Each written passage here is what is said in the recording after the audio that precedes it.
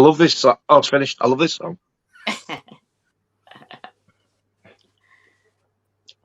Can hear you. Oh, hello. Oh, hey, everybody. It muted for ages this time.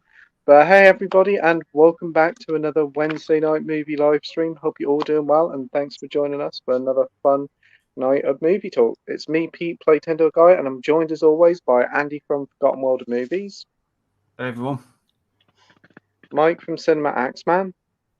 Hello. Scott the Movie Critic. Hello, everyone. Nige from Rockgod 2004. Good evening, you sexy bastards.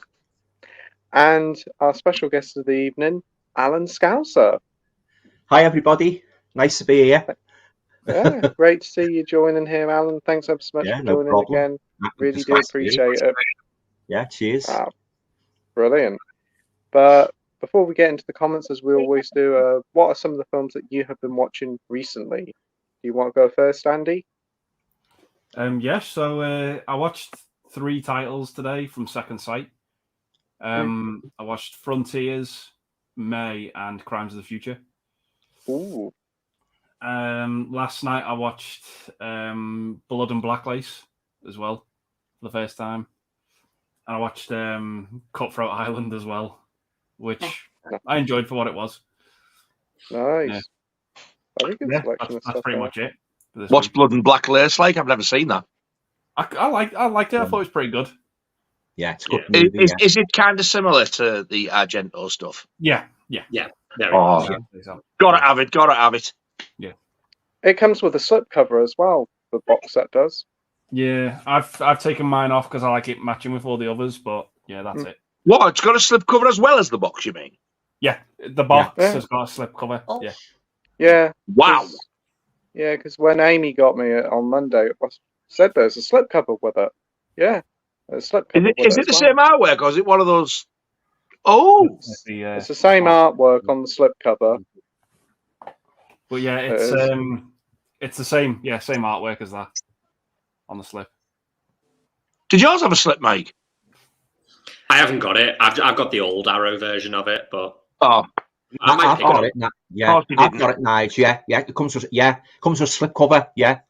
Did you get the original art one then, Al? Just the brand new 4K one. You know, it's different. There's an original artwork one on the website. Yeah, I just got the one that was on Amazon.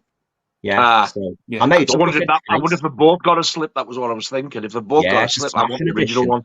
Yeah, it's got a nice booklet as well. Yeah, nice. Really made up with it. Yeah. I think that one with the exclusive one. I think that one's sold out on the Arrow website. Oh right.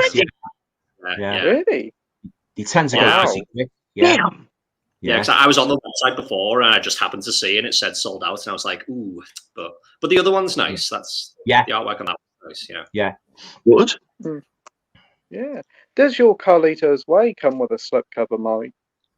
No, just a regular box. But that Psycho box set's got like a slipcover, like a it has. Yeah. Maybe that's a new thing they're trying out. That's quite cool. But what did you think of Crimes of the Future, Andy? I enjoyed it. I thought it was all right. Yeah, it's weird, but yeah, like it for what it was. Oh. Yeah. Look, I've heard of that. Yeah, it's the new David Cronenberg film, isn't it? Came out last year. Oh. Yeah. Did you get the big box set one? Yes, that's it. Oh, great stuff. Yeah, I'm going to be watching that tomorrow. I'm looking forward to seeing what it's like. Got a good cast it's pretty out there. Reminded me a little bit of Infinity Pool, but like even fucking weirder, if that's possible. But without you starring in it. Yeah, I wasn't in this one. Wish I fucking was though in some parts, but yeah. And you got Frontiers and the other Second Sight in the big box set as well? Yes, yeah. I enjoyed those. I thought Frontiers was brutal. Like I wasn't expecting that to be as brutal as it was. And May was a good time. It was a bit weird, but yeah. Have you got the Ginger Snaps and is it Chopper box sets pre-ordered as well? No. What? I only watched Ginger Snaps for the first time this year, and I thought it was good, but not in a rush to upgrade that. And I thought Chopper was good as well, but that was a one-time watch for me. Yeah. Okay. Great selection of watches there, Andy. What about you, Scott? I watched a few really good films recently, to be fair. Most of them recommended by Nigel, so thank you, Nigel. Really appreciate it. And so welcome. The first one was The Wraith, which was absolute quality 80s film. Really, really enjoyed that. Charlie Sheen was excellent in it, and yes, the soundtrack was awesome. Really enjoyed that. And the second film I watched was Crossroads, which was another really good 80s film. Directed by Walter Hill as well, which was really surprising. I didn't expect to see that, but yeah, that film I didn't realise that. Really liked that one. Yeah, no, it's all obscure ones, but it's so good. Really enjoyed it.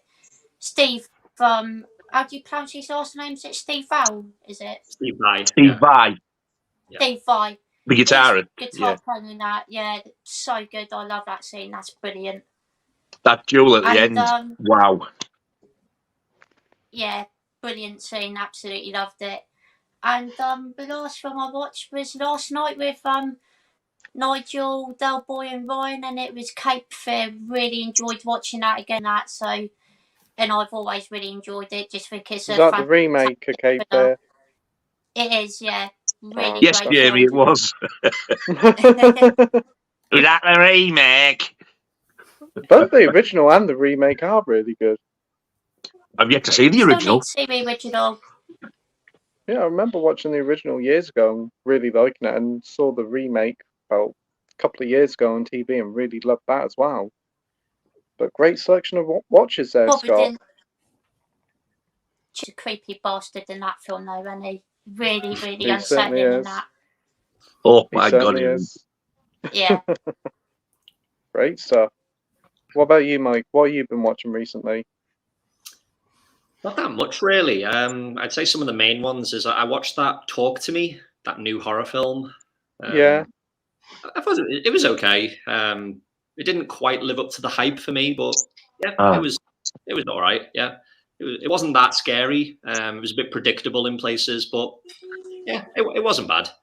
I also rewatched my favorite film at the weekend, Falling Down. Yeah, just have a great time with that. And I watched a movie the other night that is kind of similar to Falling Down, called Taxi Hunter, about this guy who his pregnant wife gets inadvertently killed by a taxi driver, and then he basically just goes on like a kind of a death wish revenge mission against every taxi driver he comes across. And yeah, it was quite fun. I like the sound of that. Is that on 88 films? That one. 88 films, yeah. Wow. It was fun. Sounds like great stuff. So you saw Talk to Me. When I went to see that, honestly, it definitely felt very overhyped. A lot of it just didn't work for me, and what a shame! I was looking forward to seeing that. It had a cool premise, but it just kind of didn't work. And it was 90 minutes, and it felt way longer than it. It dragged a lot. It did, yeah, which is a shame. But I'm glad that I see a lot of people are enjoying it. A lot of people are saying it's a horror film of the year, but I don't know. I wouldn't say that. No. But brilliant selection of watches there, Mike. What about you, Nige? Well, I watched Cape Fear last night with Scott and the gang. I forgot how good that film actually really is. I used to have it on VHS, and I've got it somewhere in the house in a box set with the original, like a double DVD, and I still haven't watched the original. But even though I'd seen it, there was loads I couldn't remember, and it just blew me away. De Niro's an absolute bastard in it. He can just turn his head to do anything. For me, he's an absolute genius. So yeah, really enjoyed that. What I heard of it with Ryan's gob. Then what did I watch? Every Which Way But Loose and Any Which Way You Can. Ryan sent me this, and surprisingly, because I thought they were going to be, he did tell me they were German, but you don't have to prat about. You put them in. The first one just played itself anyway. The second one, you just click play. No subtitles come on, and it's in English automatically. But it is actually on 2 discs as well. I thought they were going to be on the same disc. I had an absolute ball. I wasn't quite tired the other night, and I put the first one on at 1 o'clock, and I thought, I'll watch this and I'll go to bed. I enjoyed it that much. I stuck the other one and I didn't go to bed till 5. I couldn't go to bed. I was dying to see it. And then, in my opinion, ignore all the negativity about the transfer. I watched The Exorcist. Oh, nice. I watched the theatrical cut, and it looked absolutely gorgeous. I think it does anyway. I don't get up. Apparently, people have said it's got that, that waxy look that it gives people when the DN, whatever it is, it doesn't shine. I couldn't see it. Looks amazing. And when the Titans come out at the beginning and read The Exorcist, it's like, wow, that is bright. Wow. I've heard loads of positive things about the transfer. I haven't heard any negative things. So I can't remember where I read it, but people were saying, "Oh, they've really messed it up," and all. I was like, "Oh God, no!" When I watched it, I was like, "Where the hell are you watching it from?" I checked John's video before the live stream tonight, and he showed off some images of it, and it does look really nice. And there's a noticeable difference between the Blu-ray. I'm ready to watch the director's cut. I would have watched them both the same night, one after the other. It wouldn't have bothered me. It was just time. But what shocked me, I was telling you about this, Pete. I thought you just got the 2 4Ks. You don't. This, even though it's a little still, it's a 5-disc set. Yeah. Wow. So you get both films on a disc each of 4K. Then you get both films on each on Blu-ray, and then disc 5 is just a special features disc. Unbelievable. Couldn't believe it. So for 5 discs, that was actually a bargain, I think. It's really good. How much was the Steelbook? Was it 25 or a little bit more? I think it was 30 quid? 25 or 30, I can't remember. That's not but for too 5 bad. discs, when you consider how much you pay for one sometimes. I'm over the moon with it. I'm really excited for the box sets now. Well, if I get them, if they don't cancel my order. Definitely, because even the standard 4K I think has 4 discs in, and for 20 quid, that's a very good deal. 20 quid for 4 discs, you can't fall off. No. Even if somebody says, "Oh, it's all right, I'll keep my Blu-ray," get the 4-disc one and get rid of your old one. Yeah, definitely. So because it'll have the upgraded scan. It's sold out on Amazon. The normal edition has. HMV ain't got it in yet. Yeah, we went in HMV. I was going to get it on Monday. Don't have it in. They said we might have it in at the end of the week. A lot of people said HMV hasn't had it in. I think due to supplier or something. And I went on Amazon at midnight, sold out straight away. So I was quite shocked. I honestly think this has been bigger than what Warner's expected it to be. It's just we didn't expect gone like that. Yeah, definitely. But brilliant selection of watches there, Nige. Cheers, Pete. What about you, Alan? What have you been watching recently? Well, it just so happens I've got some here I'd like to show you. The first one, this was absolutely appalling. It really was. I don't know if you guys have seen it. I saw your video on that. Nah, not heard of it. Yeah. Never even heard of it. Yeah, it's about actual haunted asylum in Korea, but it's the usual run-of-the-mill found footage rubbish, So I've actually done a review of it on my channel. So so I've said all about it and that, but very, very disappointing, So that's a very, very poor one. So that's that one. And I watched this is totally out of the horror realm. This is McVicker, starring Roger Daltrey. Any of you guys seen that? I've seen it years ago. Yeah. He plays the actual fella, McVicker. That's right, yeah. Yeah. It was okay. It's quite mild, isn't it, for a prison film? It is, yeah. So watch that one. And also, this is a very, very poor rip-off of The Exorcist. That's the Antichrist. Oh. That one. Not special at all. No. 1974. So it's just another Exorcist rip-off. So watch that. And also a very, very corny movie called Replicator. They all turn into alligators. There you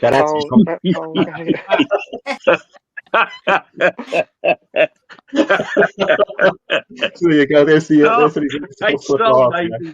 It's something like It's something like a trauma movie, you know, trauma. If it's like trauma, it might be worth watching then. I want to watch Look at the that, state of that actually. cover. Oh, I know. And last but by no means least, don't watch this movie if you're eating your dinner. It's very, very brutal and it's very, very sickly. The Untold Story. Oh, yeah. Oh, Yeah, it's brutal. It is, isn't it? Yeah, yeah. I thought what's the name was brutal. It had Terrifier seeing it, Terrifier 2 and Death Wish, but God, what he does to that girl who works for him. So, yeah. And also, I haven't got it with me. I watched Sleepy Hollow last night. I didn't like it. Even though Christopher Lee was in it, I switched it off about halfway through. Have any of you guys seen that? Yeah, Sleepy Hollow. I haven't, no. Do you like it, do you, Andy? Hollow. Yeah. Have you seen a piece? Oh, yeah, it's my favourite Tim Burton film. Really do enjoy it. Yeah, yeah. There's another one as well I watched. You know, have you ever heard the director Peter Walker? He done Frightmare and The House of Whipcord. Yes. Home Before Midnight. It's not a horror movie. It's more of a thriller. It's about this guy. He's in the rock business, and he goes with this underage girl, and it all hell basically breaks loose in that. You know, when he finds out and that. You know, and I won't tell you too much about it, but it's very, very good. It's a real good thriller. Home Before Midnight. Home Before Midnight. It's called. Yeah. That's about it, really. Yeah. I was debating Sleepy Hollow 4K, but Laura's like passed me that to watch in case I don't like it. I have seen it. Yeah, but it was a long time ago. I do remember enjoying it because I remember Christopher Walken being really, really good in it. Johnny Depp's in it as well, Christopher Lee. But I don't remember Christopher Lee being in it. Is that Steelbook? Yeah, this is a weird Steelbook. I've never seen anything like this before. Is the one with the book attached inside? It's got a book attached inside. It's absolutely bizarre. What a lovely way to do it, though, for a change. Yeah, it is weird. But that's the same book that's in that edition you got there on Blu-ray. They've just made it as part of the thing, yeah. They're going to do something like that. They've done something a bit different. Yeah. It's just weird. Never seen it done like that before. But I think if I like that enough, though, I would probably upgrade. Because I think Andy was going to send me it, and then Laura went, I've got it.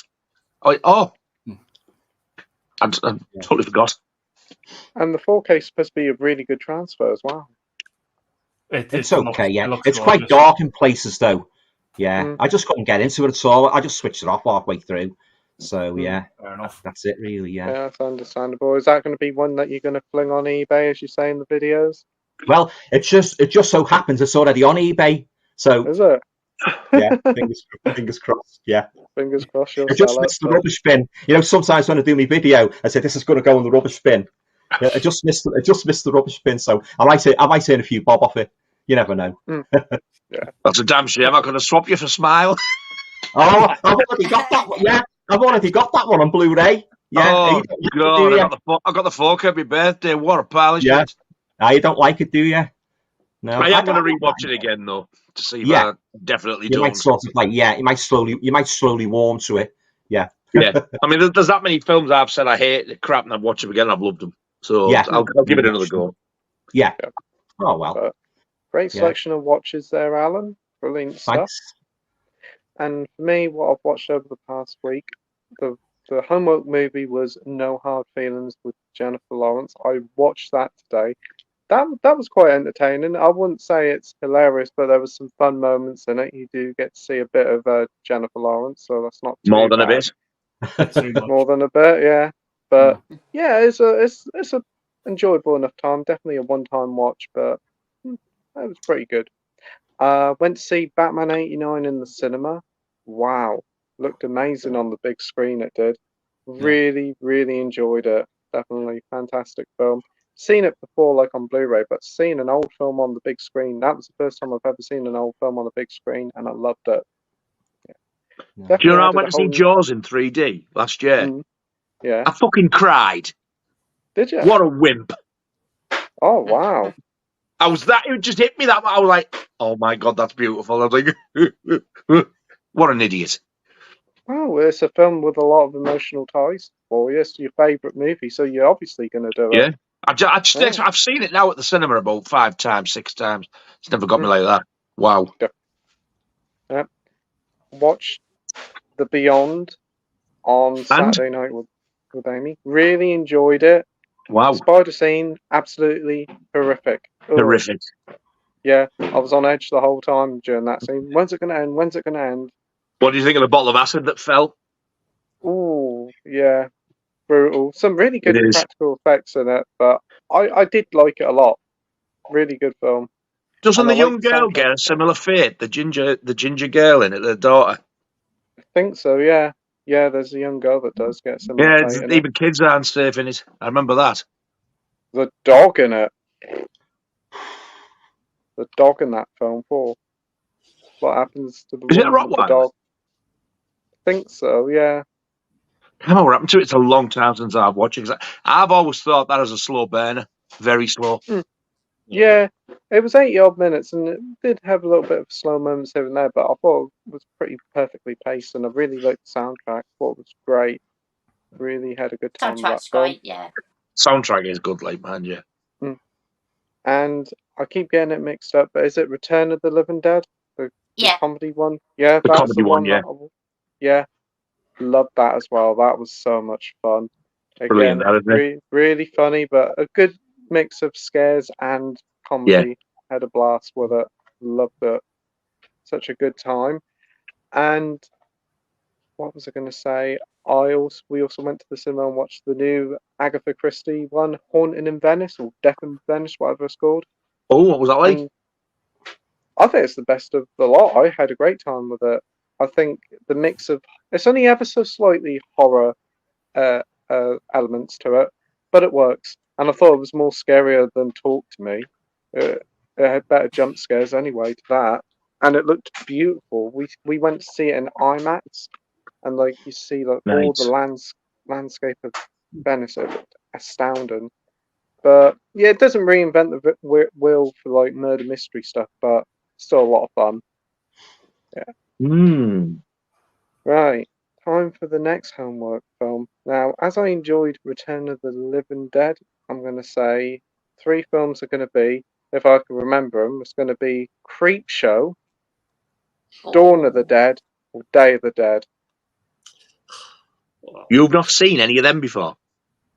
I've seen one of either Dawn or Day of the Dead years ago when I was a kid, but I can't remember a lot about it. So Creepshow, Dawn, and Day of the Dead. Which are the 3?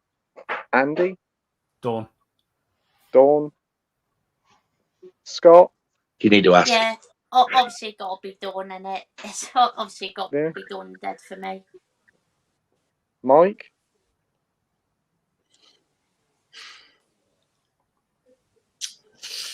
See, I would say Day, but if you haven't seen Dawn, it probably makes more sense to watch that first. Yeah. But I like Creepshow more than Dawn of the Dead, so I'm going to say Creepshow. Creepshow? Nige? Absolute no-brainer for me, Creepshow. Creepshow? And what about you, Alan? Ditto Creepshow. Yeah. Wow. So Creepshow gets the vote. So we'll have to watch Creepshow for the next weeks. And it is quite timely because I got sent the TV series to watch, and I've been watching some of that, and that's really good. I'm getting into that. Film's far better. Yeah. Oh, Film's great. can't wait to check out the film. So for me, it's the greatest anthology film ever made. It's my 3rd favourite film of all time. Love it. Wow. Yeah. Absolutely. I remember you said you were a big fan of it. I've never really got into anthology films, so I'm looking forward to checking this one out. I've actually got an original 1982 UK quad poster of it somewhere. Ooh, nice. I'm absolutely mad about it. I love it. Isn't like the front cover a bit like a skeleton or something? Yeah, our artwork's different to the US one. The one over here it's like a skeleton with a green hood, and he's above a gravestone, and he's like pointing down with one big long finger. And it says Creepshow on the gravestone, and the graveyard's in the background. The American one is like at a ticket booth selling the tickets. That's the one I'm thinking of. Yeah, the ticket booth one. I like ours better, to be honest. Well, I'm looking forward to checking it out. So, right, before we get into the comments, Alan, as it's been a while since you've been on the stream, do you want to promote your channel to everybody watching at home? Sure, yeah. Well, my channel is primarily a horror channel. I'm a big fan of Hammer movies and Universal. I do ratings, I do pickups, reviews. And with me being a writer, a horror writer, I also do a lot of, well, not so much as movies, but I do the occasional book review, you know. So, oh yeah, I've always loved horror movies, right from when I was about, I'd say about 6 or 7. And I've been doing my channel now when COVID kicked in. I thought it'd be something to do, you know. So I wasn't expecting anything from it, really, just done as a hobby, really. And when I started getting people, you know, interested in it, I thought I'll keep on doing this and that, yeah. So so it's primarily a horror channel, but I do the odd Carry On, you know, movies like Carry On. I know Nige was a big fan of the Carry On, aren't you? Yeah, I certainly am. Yeah. Do the odd Carry On review, even general movies, like, but it is primarily horror, yeah. So that's basically it, really, yeah. Yeah, got a fantastic channel as well. So his link and everybody else's link are in the description down below. So go and give them all a subscription. They've all got wonderful channels. Thank you very much, man. Thank you, Pete. And Alan, you said you're an author. Have you got any books coming up on the horizon? Well, I'm just putting the finishing touches to a big horror movie quiz book. I've got to do all the editing, making everything's in place and that, you know, all formatting. And once I've done all that, I'll put it on Amazon and Apple and Kobo and all that. I'll do an announcement anyway once it's out, awesome. Yeah. So I'm just working on that at the moment. But my number one aim, literary-wise, is to write a full-length horror novel. But you need a hell of a lot of self-discipline. You know, you really need to get down, put your backside on a chair and get on with. As James Herbert once said, you know, people say, you know, what do you do to become a successful horror writer? Just get on, do it. You know, just plonk your backside on a chair, get your typewriter at laptop and just start typing. Yeah. So, but it does take a hell of a lot of self-discipline. But I'd love to write a full-length novel. I'll publish some of my short stories, as you know. There's something like along the lines of the Pan books of horror stories and that. But I'd love to write a novel. Yeah. So that's my number one aim. Yeah. But I've written a lot of true paranormal books, you know, true ghost stories, yeah, haunted places and that, yeah. So, so that's basically it, really. That's what I write, yeah. Yeah, awesome. Yeah, I know that you do your true crime, true ghost stories one as well. And yeah. You've done a few of them ones, haven't you? Haunted objects, yeah. Haunted objects, yeah. Oh, nice. Can you buy them as like proper like books, or are they digital books off Amazon? Some of them are in paperback and some are digital. You can't go into Waterstones and buy them. You've got to buy them online. Yeah, so. Yeah, that sounds very good. So be sure to check out on Amazon and all good e-book retailers for Alan's books. So let's get into the comments. Right. Got comments reloading a lot, so give us a sec. And first up, we have Edward here saying, "Hey guys, hope you're all well. Who picked up The Flash on Blu-ray?" Hey Edward, hope you're doing well, my friend. Unfortunately, I didn't. Did you pick it up, Andy? Yep. Steelbook? Still 4K Steelbook, yeah. Nice. It looks great on 4K. What's your thoughts on the film? I like it. Yeah. It's pretty good. Yeah. Oh, that's good. I'm glad to hear you enjoyed it. What about you, Scott? Picked up The Flash?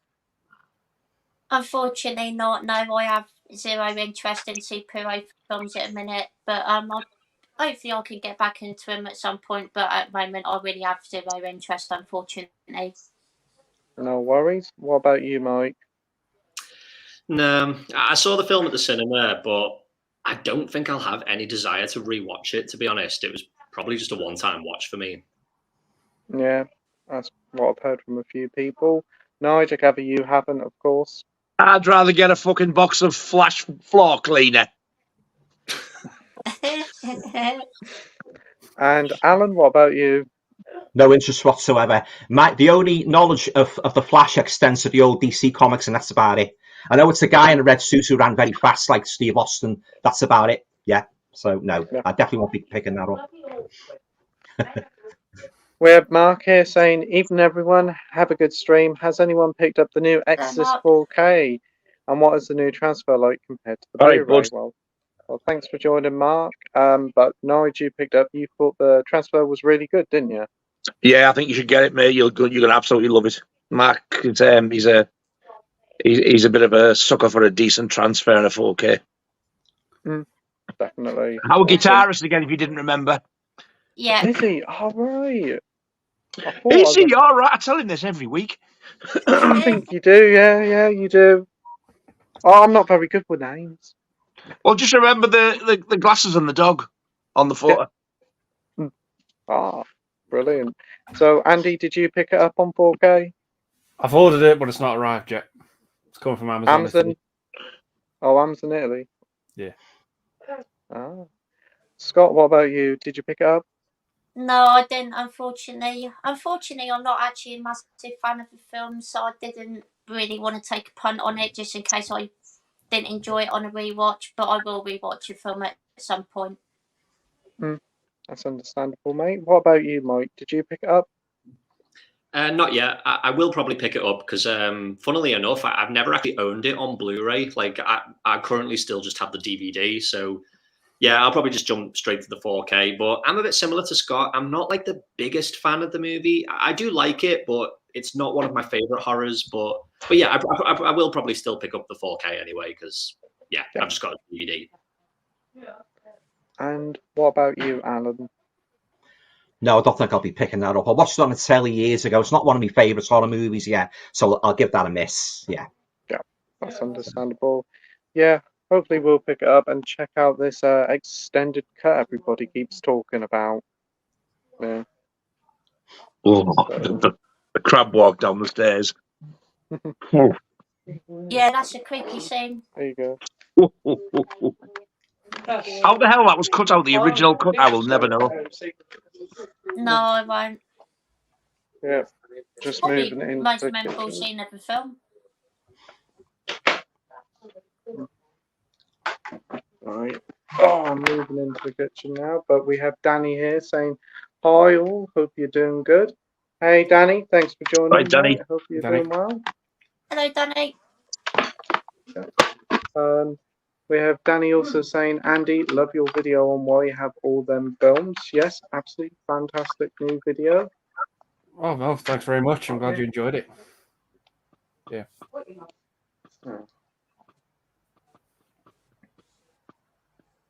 Lost the earbud.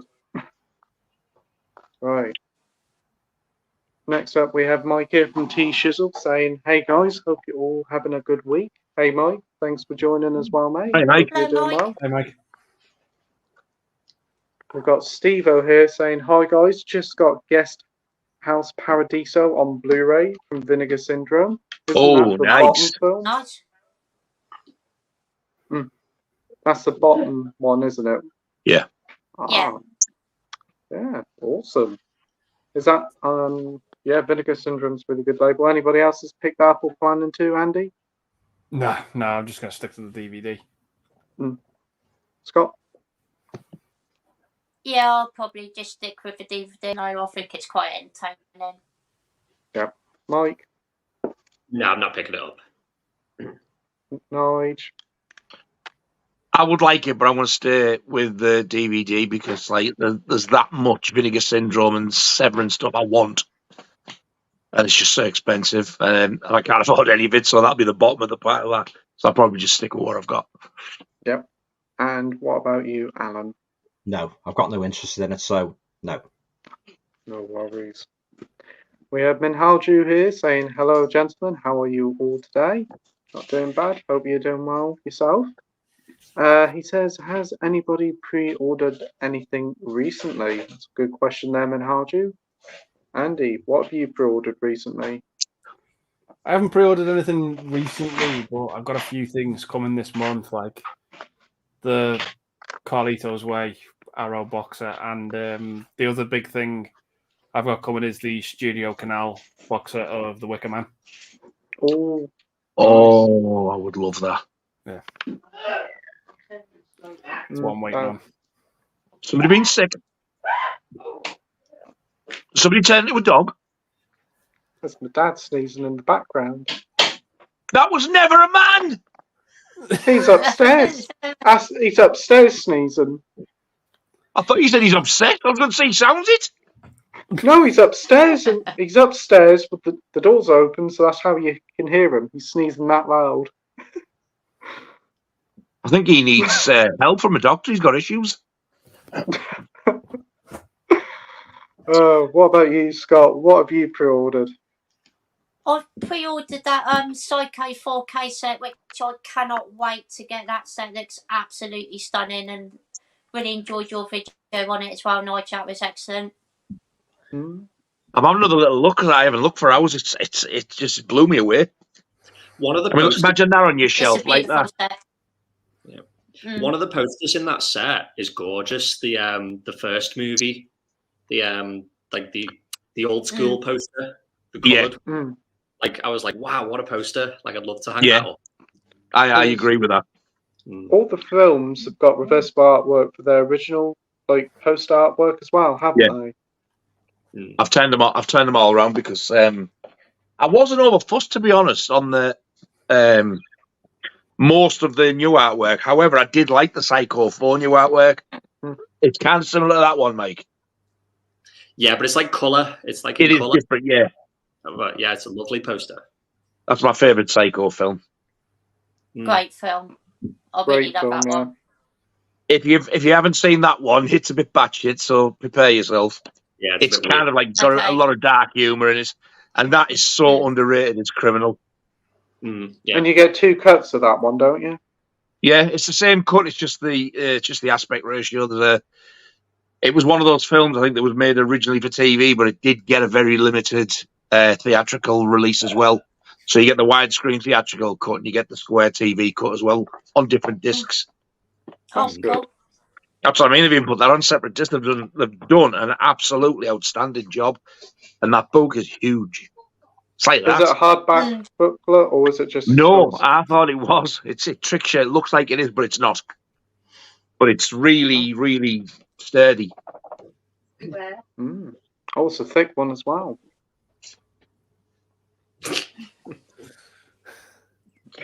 Very observant of you, sir, matron. Yeah. Yeah, I can tell there's quite a few inches on it. God. Yeah, for 55 quid, it's pretty good value for money for 5 discs with your posters and your big booklet. That's what I mean. It's about 12 quid a disc, but you get all the extra bits as well. Yeah, it's a lovely set. Yeah. I agree. What about you, Mike? Have you pre-ordered anything? Not recently, but I do have that Hellraiser box set from Arrow, the 4K one. Oh, yeah. Ordered, and also Tremors 2. Nice. Yeah, I love that film. It's really solid sequel. It's kind of like it's a bit like Psycho 2 in the sense that it's like it's a sequel that shouldn't be anywhere near as good, but it is. Oh, right. Because I see they announced that about a month or 2 ago, and the artwork on it looks really nice as well. It does. I like how it matches the box set of the first Tremors. That's pretty cool. Brilliant stuff. What about you, Nige? Have you pre-ordered anything recently? No, but I do. At some point, I want to pre-order Scream 3. And I might get Carlito's way, but it depends because Andy was on about sending me that, so I might wait. Pre-ordered, waiting to come in. I mean, that coming today, and the first Exorcist come in. I've got the 2 limited box sets on order, and I've also got Death Wish 4 and Death Wish 5 from the States pre-ordered. Kino Lorber are releasing them. Which they've covered, but they are Blu-rays, they aren't 4Ks, which I was really good about. I think that might be it that I can remember. Good selection of stuff, but I was hoping that they'd do all the Death Wish films on 4K. It's a bit of a shame on That's Blu-ray. what I was thinking, yeah. I hope at least to do 3 on 4K, because I was going to say, had they released it's 4K, mad. God, what an entertaining film that is. It's amazing. I love it. I've only seen the first 2 and the 4th and 5th one. I haven't seen the 3rd one. The 4th and 5th one for me, the worst 2, especially 5. 4's a bit. I mean, they're both good, but they're just a little bit slow. The 3 Michael Winning ones are the best 3. Yeah. The second one's really brutal. I did see the uncut version of it and was quite surprised by it. So it's amazing how much got cut out, isn't it? But you can understand why. It is nasty. Because they do a box set over here, they do, but it's all cut, isn't it? All cut to bits, yeah. So that's why I didn't bother with that. Yeah, if you want the full uncut Death Wish 2, you've got to get it from the States. You won't get it over here. No. And what about you, Alan? What have you pre-ordered recently? Well, I was contemplating ordering that Piece of Walker set, the British director Piece of Walker, but the only reservation I've got is would it be really worth it? Because I've already got all this movies on Blu-ray, and if it's not really worth it, like if I won't bother, I'll pass on it. Only if it's a big major step upwards, I might order it. But if it's just basically there's not much difference, I think I'll pass on it. Yeah, that's about it really. There's nothing else. I wouldn't mind that set myself. It looks a nice set, that. It is a nice set, yeah. Very, very tempting. Very tempting, yeah. But I'll read some reviews anyway once it comes out, and I'll form a decision on whether I want to, order it or that, yeah. Big fan of Pete Walker. I think he's fantastic, yeah. That's about it, really. Yeah. That's cool. For me, I haven't got anything on pre-order, but I must admit, like a lot of the Arrow box sets that are up and coming do look really nice. And they're doing the Bruce Lee films separately on 4K, so I may just get them instead of getting the big box set. That's cool to see. Next up, we have Brian here saying hi. Hey, Brian, thanks for joining. Hey, Brian. We've also got Sai here saying hi, guys. Hey, Sai. All right, thanks Sai. for joining. Hello, Sai. Mike says, shout out to Andy for his new video on his channel. Absolutely brilliant. Absolutely agree. Go check out Andy's new video. His link's in the description down below. Oh, thanks, Mike. I didn't realise you'd posted that one. I've been waiting for that one. If it's like why you like the films and stuff like that. Yeah. I didn't realise that one was up. I'll watch that later on. Cheers, Nige. We've got Minhaju saying, I pre-ordered Loki and WandaVision on 4K Steelbook. Hellraiser 4K, Marvel Spider-Man 2, and Guardians 3. That's a nice little selection there, Minhaju. Unfortunately, he had to cancel his Psycho box set from Arrow on 4K due to other things taking priority, but I feel like I'm going to regret it if it goes out of print or sells out. I can imagine it being quite a big seller once people realise how nice the set is. So I must admit, I thought it was sold out by now, mainly not only because of the fact it's a box set of all of them, but of the price. Yeah. Normally, a set like that, you're looking at like about 70, 80 quid. Yeah, I'm surprised it's still about, I must admit, but I do wonder it will probably dry up a bit now once it comes out next week. I mean, that video store one sold better. That's what I don't understand. Weird. No, I don't. Yeah, that's completely out of print now, the video store one. Yeah. When I seen the Psycho box was 55 quid, I automatically assumed it was Blu-ray. Then when I looked, I was like, oh, Jesus, no, it's 4K. Yeah, because Arrow have got a bit of a habit of putting box sets out, but only the first movies in 4K. That's true. Yeah. They've done that with Children of the Corn and the Grudge films as well. Yeah. They've also done that really annoying thing that pisses me off no end. They've released the remake of Last House on the Left, and they've only done the theatrical 18 cut on 4K, and the unrated director's cut, it's on Blu-ray. So that's the one I'm going to watch. I might as well just buy the Blu-ray double box set instead of getting the 4K one. What's the point? I'm never going to watch the R-rated one. Yeah. I've heard it's a pretty decent remake. Oh, it is. It's a great film.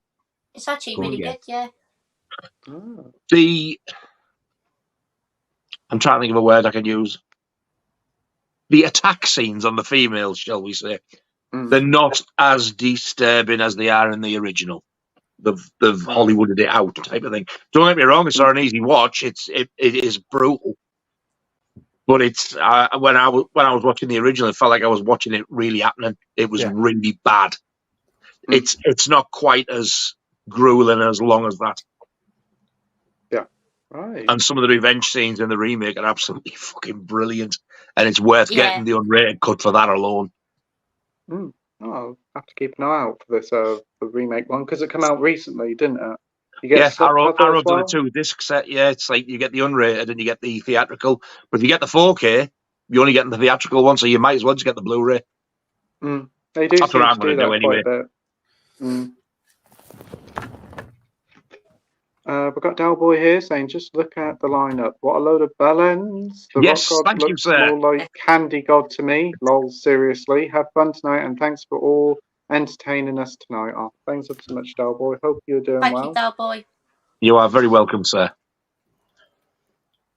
We have been Harju saying he managed to watch a film called Domestic Disturbance with Johnny T, John Travolta, but was Ooh. unable to get through it all. Has anyone seen it? What's everyone's thoughts on it? Hang on. Sam? Where in that sentence does it say Johnny T? Oh, that's my nickname for him. Oh, you know him, do you? Yeah, when Oh, good old well, Johnny T. Yeah. What a bell end. If you're watching this, John, I'm a long-time fan. Please ignore him. Oh, no, he says perfectly fine. Call him Johnny T all he likes. Yeah. So, Andy, Andy, have you seen Domestic Disturbance? Disturbance? Disturbance? He's made a new fucking word up. Domestic disturbance. I've not. No. Nope. No. What about you, Scott? Have you seen Domesticated Disturbance? Domesticated Disturbance. Domesticated. With Johnny No, I T. haven't. No less. Fucking hell, Pete. It's not ventriloquist disturbance. But What? Ventriloquist? oh, smart ass, Howie. Yeah. It's only took him 10,000 goes. What about you, Mike? Have you heard of it?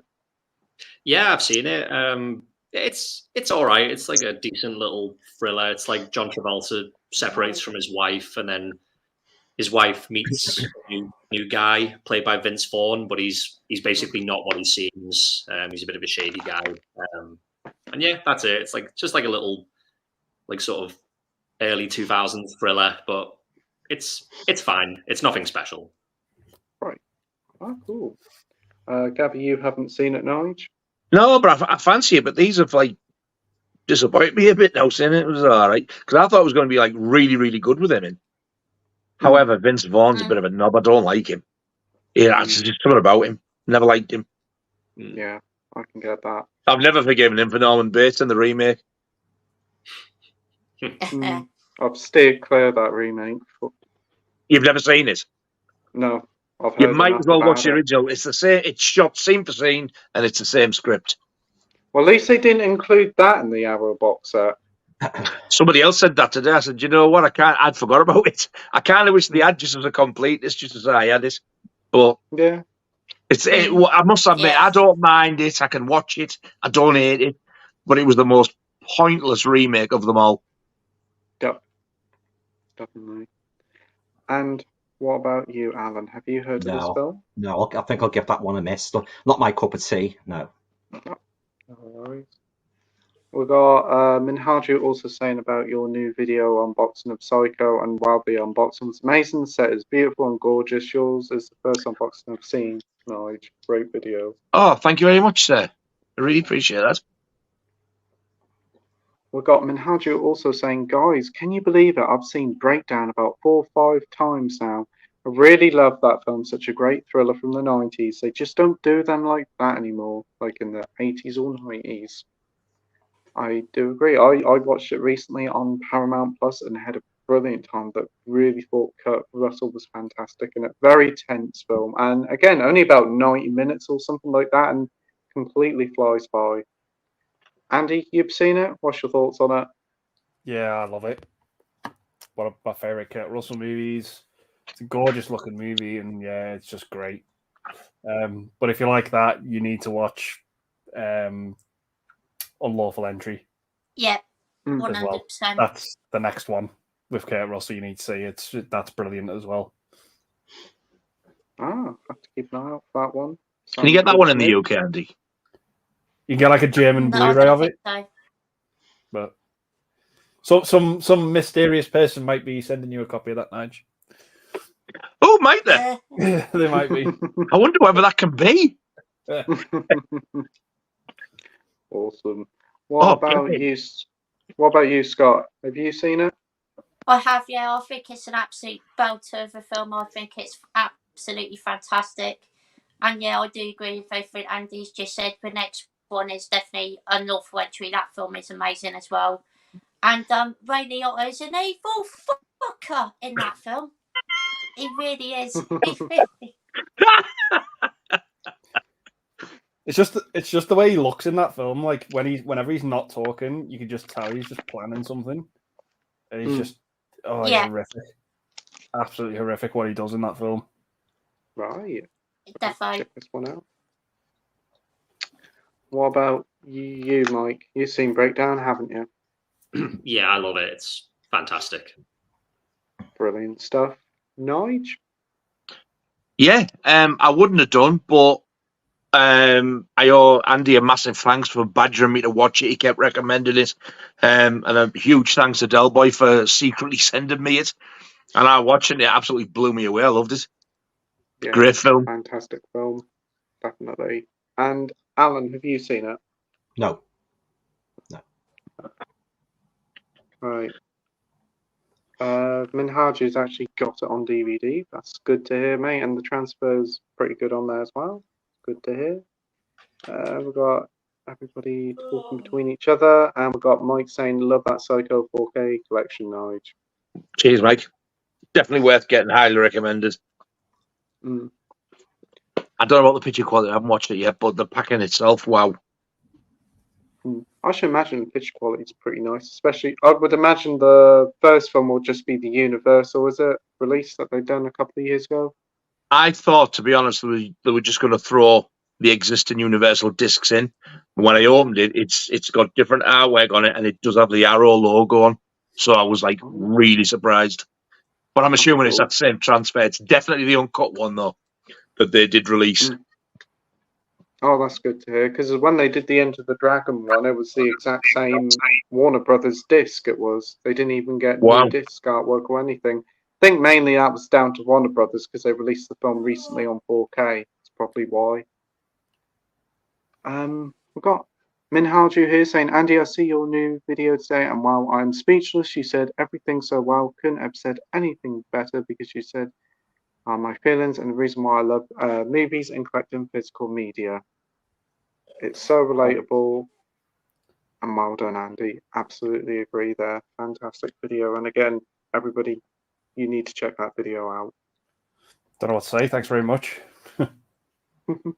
We've got Minhaju here saying, "I'm proud of you guys all for everything you do in this community." Oh, thank you, mate. Really Thank you, sir. Mate. Hey, but it wouldn't be nothing without guys like you watching at home and commenting. It really does mean a lot. 100%, definitely. Yeah. Got Roger here saying, "Rockgod for King of England." I wouldn't go that. Roger is the one who sent me that film that he directed from Ohio. Yeah. Hello, Roger, by the way. Good to see you in the chat. Thanks for joining, Roger. We've got Ian here saying, "Hi, everyone. Hope you're doing well. Have a reet grand time." Thanks ever so much, Ian. Hello, Ian. All right, Ian, mate. Ian. We have Minhaju saying, "I believe you guys will do so much and better with flying colours. Here to infinity and beyond, fellas." Huh? Oh. Thanks ever so much, Minhaju. Oh, wow. I think I feel a Toy Story film coming on.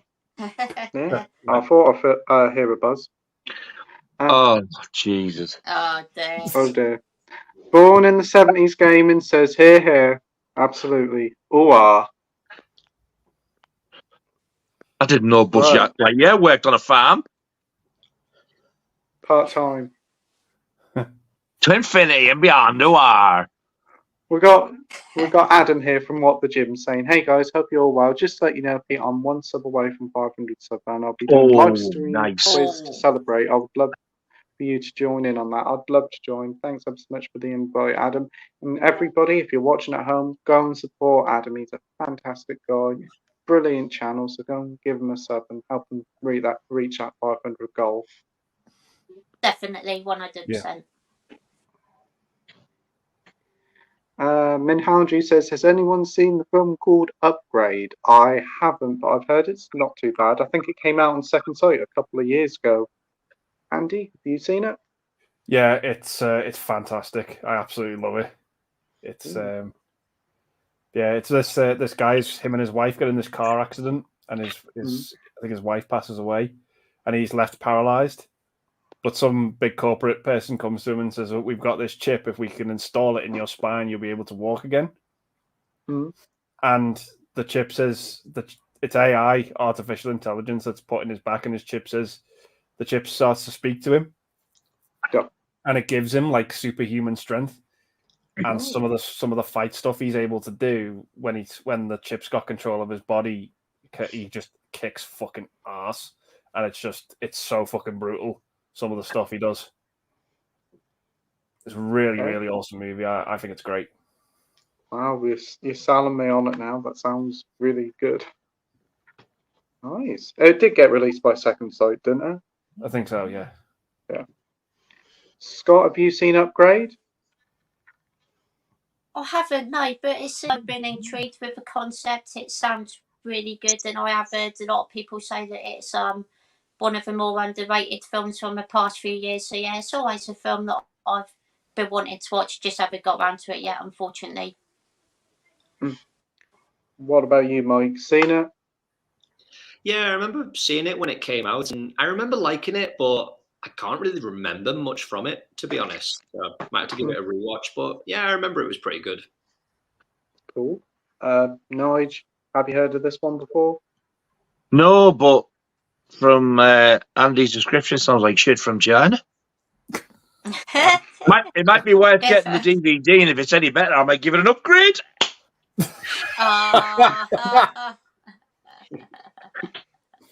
See what I did there?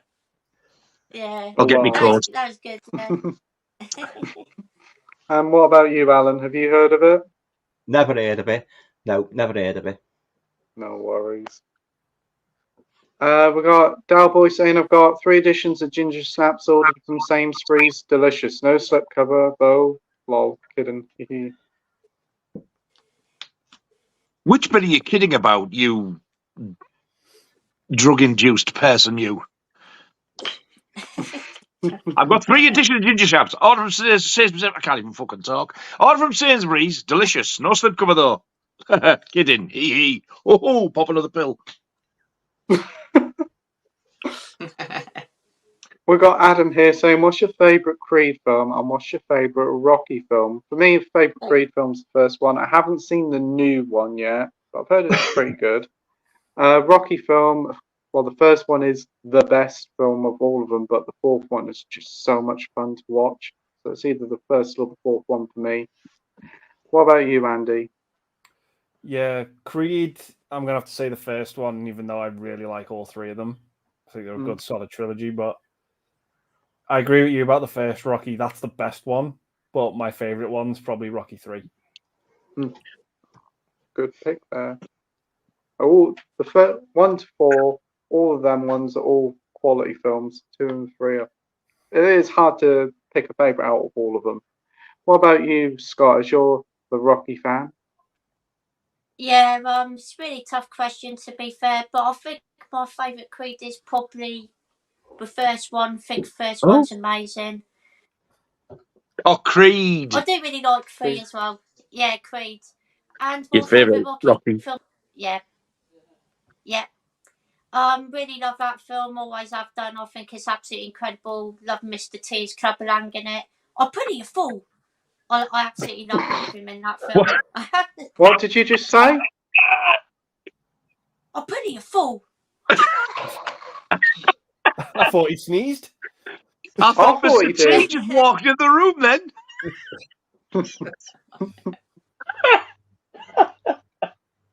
Oh, man.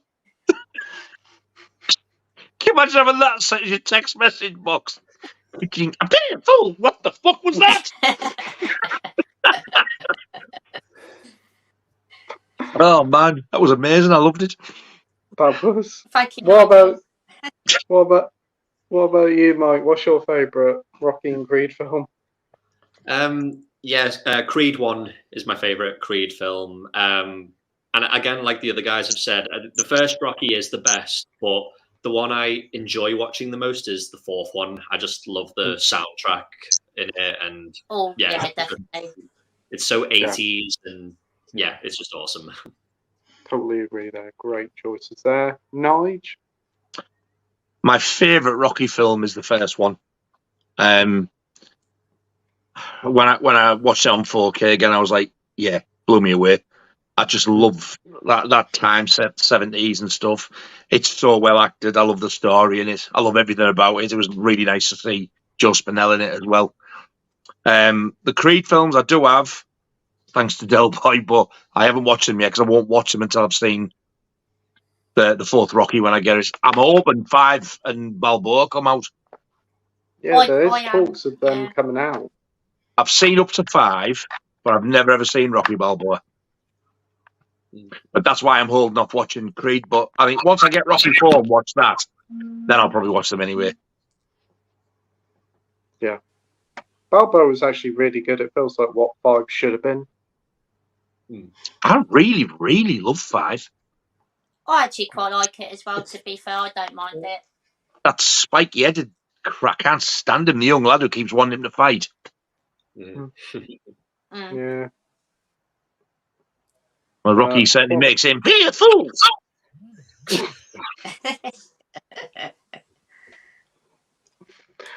But what about you, Alan? What's your favourite Rocky and Creed film? Well, it's been quite a few years now since I've seen any of the Rocky movies, but I would have to say I like the first one the best, and I also like that one when he fought the Russian guy. Was that Rocky 3 or Rocky 4? 4. I like that one, yeah. So, but it's years since I saw them, so yeah. No worries. We've got Marvel fan here saying, hi, how are you? I managed to watch 15 films this week. Wow. Oh, wow. Holy mother of God. What did you watch, Marvel fan? You have to tell us in the comment section. Wow. The Viva Drew said, hey everyone, what's up? Hey Drew, Hey, thanks for joining. Hey Drew. Minhaju watched Talk to Me and the Boogeyman a few nights ago. I thought they were good, but not great. Has anyone seen both?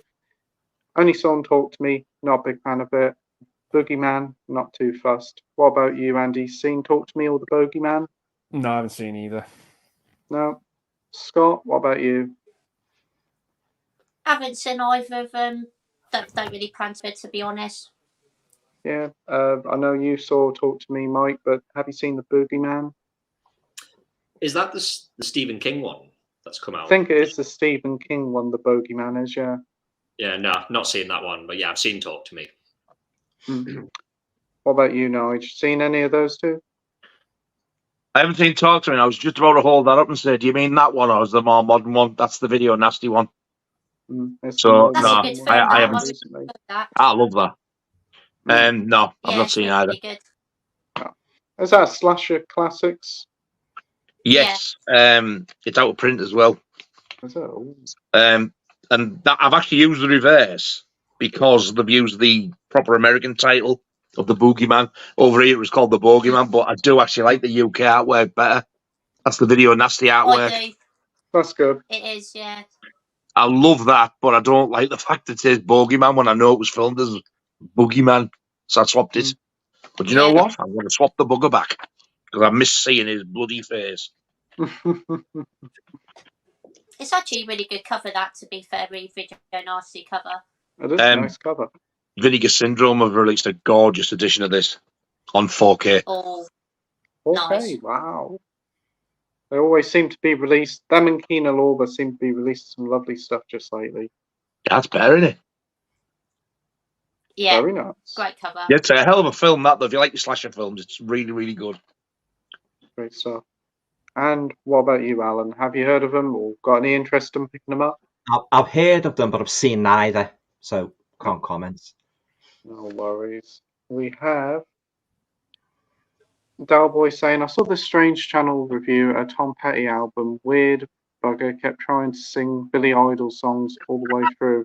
Entertaining though. Well, hi Scott. Hee Thank you, Dalboy. Glad you enjoyed it. It's a nice day for her. White wedding.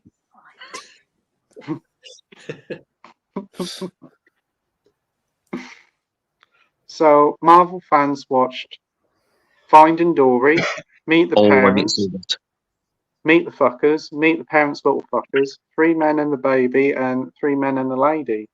Nice. That's only a portion of them. Yeah. I only put so much in one comment, aren't you?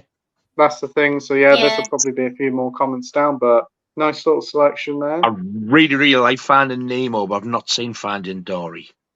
I haven't. I did watch Finding Dory a few years ago. I thought it was pretty good. It's not as good as the original, but it's one of the better modern Pixar films, I thought. I remember Three Men and a Baby. That was quite good, and I think I've seen the sequel as well. The Flocker films, they were okay. The first one was the best one, I think. Flocker? Flocker. Flocker films. Meet the Flockers. Flockers? I don't know what they're called. Flockers, Fuckers, whatever they are. Flockers. Just say Meet the Bastards. That keeps it easier. All right. So, Andy, have you seen any of these films? Finding Dory, Meet the Sods, and Three Men and the Children. The only one I haven't seen is, I think it's Three Men and a Little Lady. Yeah, that's the only one I've not seen, but I've seen all the others. What about you, Scott? Meet the Parents, Meet the Fuckers, and the other one, but I haven't seen the other three. No worries. Mike? Yeah, I've seen Meet the Parents. I love that one. I wasn't too keen on the other two. And I've seen Three Men and a Baby. That was pretty good. But I've not seen Three Men and a Little Lady. I've never seen Finding Dory. Awesome. Nige, what about you? I've only ever seen Three Men and a Baby out of them. At the time, I enjoyed it. It's not one I want to rush out and buy, though. No, definitely not. And Alan, have you seen any of these? I've only seen Three Men and a Baby, many years ago. I don't remember too much about it, to be honest. But yeah, that's the only one I've seen. No worries, mate. We have Minhaju here saying, Pete, considering you're a massive gamer, are you excited for Marvel's Spider-Man 2? What's your excitement level? Now we be playing it from launch day. This game is going to be nuts with all given. I'm looking forward to it. Definitely looking forward to picking it up. Coming out, I think, the 20th of October. So, yeah, we'll be getting it. A little bit expensive at 70 quid, but I think it'll be worth it because it looks like it's going to be the next big PlayStation game. I know Evander, who I saw the other day, is very excited for it. He's got all the memorabilia, all the consoles for it, and he can't wait for it to come out in October. So, yeah, definitely can't wait. Dalboy says DNR, dynamic noise reduction. That's the one. Yeah. We've got Viva Drew saying he's doing good. Glad to see you doing well. Comments are loading up. So Minhaju says, has anyone seen the Cold Shoulder Manor with Dennis Quaid, Kirsten Stewart, and Sharon Cold Stone? Shoulder? What? You said Cold Shoulder. It says Cold Creek. Cold Creek Manor. Cold Creek Manor, sorry, with Dennis Quaid. I must apologise, boys and girls. He's clearly on something.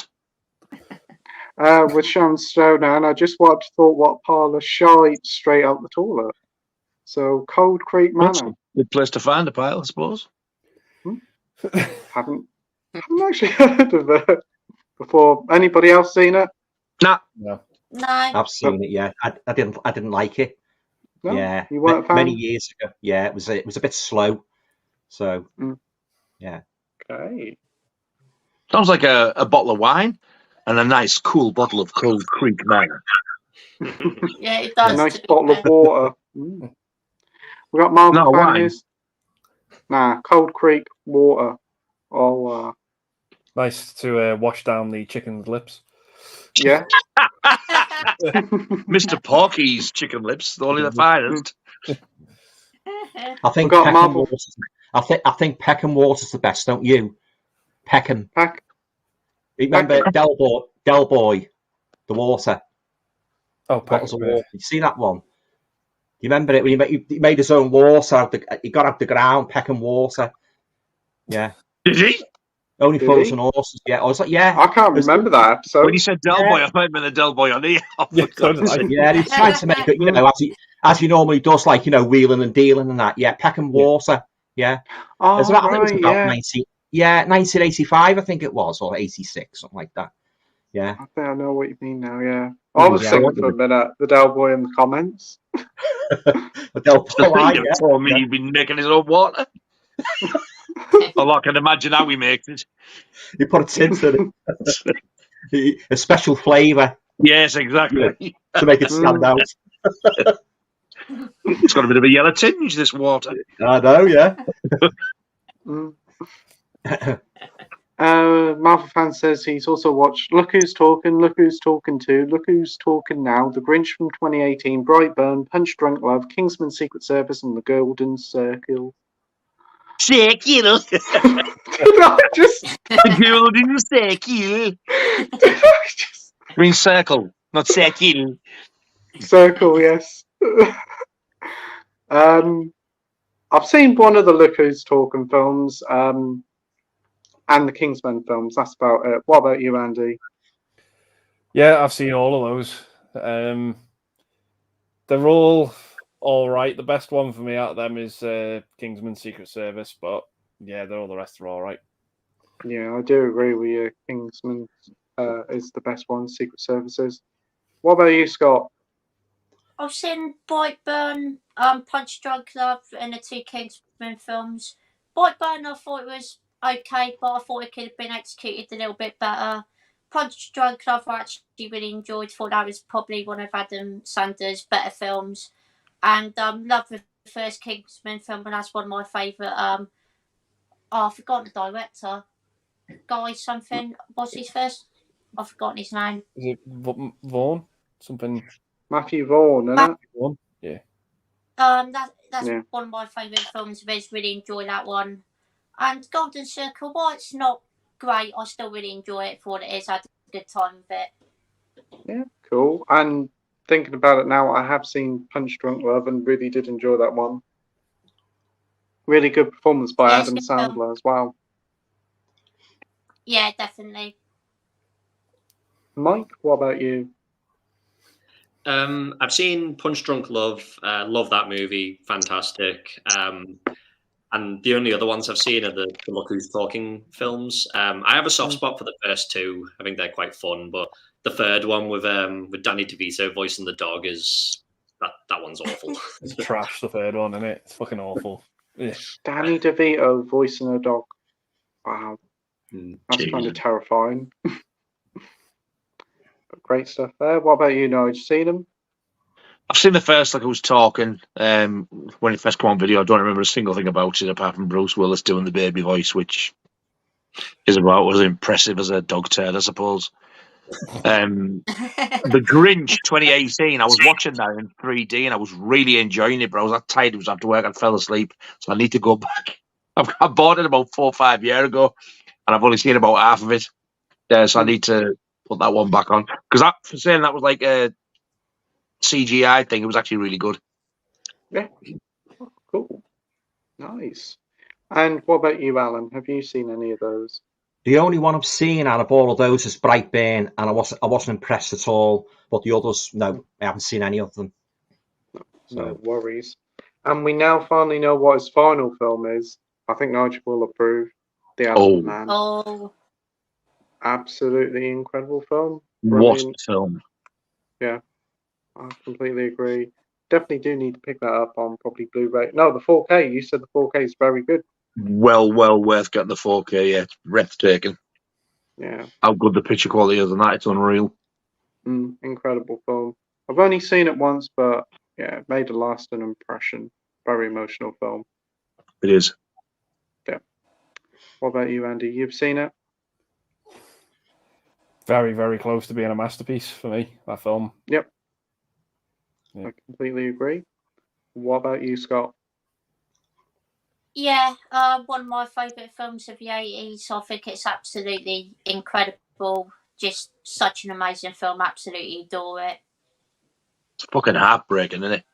Oh, it is. Definitely, yeah. Yeah. Mike? Yeah, I like it. I don't know what it is about that film, but there's something just missing for me. I don't know what it is about it. I do really like it, but it's like a solid 8 out of 10 for me. Yep. It's probably because it's too normal for David Lynch for you. You're not used to it. Yeah, maybe, yeah, but I don't know. As a film on its own, there's just something missing for me. I don't like Anthony Hopkins' character in it. I think he's just, I don't know. I don't like him in it. He seems really unsympathetic to him. Wow. And what about you, Alan? Saw it years ago. I do remember quite enjoying it, yeah, but I've only seen it the once, so yeah. No worries.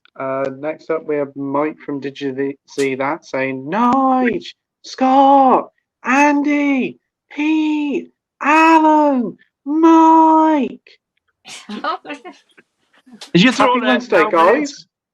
I hope you're all doing well. Hey, Mike, hope you're doing well, mate. You big handsome bastard. Yeah. Mike's going live tomorrow night. Scott and Nige is going to be on that. Are you going to be on, Andy? No, not tomorrow, no. No, and I'll be on as well. I think I'm on about 9:30. Are you guys on as well about the same time, I think? Yeah. Yep, awesome. So, yeah. Andy was going to be on, but he's got salt grains to count.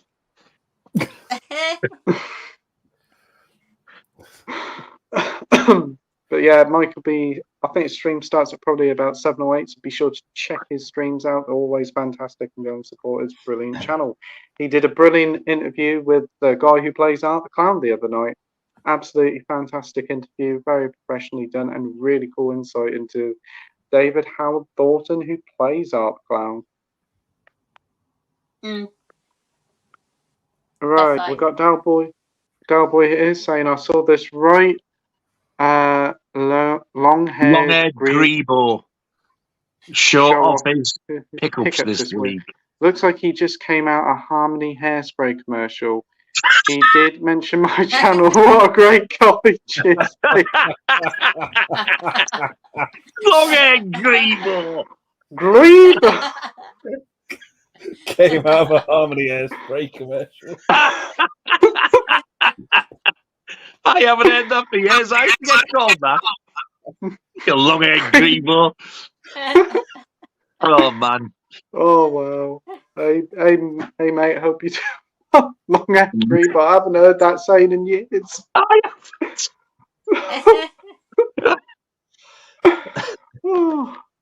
Right. We have Mike here saying, what's the first movie you ever saw in cinema at home, or what your parents showed you? That's a really good question. I think the first film that I saw in cinema, well, it was Harry Potter and the Prisoner of Azkaban's. That's the best Harry Potter film. Yeah, really enjoyed seeing that at the cinema. Azkaban's? They have more than one prison. They might have done. Quite a few naughty wizards that year. First film I saw at home, I don't know, probably be something like Lady and the Tramp. And what films that your parents showed you? Well, I don't know. Razorhead. That was one that my dad showed me young, so there you go. God. What? He thought it was I a wouldn't Laurel wish and that Hardy on film. any bastard. He thought it was a Laurel and Hardy film. He said, here, Pete, watch it with me. And he was like, oh, this is a bit weird for Laurel and Hardy in a Razorhead.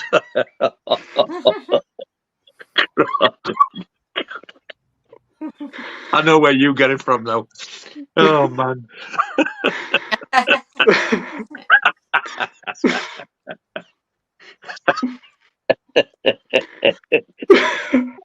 I'll have to look, see if it's on me Laurel and Hardy box set. Oh, we Razorhead. I'm getting that on. Oh, shit. What about you, Andy? First film in the cinema I saw was Nightmare Before Christmas. Nice. The first film I watched at home was probably Mrs. Doubtfire. And a film my parents showed me. I can't remember. My parents never really showed me much, to be honest. No? But great answers there. What about you, Scott?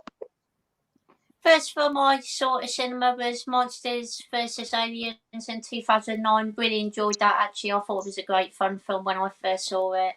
I haven't seen it since, but I did really enjoy it at the time. First film I watched, and some films parents showed me, the original Dawn of the Dead, and a lot of other 18-rated films. Obviously, childhood classics like Willy Wonka as well, and stuff like that. Oh, brilliant. I thought you were going to say childhood classics like Irreversible there for a second. Oh, no, I didn't watch that when I was young. No. But great I watched ones Football there, Factory Scott. when I was young, though. What did you watch? Football Factory when I was quite young. Yeah, I think I watched that quite young as well when that came out. A great selection there, Scott. Yeah, same. What about you, Mike?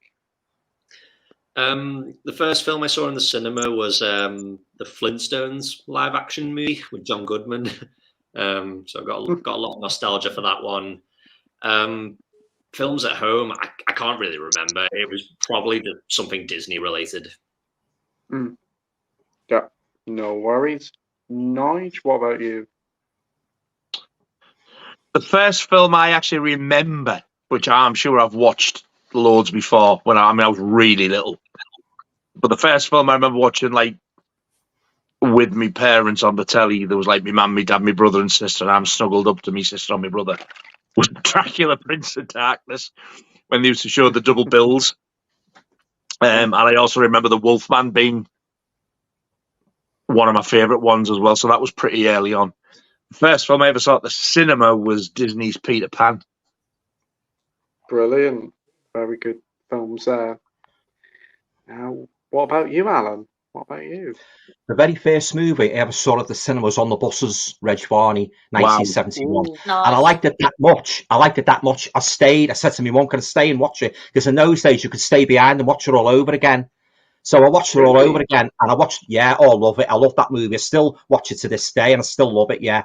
And the very first horror movie I can recall seeing at home, I can't remember the very first general movie, but the very first horror, I think you know what I'm going to say, don't you? Frankenstein, 1931, with Boris Karloff.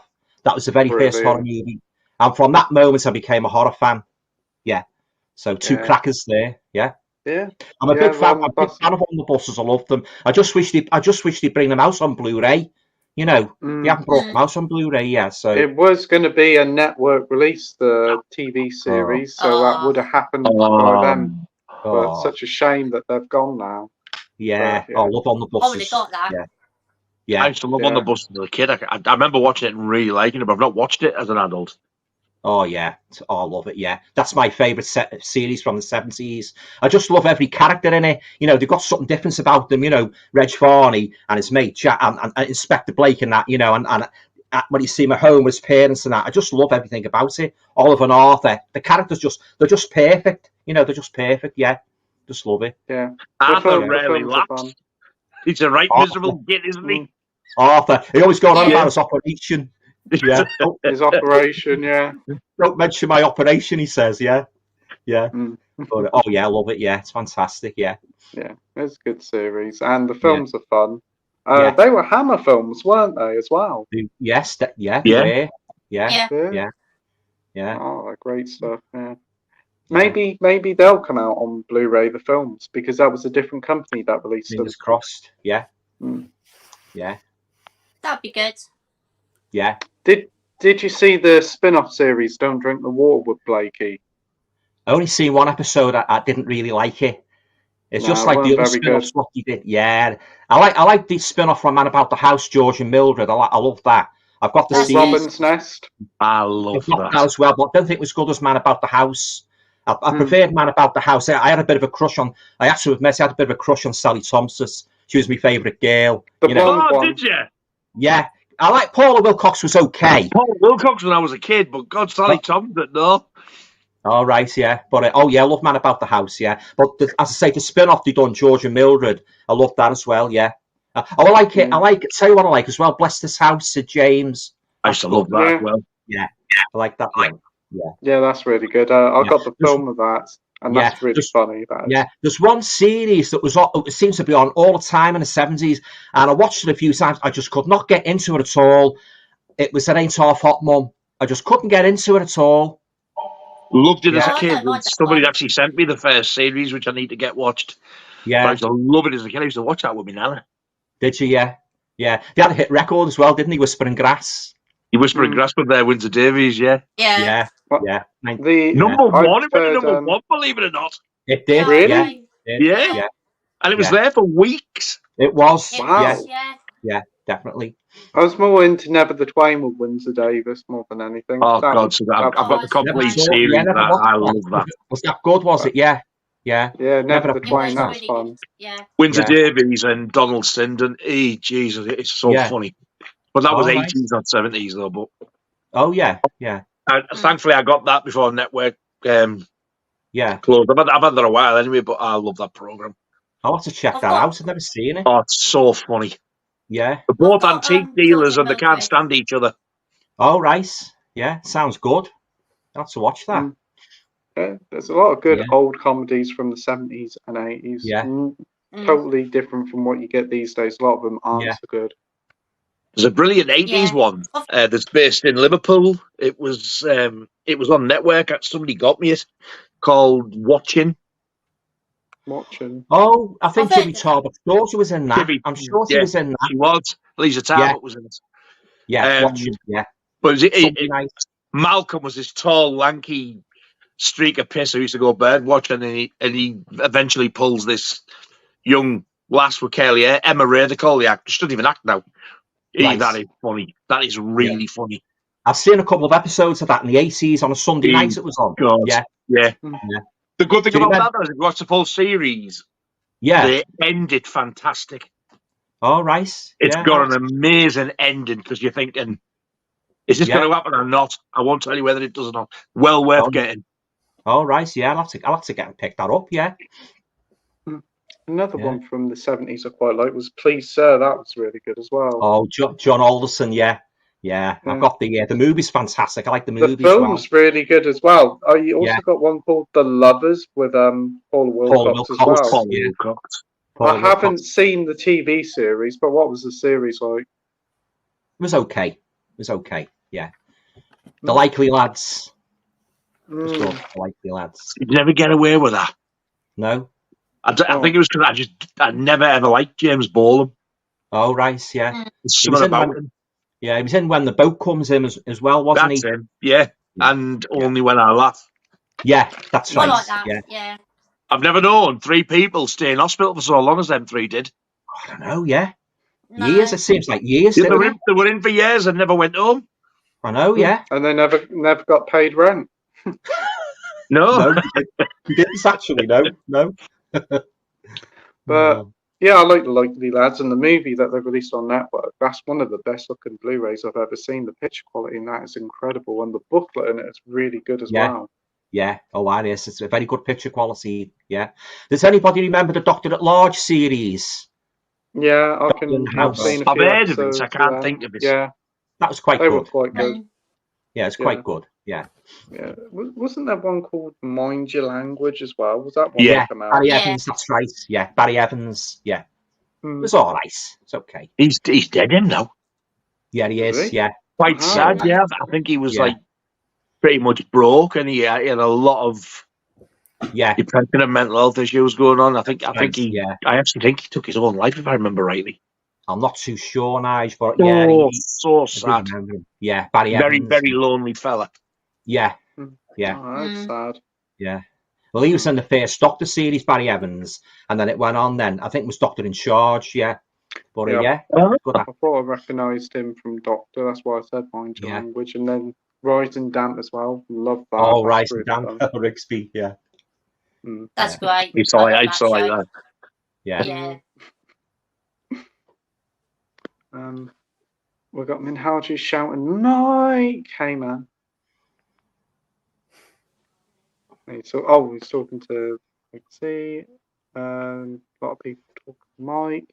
Manhaji says, there's so much more I would like to buy, but the joys of life is some for now, sometimes, and as of now, my wallet is pending to be broke soon. I feel your pain. Yeah, October seems to be another manic month with releases. They've seemed to have quite a dry spell in the summer and August, and now they're just chucking them all out for Christmas now. No surprise. The bad thing is, I mean, it's nice that they're bringing out all these new titles and all the titles that everybody's been waiting for, but because it's now such a niche market that they don't release as many, you can't just think, oh, I'll get that in a few months, because if you don't get it, it's gone. Yeah. And if you don't have the money, you can't get it, and then you've got to fall back on eBay. And for somebody to get at least double and gouge your fucking eyes out, and it's just wrong. On so many levels, it's wrong. Yeah, it is. Yeah. If it's a limited edition and you want it, you're best off getting it day one. And kind of, if you do want it with a slipcover, it's best to get it day one as well, because they do sell out quite quickly as well. Yeah. Yeah. The brutality we collectors go through, absolutely. Yeah. And I'm actually going to have a go back at people who moan at us who love slipcovers. It's only a bit of card and all that. Well, if it's only a bit of card, what are you getting all that about? Fuck off and buy you one without it. We like them. So, off you fuck. Well said, Nigel. Yes, well said. They get on my fucking tits. Oh, what you get? Oh, here they go. Here's all the slip collector. So fuck. Go and watch your marble shite. You little boy. Bell ends. Oh, they do. They get right on my sack.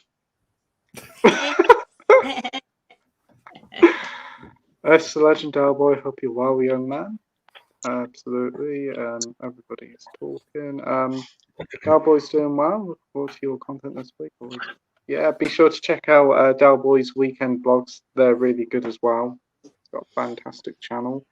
Dalboy says, just see these top 15 films through the ages by this Andy guy. This Andy guy.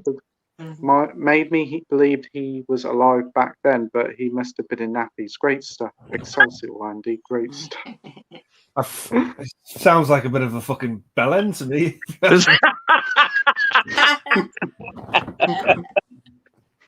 What a bell end!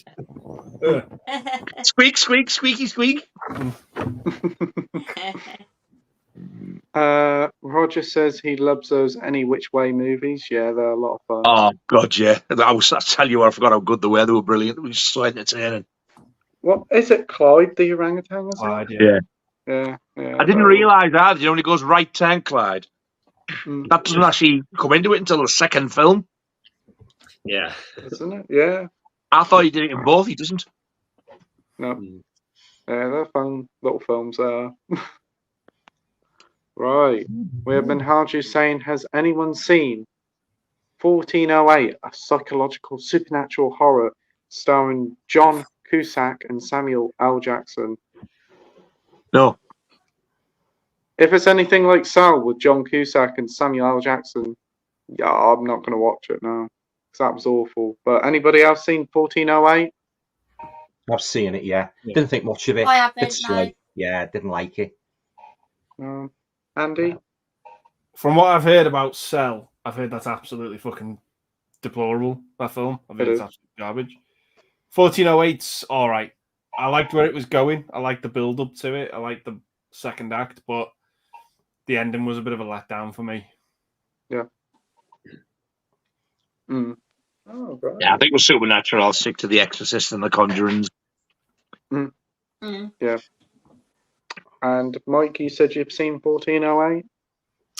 Yeah, it's based off a Stephen King short story, and it works really well as a short story, but as a film, it stretches it out too much, and the concept just doesn't work as a film. It's okay, but yeah, it's not great. How would it have been as like an anthology story? It would have been really good as an anthology story. Oh, would it? Yeah.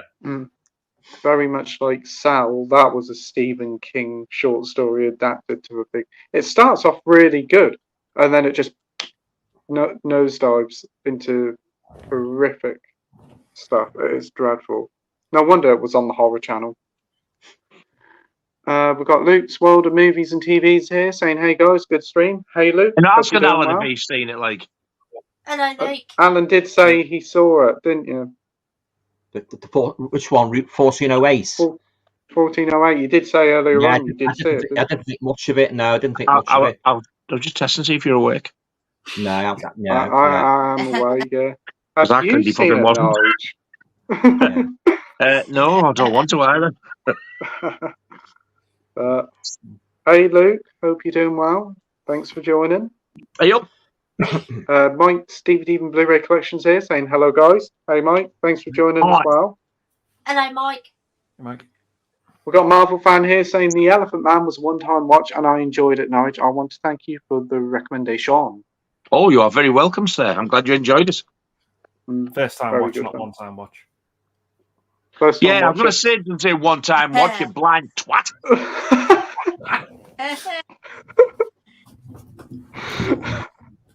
Do you know, if ever he could decide to become an actor, don't give him a script because he makes a fucker up, it goes long anyway. Yeah. Probably be better than some of the scripts they get these days anyway.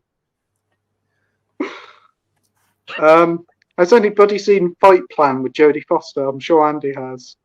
Fight Plan, yeah. Yeah. I've heard of it, but it's really yes, good. I have heard of it. Yeah. It's really good, yeah. Did it come out in the 90s? No, it's early 90s. 2004? 2000s, I think. 2004, I think. Yeah. It was 2006. It came out the same year as Red Eye. Oh, 2006. 5. Or was it 6? Maybe 5, yeah. Maybe it's 5, yeah. I remember the front cover poster for it, but no, I haven't seen it. I've just talked about it because I've nearly finished the filming the 2000 stuff, and I have talked about it, but I can't remember which year it was. But now you've said 05, that's ringing a bell. But it's really good. Right. I really like it. Yeah. I have to keep an eye out for it. What about you, Scott? You've seen it? I haven't, no, but I'm cinema cover and I do remember hearing great things about it, so I do want to give it a watch at some point. Mike? Yeah, it's been a while since I've seen it, but I remember liking it. I think it's Jodie Foster. She's on like a plane. I think she falls asleep and she's with her daughter, but when she wakes up, her daughter's missing, but nobody on the flight claims to have seen her. It's like one of those types of movies, and yeah, it's kind of like a bit of a mystery, but I think it's got Sean Bean in it as well. I think he's the pilot. He's the pilot, Really? Yeah. Oh, sounds good to me. Nige, have you seen it? I don't think I have. I thought I had, but whenever you say a Flight Plan, my head thinks of Red Eye and the other Jodie Foster one, Panic Room, and I think I'll get them two melded together. And I actually don't think I've seen Flight Plan. I do remember seeing the trailer though, because I remember her daughter going missing. Yeah. Like when I went to the cinema, because I'm sure we were meant to go and see it, and I don't know whether it just forgot about it or whether it was sold out or what. So something's telling me I haven't. And I'd like to though. And what about you, Alan? Have you seen it? I have actually heard of it, but I've never seen it, so I can't comment. Oh, it does sound good. I've heard of it, for it. It does sound really good. Jodie Foster's a fantastic actress. Very good in The Accused. She was in that. Oh, she's amazing in that. That is such a brutal film. Very good. I don't think I can watch that film again. Not that scene. Definitely not that. No.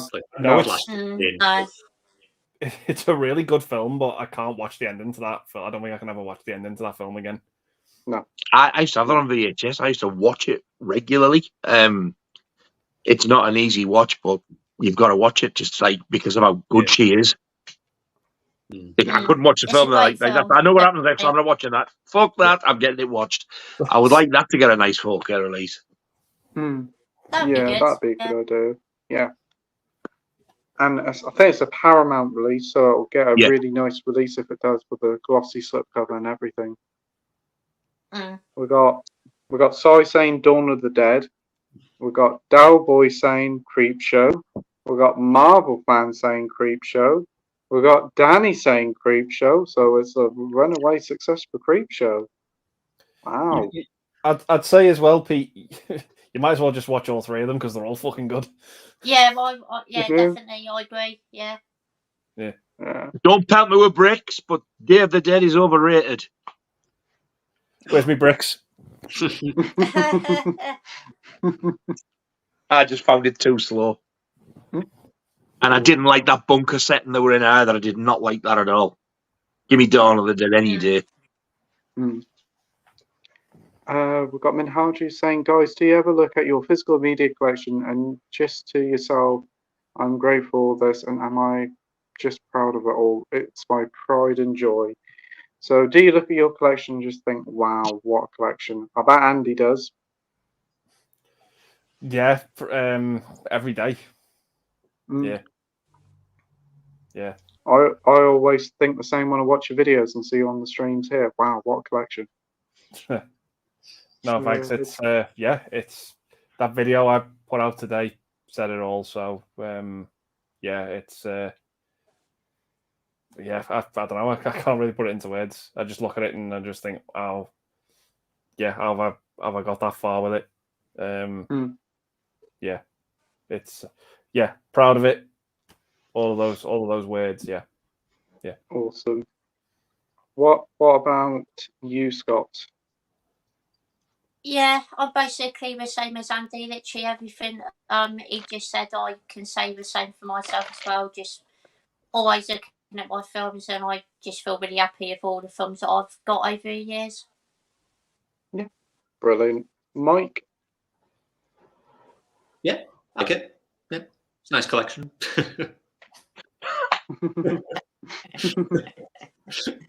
He's so laid back him, isn't he? He's fucking horizontal. It's all right. Yeah, you know. I'm mad. Nige, what about you? Oh God, yeah. When I look at some of the stuff I got, yeah. I don't have as much as Andy, but like when I look at some of the stuff, I just feel like really lucky that I've got them. Definitely. But yeah, I love everything I've got. That's good to hear. And what about you, Alan? Yeah, same as Nige. Yeah, very, very, proud of it. Like, every time I look at all the titles and that, what I've amassed, really made up on that, and I can't understand some of these people that cheer at people who collect physical media. It does my head in, because you've got something physical, haven't you, on the shelves and that, and these people poo-poo it. I just don't understand them. They just want to download and download and download. What's the pleasure in that? You've got your collection there. You select the movie whenever you want and that. So yeah, I'm very proud of my collection, and I'll continue to collect movies till the day I die. Yeah. So yeah, very proud of it. Yeah. Yeah. Look at that stream last night. The internet failed. If your internet goes off, you ain't streaming fuck all. You're buggered, aren't you? You can't watch anything. You can put your player on, and put your disc on any time apart from a power cut. Yeah, that's it. Yeah, exactly. And I like the aesthetics as well of buying a movie and a nice slipcover and that. It's the same when I used to buy LPs in the 70s and 80s. I used to like the aesthetics and that. It's not just buying the disc and just sticking it on. I like the aesthetics and the slipcovers. I'm a big fan of slipcovers. So that's all part and parcel of being a movie collector. And when you've got a nice cover and that, I think that's the icing on the cake. Really made up with my collection. Yeah, I wouldn't swap it for the world. I've been in a couple of groups lately as well, and somebody had said something about, I can't even remember what it was. It's how would you rather watch a film Blu-ray 4K streaming, and everybody's putting Blu-ray 4K and whatever they were putting, and the amount of people who come on, do people still buy Blu-rays? And I was dying to go, look, fuck off, you don't know what you're talking about. Yeah, they do my head in. People still buy. No, they just make them for a laugh because they're losing money hand over fist with them, so they continue to make them. Yeah, idiots. Yeah, I would say to someone, tell me what you're passionate about and what you collect, so I can take the fucking piss out of you. Yeah, that's it. Yeah, definitely. Because chances are it'll be either a load of shite what they do, or they're that dull they won't probably be passionate about anything. All they want to do is go out and piss it up the wall. Yeah. And it's all about convenience for someone, isn't it? Oh, I'll just watch this. You get the remote control and I like that, flicking from film to film to film. Oh, I'll watch this. This'll do. Oh, I don't like this. I'll watch another movie, and that goes on and on and on. What's the pleasure in that? It's ridiculous. Yeah. So, very proud of my collection. Yeah, same here with me. Yeah, when we come downstairs and see that big like shelf full of films stacked up to the ceiling, it's just like Full wow. of network titles, which were very reasonably priced. Very reasonably priced. Absolutely. RIP Network and its affiliates. Absolutely. Still feel the pain every day. But yeah, when it fills up to the ceiling, it looks up to it and just like, wow, really impressive. Even if I've got piles all over the floor, but hey. You want to get to the doctors if that's what's happening with you. I knew you were going to say that. That's why I said You've got piles all over the floor. Oof. But like when we've had like estate agents around before, I looked at them and just like, wow, they still do films and all that, and wow, I didn't realise you could get they're all films fucking like holograms. and I remember there was one guy there coming around the house and he said like, oh look, really nice, isn't it? But he said like, whilst it's good, he said it doesn't really give a good something called feng shui or something, whatever. He said it doesn't look nice with the like the furniture. He said, oh, well, thank you, but it's a really, really good job. That I wasn't asking your fucking opinion anyway. He's on about taking the photographs, right? Taking the photographs of the house. And he said, if that was a bookcase, that would look really, really good because books, like, that'd be different if it was books, but movies, it lowers the tone a bit. I'd have had my fucking foot up the crack of his ass. What does he expect you to do? Say, right, I'm off to the skip tomorrow morning with all my stuff. They're going in the bin, and I'm off to the library to nick the lot of what they've got. Yeah. So when he took the photographs, he edited out the bookshelf and that. He said, "We can't have that there." I would have said to him, "What the fuck is it to do with you? If you don't, this is my house. If you don't like it, fuck off." Oh, I've seen the light, mate. Will you do me a favour? Will you swap me that, please, for a Bible? Stupid bastard. Hey, Christ. But to me, like, if people collect books, that's brilliant. Books, films.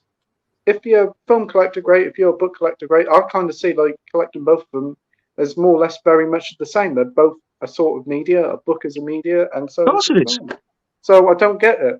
I don't get why there's a little bit of. It takes up space on the shelf as much as everything like this does. Of course it does. Yeah. It just makes me laugh about that. It's very odd. But then afterwards, he was like, you know what? It's actually really quite cool. And he was sitting there, oh, well, I like that film. I like that film. And he was too busy checking what films I've got than actually measuring the house and that. It's usually my records that people comment on, if anything. That's what you can say. That's what I mean. I need to get sorted so I can get all my 4Ks out and stuff. But God, do they make you laugh? Do people buy films still? Also annoying as well. Never, ever. Never happens. I remember he did see, like, what's the difference between the big case and the small case? I said, one's a Blu-ray, one's a DVD. And he said, well, are they different sizes? I said, well, no, but one's got better definition of quality of picture. And he's like, well, they're still discs. They all do the same. You should have said, have you ever watched a VHS tape then watch a DVD afterwards? Yeah. Did it look the same, you thick bastard?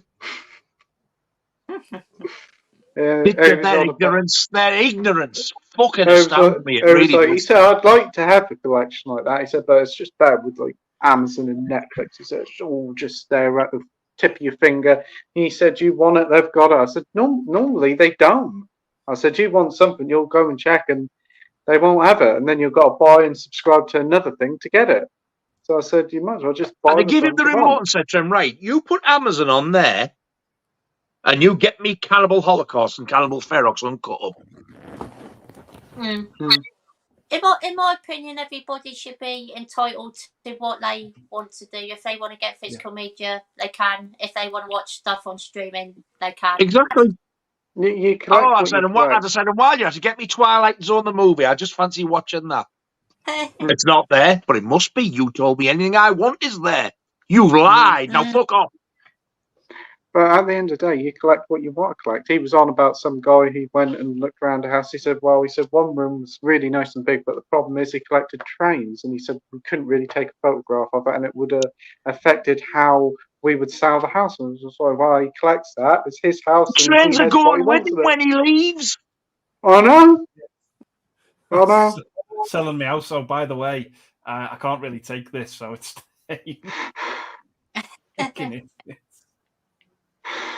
Yeah, I'm sorry, but I know you're going to buy the house, but I'm forced to leave the £2,000 plus train model and everything here. I hope you don't mind. They'll get a fortune for it. I just like couldn't believe it. I said, my mum was saying, well, he collects what he collects. He says, yeah, but we've got to have the house look perfect. Dear me. People collect what they want. Do you know what I get off you, sir? When I speak to you, there's two words pop into my mind. It suits you greatly. One is end and one is bell. It's magnificent how you suit those two words. What about end? What? Oh, man, they get on my tits. I swear to God, these people are just fucking jealous at the end of the day, though. They It's are, either yeah, jealous 100%. or just fucking brainless. One of the two, or both. Yeah, it's brainless or jealous. Yeah, it wouldn't be too surprised. Anybody who doesn't collect this or even use, now ask yourself that question and just think about it in your head. Do people still buy films? Yes. Yes. Just think about the question, though. Doesn't that sound like just a total fucking redundant question?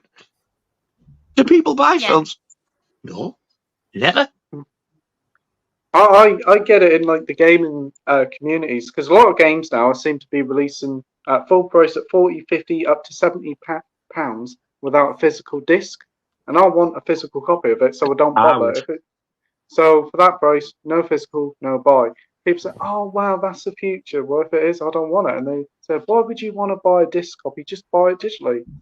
I want a physical copy of it. Even going into games sometimes, I like. Why wouldn't you? Yeah. I've been into game like about 6 months ago and said, "Oh, hey, you got a physical copy of this game?" "Oh, well, we haven't, but you can buy it digitally." Why would I want to buy it digitally? Because it's harming your business at the end of the day. I'll buy it from you. That's proper money for you. If I bought it digitally, that'll go to the other company and you won't see nothing of it. So it's harming your business at the end of the day. Yeah. It is. But the problem I have with them is when they don't give you the option. You can only watch it on stream. Yeah. That's what's wrong. I don't like that. It's like you're controlling the way I and many other people have to watch something. No. And I am right there with Andy, even when he says, "Well, if you're not going to give me what I want, I'll fucking go and get a bootleg then." Yeah. They can't moan about it. They're not giving you the option to buy it. What other choice do you have? The companies have bought it on themselves with bootlegs. If they release it physically, then fair enough. There's a physical edition. But Disney has seen how popular the bootlegs are. That's why they're doing these editions. Didn't take them long to do a turnaround, did it? I don't know. It's taken quite a while. It's taken them about a good 2 or 3 years. Because some of those shows are 2 or 3 years old. But they're but when you charging for consider it. they were never ever doing any more ever again. Now, I think we're best before we get ripped off. Well, no, what it is they've had a terrible summer. They have had flop after flop after flop. Apparently, Indiana Jones made next to nothing and lost them loads of money. I think it made about 300 million at the box office, and it needed 750 to break even at least. Because all they do is churn out shit. Yeah, I don't think that's not even got a physical release yet or a pre-order up for it, which surprised me. They keep remaking and making live action of the old cartoon films. Nobody wants them. If they want to see Snow White or Cinderella, they'll go and watch the original they've loved all their lives. Yeah. Makes no fucking sense to me whatsoever. And like at the time, they're not even like decent remakes. Yeah, I get that. I mean, the Lion King remake was awful. Awful film. Yeah, it's one of the most highest grossing films of all time, it is. Shocking. It just feels so soulless compared to it. I'd rather watch the original ones every day. I mean, if they want to do a remake, fair enough, but do your own spin on it. Don't keep doing like the same carbon copy and paste of it. Yeah. Do something different with it. I don't know. That's Disney for you. We've got another person, Mike, saying Creepshow 82 as well. It's quite fun, to be fair. I do really enjoy it as well. It's Leslie Nielsen in it, I've heard. Yeah. Yes, he's brilliant in it as well. He is. He's a hilarious. very different Leslie Nielsen. A serious one. A sinister one. So yeah, he's Wow, I'm intrigued now. I want to see this even more now. He's a bit of a what's the word? Bell end. Yeah. Oh, nice. Yeah. We've got the Solus Trenchcoat here saying, "Hey, what's up? Hey, Solus Trenchcoat, thanks for joining." Hello. We got Laura here saying, "Creepshow any day of the week as well." Hey, you go. Hope you're doing well, Laura. Thanks for Hello, joining. Laura.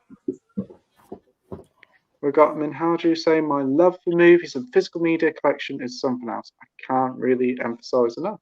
That's good.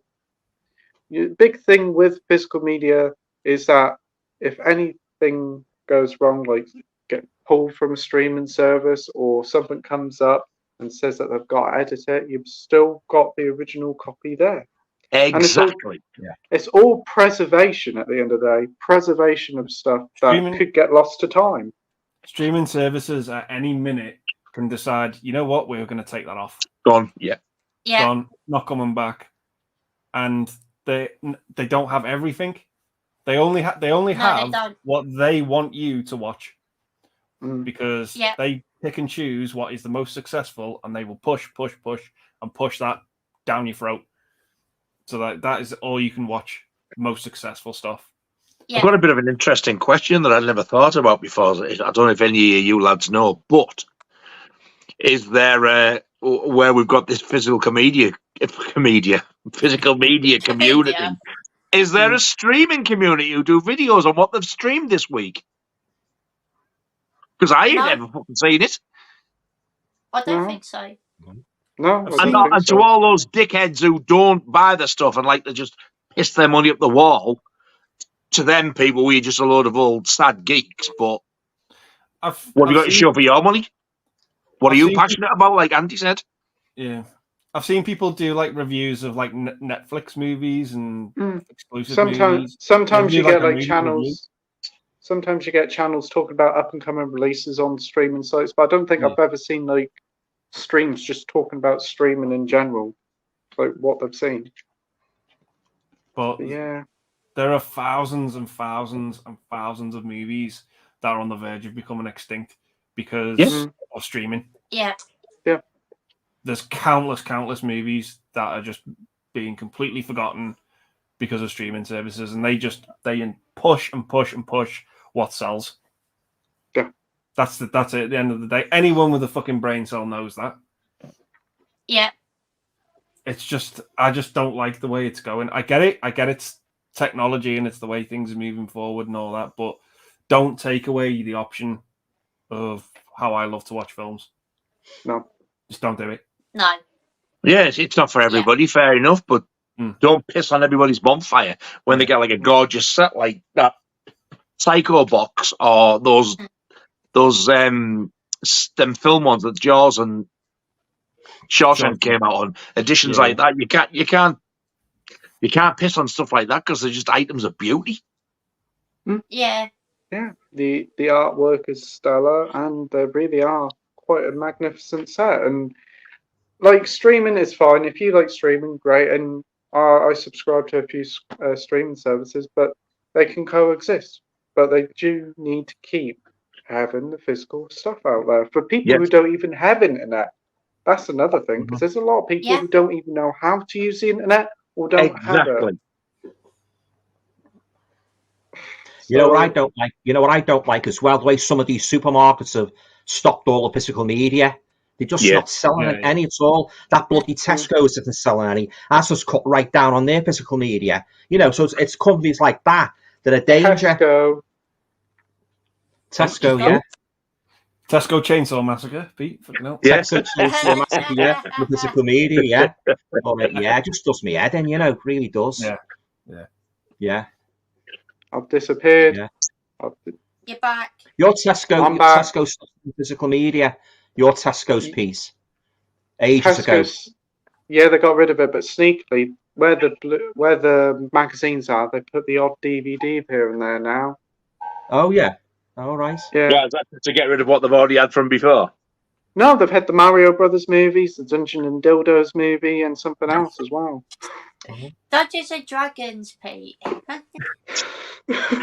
He knows what he meant. That's the scary thing.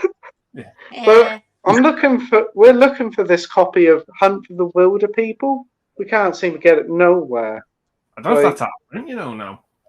Because Amy recommended it, and she did ask it last week. We've looked all around for it, can't seem to find it anywhere.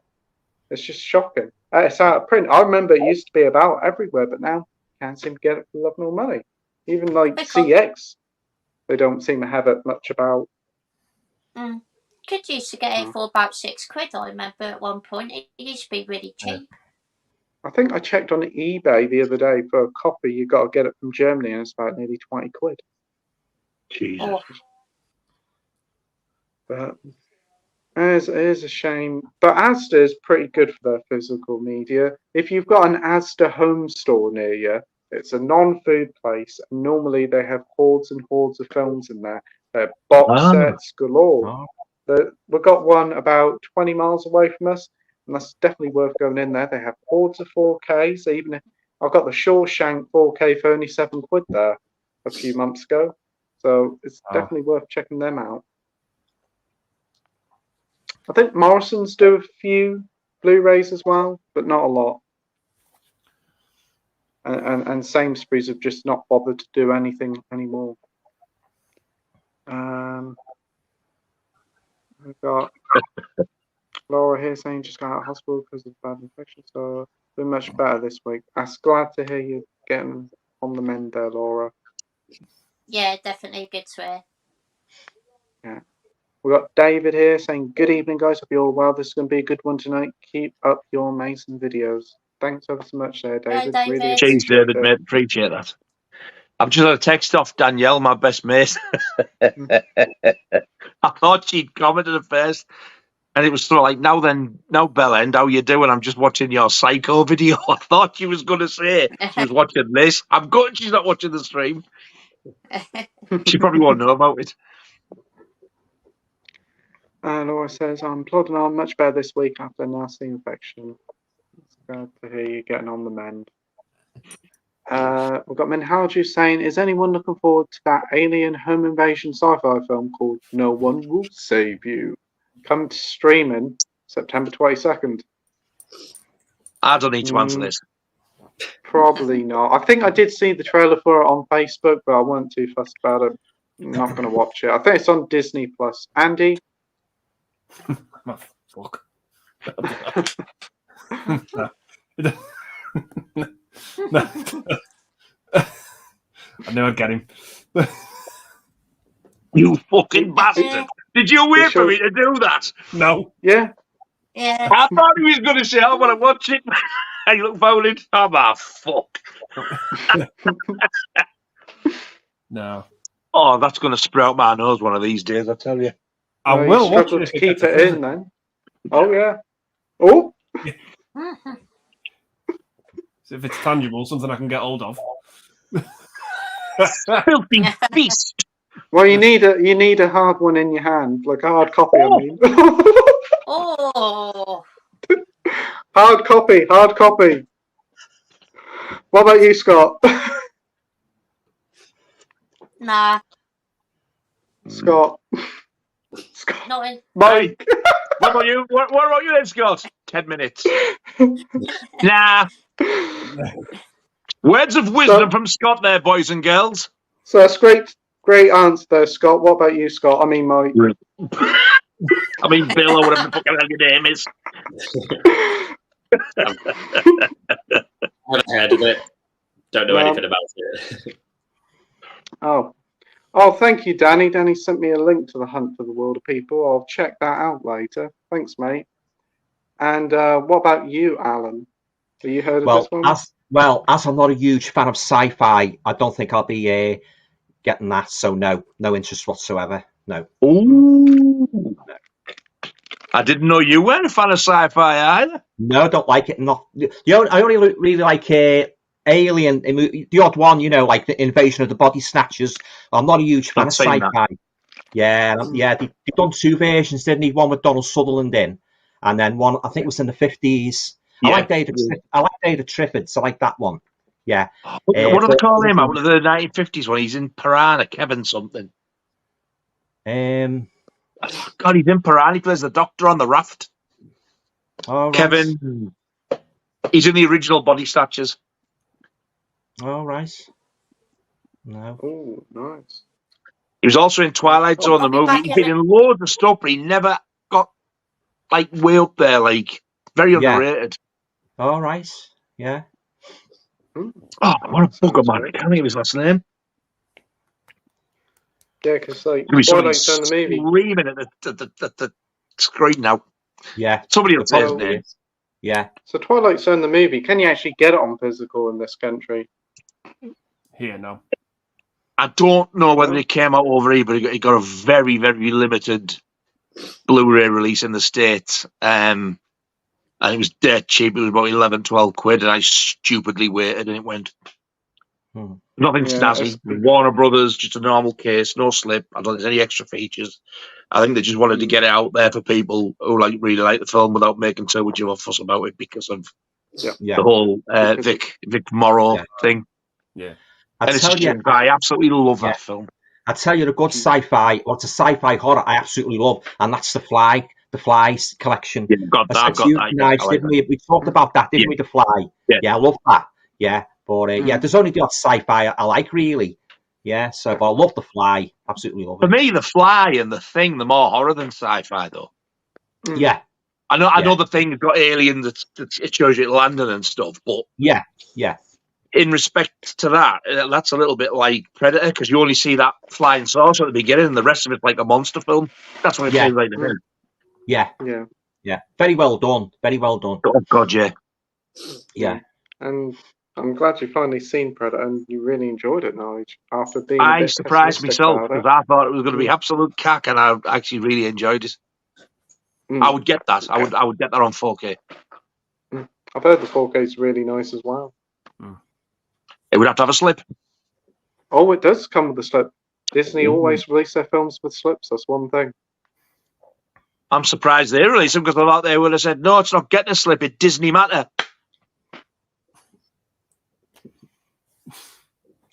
Moving on. What a bell end. I'll not bother in future. Don't fucking say it. We've got Sai saying, I've just subscribed to Alan's channel. Oh, cheers, bud. Thanks very much. Appreciate it. Thank you. Brilliant stuff. Will you be bringing back your streams anytime soon, Alan? Well, not in the foreseeable future. I just might do a Halloween special, but there's nothing definite at the moment. So I might come back with a big bang on Halloween night, but that's not written in stone. So, but watch this space anyway. Yeah. So hopefully you may come back soon. Your streams are very informative and entertaining. Oh, thanks very much. Appreciate it. Yeah, thank you. Yeah, I sometimes wonder, when I do them, are they going down well? But you can't help wonder, can people are interested in what you're talking about. But that's good to know. Thanks very much. Thank you. We've got Sai saying who's going to watch Expendables 4 this week. And I must admit, I kind of look forward to it. I've seen the trailers for it, and they look a lot of fun. I don't think the all-star cast is as all-star as the previous ones. I mean, Megan Fox in it. Why? I'd much rather the cast members in the older ones. But looks like it's going to be fun, and it's going back to being like a 15-rated film, so that's good. What about you, Andy? I might do. I haven't been to cinema in ages. But yeah, I might do. I might check it out. Cool. What about you, Scott? Yeah, I might check out as well. I do like Kirby Expendables films quite a bit. They're not great, but they're fun. I might watch it. And what about you, Mike? I might check it out. I just feel like with this one, in comparison to the other ones, it's the saddest looking cast list ever. And I believe Sylvester Stallone's not in much of it as well. I think it's more of Jason Statham's movie from what I've read, which is a bit disappointing. Really? That's a shame. Yeah, but yeah, like you said, this all-star cast, it's just completely gone. I think it's just Stallone, Jason Statham, and Dolph Lundgren, and everyone else is And just don't forget 50 Cent as well, the well-known action star. 50 Cent. Oh, the whole movie Hi, just Finny. the whole movie just screams like straight to DVD for me. I don't know. Yeah. yeah, there is a feeling of like definitely lower budget on this one. Shitness about it. Yeah. What about you, Nige? Have you seen any of the Expendables films? No, but I've got all three in this wee box set. And I've also added the slip covers. I've got them all with the slips as well. Inside. Oh, said you managed to slip them in as well. Nice. I mean, once they were all on, it was a bit of a tight fit. Because when you stick three together, they do have some girth. But yes, I did manage to slide it in quite easily in the end. Glad to hear you eased it in gently. What about you, Alan? No, not my cup of tea, so I'll give those a miss. No worries, mate. They might not be mine yet, Alan. I've never seen them, so I don't know. But oh, right, yeah. I was sent them. I said I'll watch them. I've been watching them for months, but they're there. They're ready to watch. Yeah. Well, you might be pleasantly surprised, mightn't you? I know. I might do. Yeah. I have enjoyed the Arnie and the Schwarzenegger. What a bell end! Arnie and the Schwarzenegger. The Arnie and the what they call that Rambo fella. Sylvester Stallone. Stallone. And yeah, I've enjoyed the ones I'm watching them too. Is he in every single one of them? The Expendables, all of them. Yeah, Arnie's Stallone. Yeah. He's a good Arnie's actor. only in a couple of them, isn't he? Mostly cameos, I think. He's in all three of them, but he's only one scene. First one. Yeah. The second one, if you want to see Arnie in them, the second one's probably the best one. Yeah. I didn't know he was in them as well. Yeah. Same with Bruce Willis. He's only in the first two. Yeah. He's got a bigger role in the second one. Yeah. The third one's got a huge cast, but it's definitely very toned down compared to the other two. It's a mess. But Statham's like a fighter anyway. He's in them all. Yeah.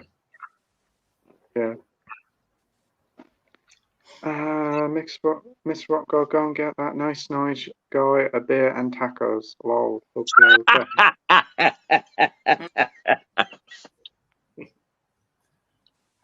No beer, no tacos. I'll have to enjoy his flavoured waters as well. I'm feeling much better. Thanks for these for not 100%, but like holding on. That was a powerful sneeze. Haha. That must have been when my dad was sneezing upstairs. And Delboy hasn't given us a single time check. He hasn't, no. He must be having such a good time, he's forgot. We've got Sam here saying I watched the original Suspiria for the first time yesterday, and I thought it was pretty fantastic. The colour palette scenes in that are just stunning. Well done, Sam. Well done. What a superb film. Glad you enjoyed it, mate. Brilliant.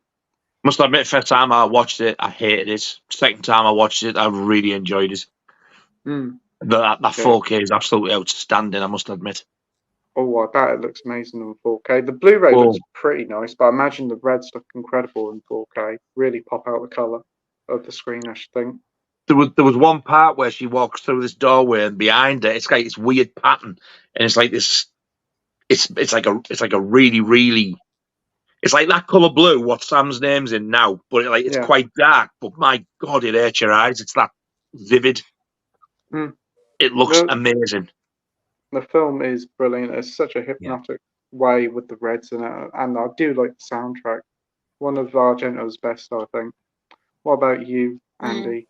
I agree. Yeah, I love it. The soundtrack's amazing.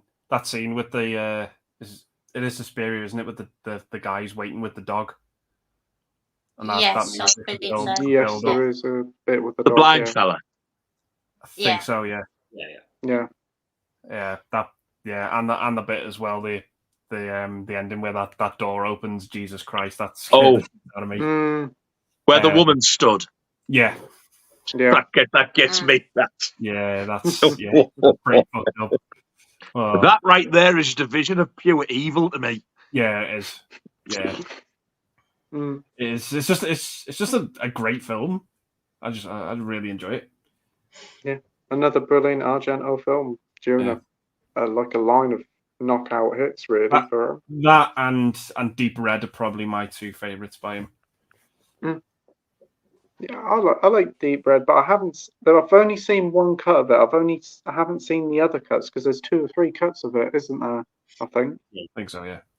I've only seen the long cut, the extended cut, but John told me the best one to watch is the theatrical. One. He said because he said that extended cut. He said a lot of it's like totally unnecessary. He said if you watch it, you'll probably enjoy it more because I've always said as much as I do love the film, it's not one of my favourite Argento ones. But he said if you watch the shorter cut, you'll enjoy it so much more. He said it flows better. Yeah, I've only seen the longer cut as well. So next time I watch it, I'm going to watch that one. What about you, Scott? Yeah, cracking film. The colour palette scenes are just absolutely amazing. The score is really creepy and atmospheric as well. Yeah, I just think it's a absolute quality. Brilliant. What about you, Mike? Yeah, I love it. I think like Nige was saying, like the first time I watched it, I didn't really like it, but it's grown on me like every time I watch it. And I felt the same like that with a lot of Argento's films. I think Deep Red was another one. Didn't like it the first time I saw it. Now I love it. And I think Opera was the same. Didn't like that. Now I love it. It just all of his films just seem to grow on me every time I watch them. Oh, Opera's so good. Yeah, I still haven't seen Opera. It's got a fantastic scene, a kill scene in it. His best films, Opera. Like it's really underrated. It is. Yeah. I think my two favourites were Tenebrae and the Cat of Nine Tails. I love them too. Cat of Nine Tails with Carl Malden. Wow, that's so underrated. First one I watched was Birds with the Crystal. Yeah, Inferno's really good. Yeah. I'm surprised that hasn't had a 4K release by Arrow yet. I'd love it if it did before. I think it's like Disney own it, so I don't think we'll get it anytime soon. Oh my god. Disney own it. I think it's a Fox. It was 20th Century Fox. It's Fox, so it's under what Disney own. I forgot. I remember the video coming out on 20th Century Fox when it came out. Wow. So it's going to be up to Mickey Mouse if he allows it to go through. Jeez. I agree with you there, by the way, Pete. Fucking Bird with the Crystal Plumage. What a film. That's another one that I can absolutely love that in 4K as well. Brilliant. It looks fantastic. What about you, Alan? Oh, I love Suspiria, yeah. And as Nige just said, the Bird with the Crystal Plumage. As you can see, they've got the poster there. You can partially see the poster. Absolutely love that movie, yeah, I love it, yeah. Absolute classic, yeah. Did you see the remake, Alan? Oh, don't even get me started on that. Did you see the review of it? When I go to town. It's a little device I like to put into my videos, I don't need to, I'm very, very passionate about movies, and I like to make reviews entertaining, if you know what I mean. I don't try to, I enjoyed this movie, it was okay. I like to put a little bit of gusto in, if you know what I mean, to entertain people, Because, I do get carried away. I must admit a few times if I don't like a movie, but, I didn't like that remake at all. I didn't like, but the 1977 one, top class. And I love, as Scott said, the score. The score's fantastic, yeah. So, I love Suspiria. And Tenebrae as well. Nigel just said before, Tenebrae. Love that film. Yeah, Tenebrae and soundtrack's fantastic. I really like Phenomena as well. That's a good Phenomena. That's so underrated. The Insects, yeah. I will show the soundtrack to that one day because it is absolutely beautiful. The vinyl, the colour of the vinyl, and what a score it is. Absolutely love the music in that film. Yeah, that's what I think that puts the icing on the cake of a lot of these horror movies when the score's good. Like Halloween, it's a good, and it emphasizes the movie all the more if it's got good music. Yeah, definitely. Yeah, totally agree. It helps elevate it even more to make it even more enjoyable. Yeah, exactly. Kind of draws you in even more to the film. Yeah, while we're talking about musical scores, the original Last House on the Left. Now that had the most horrific score you could ever think of. It was like a jolly. Do you know, Nige? Yeah, it was like I've got that on vinyl. But I remember when I first seen the film, my sister had rented it out, and this was during the Video Nasties, so it was before 18 when he was still out to rent it. Yeah, and I remember this title having all this hype and all that, and I was shitting myself watching it. And I got the bus up to her house. When I walked her house, you've only missed the titles. Yeah, and I had this down, and like this. I went, oh, have you got the right film here? Yeah, I know. Well, I think so. It said it at the beginning. I went, I know. Then it got to the bit in the woods. I was like, oh, Jesus, yeah, you have. Oh, yeah. It was very misleading. It was lulling you to a false sense of security, I think. Yeah. But yeah, it's got the most horrific score I've ever heard in a horror movie. Yeah. Good movie, though. Good movie. Oh, it's brutal.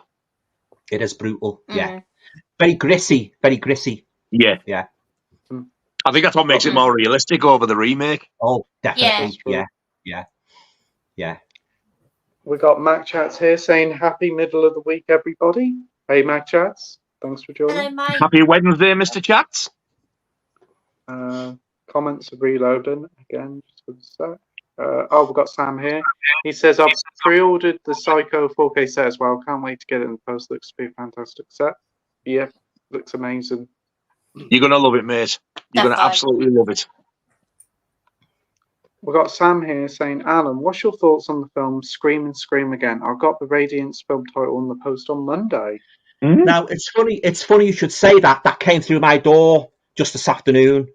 Scream and Scream Again. It's got the 3 horror stars in it. Christopher Lee, Vincent Price and Peter Cushing. Just come through the door today. So I'm looking forward to revisiting it. It's a very unusual horror movie. It's not for everybody, but I like it. I quite like it. Yeah. I've not seen that one. Yeah. It's not for everybody. All 3 of them. I know.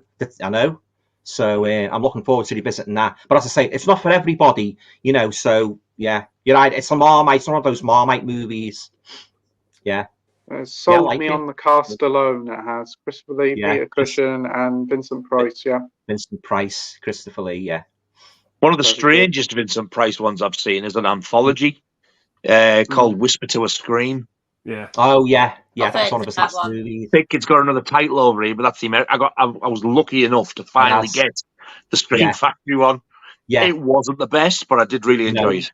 Yeah. One of his last ones, that one. Yeah. And you're right. It has got another title. Yeah. It has got another title. I don't remember the other title, but it has got another title. I read about it. I was like, oh, how weird. Yeah. Yeah, that's a strange one.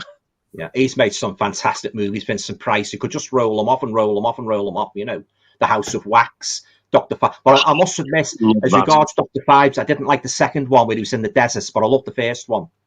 Yeah. Oh, yeah. I think the first one was the best of the 2, but I did like both. Yeah. That's From Whispers to a Scream. That's the one. Yeah. Wow. That's it. Yeah. That's the one. What's the alternate title? I was like, foreign. That's like the title in Spanish, but it says it there in red. From a Whisper to a Scream. Oh, right. Yeah, it's that's the one. It is pretty good. Like, right. That's interesting artwork on the front cover. Yeah. Good film to watch if you've never seen it and you just fancy something different. I think. Yeah. It's no creep show. It's nowhere near as good as that. However, it blows Torture Garden out the water. Yeah. Easily. I watched this on your recommendation, Alan, as well. That Lisa. Oh yeah. What do you think of it? I thought it was pretty good. I quite enjoyed it. Yeah, Cheryl Ladd. Yeah. Didn't blow me away, but it was enjoyable. No, it's pretty average thriller, wasn't it? Yeah. Average thriller. It wasn't fantastic. Yeah. It's watchable. Yeah. I think my favourite, or if not one of my I'm sure it's my favourite Vincent Price film, is the black and white one, The Bat. Oh yeah. With Agnes Moorehead in. I absolutely fucking love that film. Yeah, I've got the Blu-ray of that. Yeah. He's made some fantastic movies, hasn't he? And that voice is your Blu-ray one of those like bent to order things when you turn it over? It's got like a purple cover, but it's got proper printed disc and everything. I've not long gathered. I haven't watched it yet. It's got like a booklet with it, and it's got something about the radio show, The Bat. It's got something about supplements about The Bat. Yeah. You must have the latest release then. I didn't know. Man hasn't got a booklet or nothing. Oh, right. Yes, it's got a booklet with it. Yeah, The Bat. It's a great movie, that. Yeah. Do you not think that could well be a very early idea for Freddy Krueger with that glove and the hat? Yeah, it could have been. Could have been inspiration, couldn't it? Yeah. Got to be. I'd say The Tingler's a good one as well. The Tingler. I've not seen that, but I've heard somebody else say that's a really good one. Yeah. William Castle. You know what William Castle did, don't you? It's nothing rude. I know. I know the name. William Castle. What did he do? When people used to go into the cinema, you know, when they had the Tingler on, he had like gimmicks, and he'd press a button and he'd go, what give was them that? a shock, yeah. Yeah, or, you know, when on the backside and that, you know, or something else, like he'd have like somebody walking around with a rubber suit on. He had all these gimmicks and that, you know, to sort of promote his own movies, yeah. He was noted for his gimmicks, William Castle, yeah. He done all that, like, yeah. Did he do Homicidal? I believe he did, yeah. I believe he did. Yeah. That's the fellow, then, yeah. Yeah, I've got the first That's William a great Castle film. set, but I didn't like the second the Indicator set. I didn't like that one, but I love the first one. Yeah. 13 Have you seen that, Alan? Homicidal. Yeah. A couple of years ago. It's a good movie, yeah. Wow, the first kill in that, it was. Yeah. My jaw dropped. Yeah. Because you actually seen the knife go in there. That was unheard of then. It was far more graphic than Psycho. And not only that, I was like, do you know what? If that had been in colour, it would have been absolutely horrific. I thought that myself. It was awful. I mean, it was like, and what got me even more is it's only a 12, because even in black and white, that should be at least a 15 for me. Definitely, yeah. Oh, good absolutely brilliant film. Loved it. Yeah. He's good, William Castle. Yeah, but he had all these gimmicks, as I say, in that, you know, to sort of promote his movie, you know. But but I love that first box set, but I didn't like the second one, so I sold that. Who released that? The box set? Indicator. Oh yeah. Oh, yeah. They have a good label. Yeah. I've got a couple of the Hammer box sets, but they're a little bit of a hit and miss, you know. Yeah, so I didn't get them all. So that's the thing with the Hammer ones. You've sort of like you've got to get what they put in the box. You can't pick. Exactly. Wow. Yeah, but they've got some fantastic special features and a nice booklets as well. You know, thick booklets. Yeah, but as I say, they're a bit of a hit and miss. You know. Yeah. And I noticed in one of their box sets they put the Peter Cushing film down as the English title, and I hated it. Captain Clegg. Oh, I didn't like that one. Yeah, I didn't like that at all. No, I like the American title so much better. Night Creatures. I'd never seen it, and I bought it on Scream Factory with a slip because of that artwork. And you know what? I absolutely loved it. I thought it was brilliant. Different. Yeah. I thought that name, Captain Clegg, that would put me off. It sounds like a bloody piratey swashbuckling type of thing. Yeah, like what Robert Newton. Nothing like it at all. Yeah. Not one of my favourite Peter Cushing movies. But it's not exactly a horror film. I know that. No, it's not really a horror movie. No. It's kind of classed as one, but when you watch it, it's not really. That's it. Yeah, that was a good one, wasn't it? Never Take Sweets from a Stranger. That was a good one. That's a great film. Yeah. I kept going on to these about us. You need to watch it. You need to watch it. Yeah. And they all watched it. They were like, "Yeah, it's great." That one. Yeah, it's good. Very good. What a film! I had that on Blu-ray without actually even realizing it because I had like a Hammer box set and it was in it. Yeah, that's right. You've got the American title, haven't you? Candy. Yeah. Never Take Candy from a Stranger. Candy from a Stranger. Nice. Yeah. That stays with you for days. That film. Yeah. Yeah. It does. Yeah. Yeah. Got Soulless Trenchcoat here saying, I've only seen Psycho 1, the horrible remake in Bates Motel, but I've heard good things about Psycho 2. Is 3 any good? So, yes. Yeah, Psycho 2 is very good, and I've heard some positive things about 3. You'd say so, Nige? It's not as good as 2, but it's really good. If you watch it and think, give it time and watch it again, it's better on a rewatch because Anthony Perkins actually directed that one, and for some bizarre reason, he had like a lot of like dark humor in it. But when you watch it first time, because you probably expect it to be a bit like the first and second, you might be a bit disappointed. But when you watch it again and you take it for what it is, it actually does work. Yeah. And that girl that goes to the motel, it reminds me of Janet Leigh, doesn't it? The nun reminds me of Janet Leigh. Yeah. There's a bit that I found funny in it where somebody basically gets beat to death with a guitar. And as they're getting beat, all you hear is, "Hey, watch the guitar." And stupid things like that are in it. So But then when you get to Psycho 4, it's back to serious again, and it's kind of like not so much a prequel, but there's a lot of him talking on the phone to a radio show, and it goes back to like when he was a kid and shows you how his mum dies and stuff like that. And it's Henry Thomas out of E.T. who plays the young Norman Bates, and he does a brilliant job in it as well. I can't tell you, in my opinion, how underrated Psycho 4 really is. It's such a great film. I love all four, though. Bates Motel, I never saw that, but I didn't hear great things about it.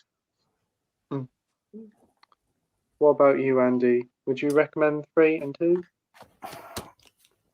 I'm not a fan of 3 and 4, but I can recommend 2. On paper, when you say it, Psycho 2 just sounds daft, doesn't it? Sounds like it shouldn't work, but it does. It's my favourite one. Yeah, it's great. Brilliant film. I'm hearing people say that they actually prefer the second one. I do. Yeah, I do. Yeah. But yeah, I just think the first two are great. The first one's one of the best films ever made, but the sequel's nothing to turn your nose up at. There is quality there. It is pretty good. It is, yeah. But I'm not a fan of 3 and 4, unfortunately. I think the second one is probably the most rewatchable of all of them. That's the one. If I was to say, I don't know which to watch, but I'm going to watch a Psycho film, I would always reach for 2. That would be my go-to one. I would rate Psycho 2 along with The Bride of Frankenstein as the greatest horror sequels ever made. You know, that and The Bride of Frankenstein. I love Psycho 2. Oh, good, fantastic plot. Fantastic. It's amazing, isn't it? I love it. Oh, I love it. Yeah, fantastic. Yeah. I like all the Psycho movies, but I think the weakest one, but I still like it. I think the weakest one, but he was on the phone to the radio station in Psycho 4. I think that was the weakest one. But having said that, I love them all. Yeah, fantastic. Yeah. Cool. And in the novel, I don't know if you read the novel, but in the novel, he's like a fat middle-aged old man with a baldy head. You know, the original killer, Bates. He's nothing like Anthony Perkins. I did read it years ago, but I don't remember that. I remember hearing something about that. Yeah, he's not exactly God's gift to women, you know. He's a real, he's 60, big fat fella with a baldy head, yeah. Oh, God. Anthony Perkins, they glamorized him, obviously, for the movie, and that made him a young man. Yeah, a lot of people didn't know that. So, that's interesting. Yeah, but they're classic movies, them. I love The House on the Hill as well. That, you know, the house very iconic. Oh, yeah. And when you first see it for the first time, wow. You know, classic, absolute classic. Nobody could take that role off but him. You know, nobody. I agree. Definitely not. Yeah. I think Psycho 2 works because it does something different. It's not just a standard sequel. It does its own thing, and that's what works as well. It does, yeah. And it doesn't like play it safe. It does something different. The ending. And I love the way they brought back the Janet Leigh's sister character with the original actress as well. I did. Vera Miles. Yeah. Vera Miles. I love that touch. Oh, she goes off her head at the beginning, doesn't she? When they're going to let him out. So she goes mad, doesn't she? Yeah. Oh, God. Yeah. It's a bit sad, though, the way he turns again, isn't it? You know, he's trying to sort of like rebuild himself on that, and he's off again, isn't he? You know. Yeah. It keeps you guessing all throughout the film, though, doesn't it? It's just like, is it going this way? Is it going that way? It's so fun to watch. There's that many scenes in that film for me as well where, like, it kind of almost makes it feel a little bit like segments, because I'm like, oh, I love this bit. And you get like, oh, I love this bit. Oh, I love this bit, all for different reasons. Yeah. And the part where he gets the job in a diner and he's getting these messages left all the time. Yeah, but no. And that fella was a bit, what's the name, isn't he? He was a bit snotty with him. The boss and that, you know, he'd come outside the house shouting his head off and that. Yeah, he was a bit of a character, him. Yeah. Yeah. Oh, yeah, fantastic movie, yeah. Great. Yeah.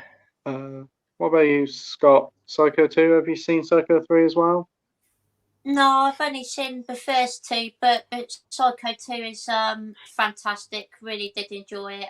I think it's one of the best horror sequels out there, and I cannot wait to watch it in 4K. Yeah. What about you, Mike?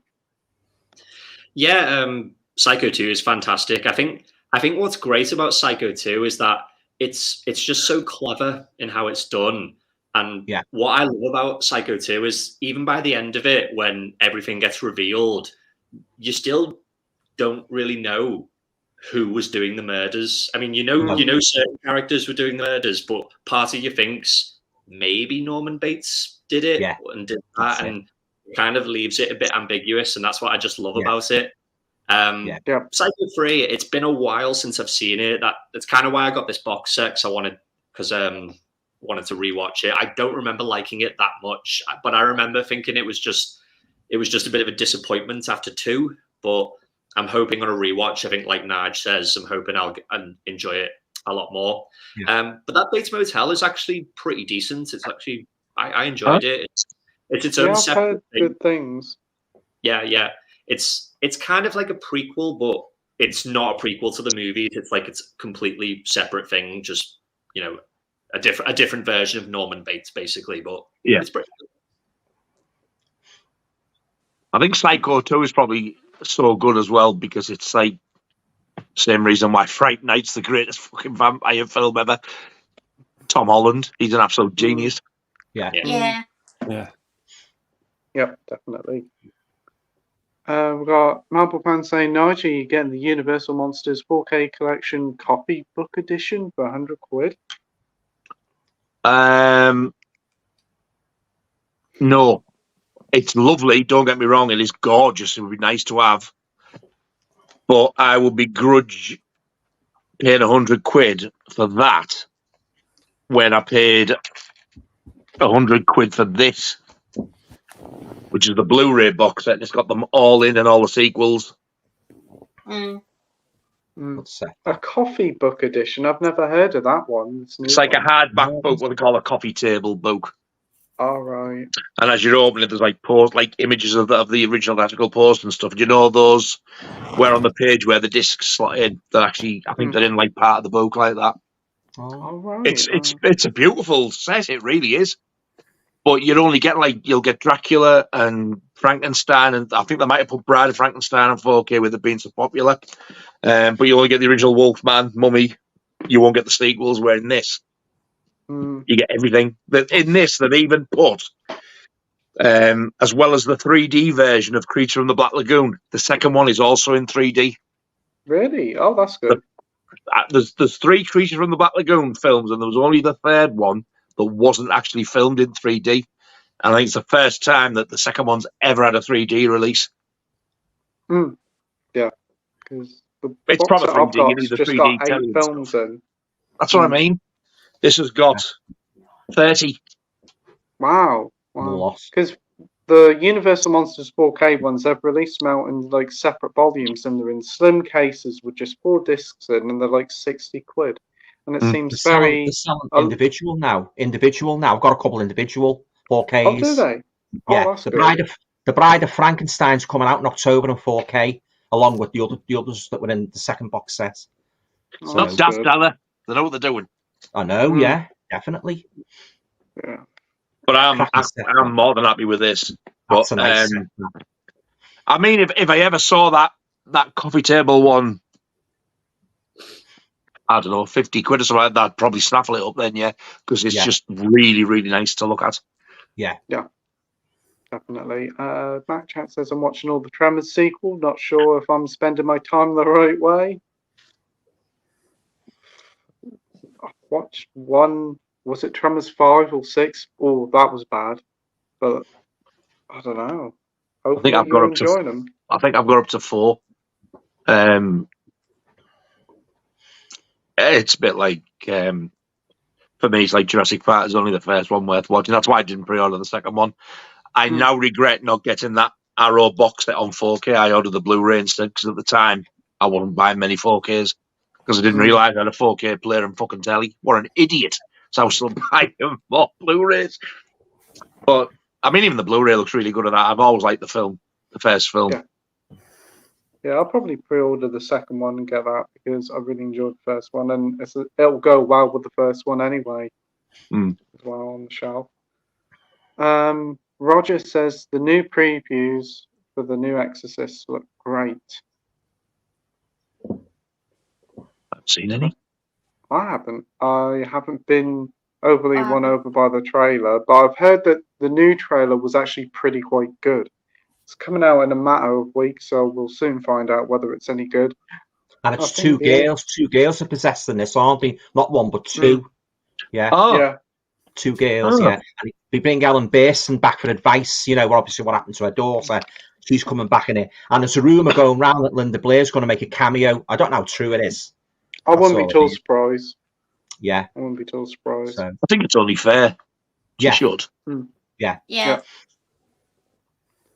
We've got David here saying, Rockgod, Nigel has a nice collection of the Psycho collection. What's the picture quality like? Come on, everybody. Get Nigel up to 600 subscribers tonight. Yeah, go and subscribe to Nigel and everybody here.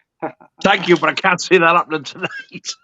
I haven't watched it yet, mate, so I can't comment, but I'll watch them and I'll review it. I'll let you know, as I'm sure everybody else will. We have Roger saying Severin has 3 new movies up for no. pre-order. I know. I want 2 of them so bad. What are they? One of them's Count Dracula with Christopher Lee and Klaus Kinski. I've never seen it, but it's another Dracula one. Oh, yeah. And the other one, oh, man, what was the other one? Balls, can't remember what it was. I was only looking at them today as well. But you can get a bundle with all 3, and there was one of them I wasn't bothered about, but there's 2 of them like I really, really wanted. Was it a Nasty? I can't think. Yeah. Oh, it was a zombie one. That zombie Holocaust one. Oh, Dr. Butcher. Dr. Butcher. Oh, really? Dr. Butcher MD, yeah. Oh, cool. Nice. Now, I don't know how this works, but apparently they've showed 2 images. Dr. Butcher has got a reversible slipcover. Wow. All I can assume is maybe it's just either magnetic, you might clip it, and to do it, you might have to undo it, put it the other way around, and clip it that way again.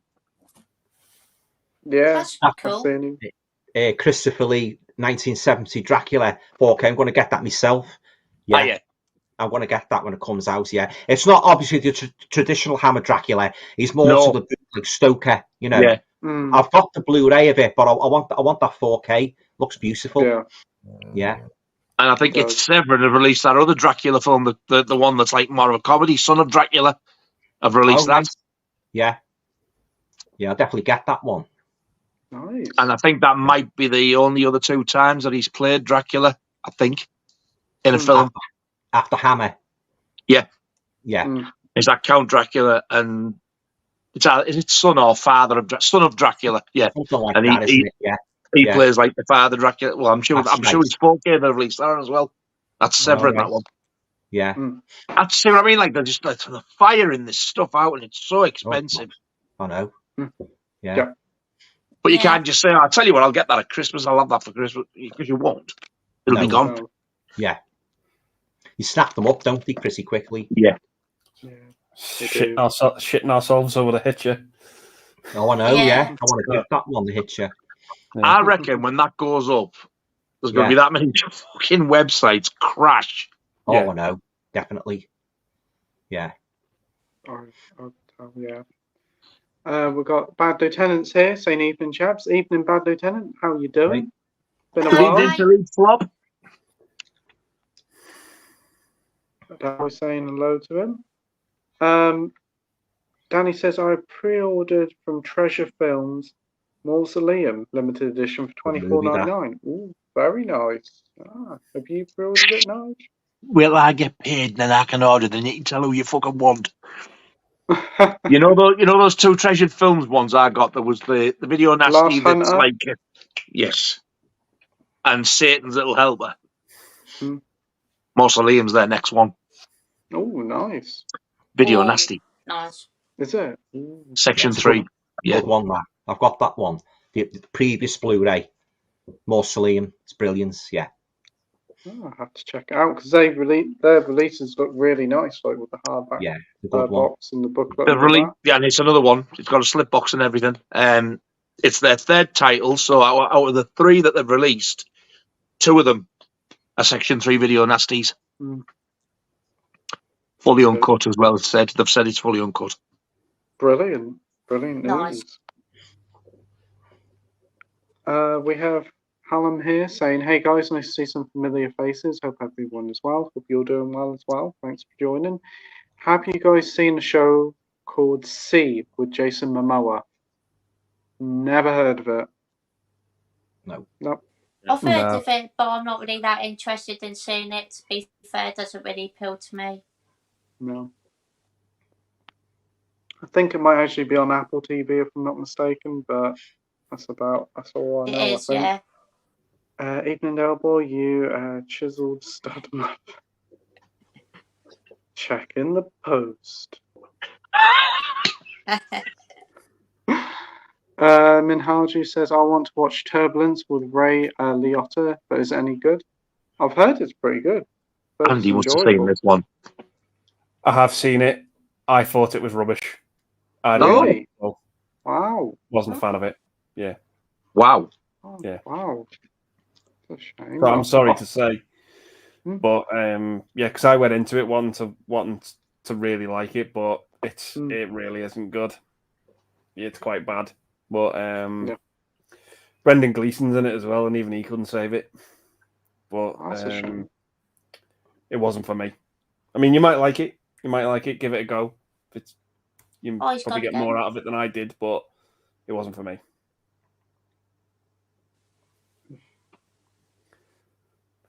And he's back.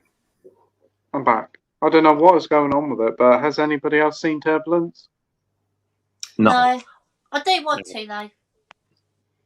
I heard it was shit, and that's why I stayed away from it. Oh, okay.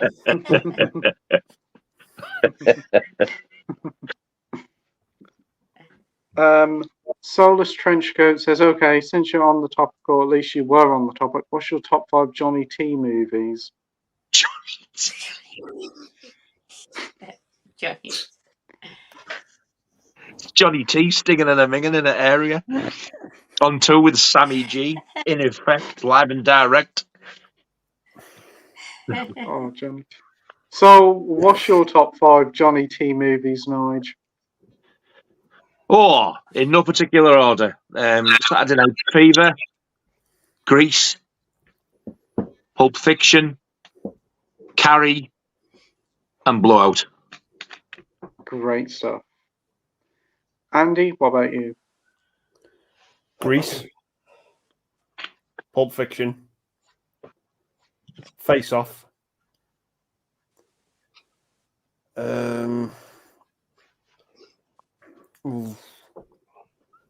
Carrie,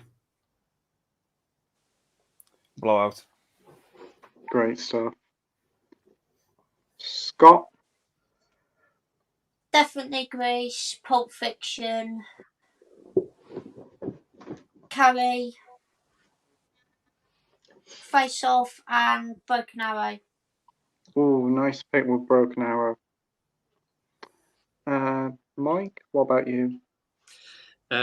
Pulp Fiction, Carrie, Blowout, Face Off, and yeah, probably Broken Arrow for me as well. And Alan, what about you? Grease and Carrie. But there's a third one I'd like to mention, but I got let down by an utterly abysmal ending, and that was the one where he stalks that actor. Was it The Fan? The Fan It's with Robert De Niro. Yeah. He stalks him and stalks him. He follows him all over John Travolta. Never seen it. The ending was terrible. It let it down completely. A real downbeat ending. So I would have placed that in third place, but other than that, just Grease and Carrie. Yeah. Me, Saturday Night Fever, Pulp Fiction, Broken Arrow. I suppose Grease, and I quite enjoyed him in Taking a Pelham 1, 2, 3 as well. The remake of it. And Face Off, of course. He's phenomenal in Carrie. He is, yeah. Yeah, he is really good in Carrie. Was that before Grease or after? Before. I think it was how he was in Carrie. I think that's what got him Saturday Night Fever. Yeah.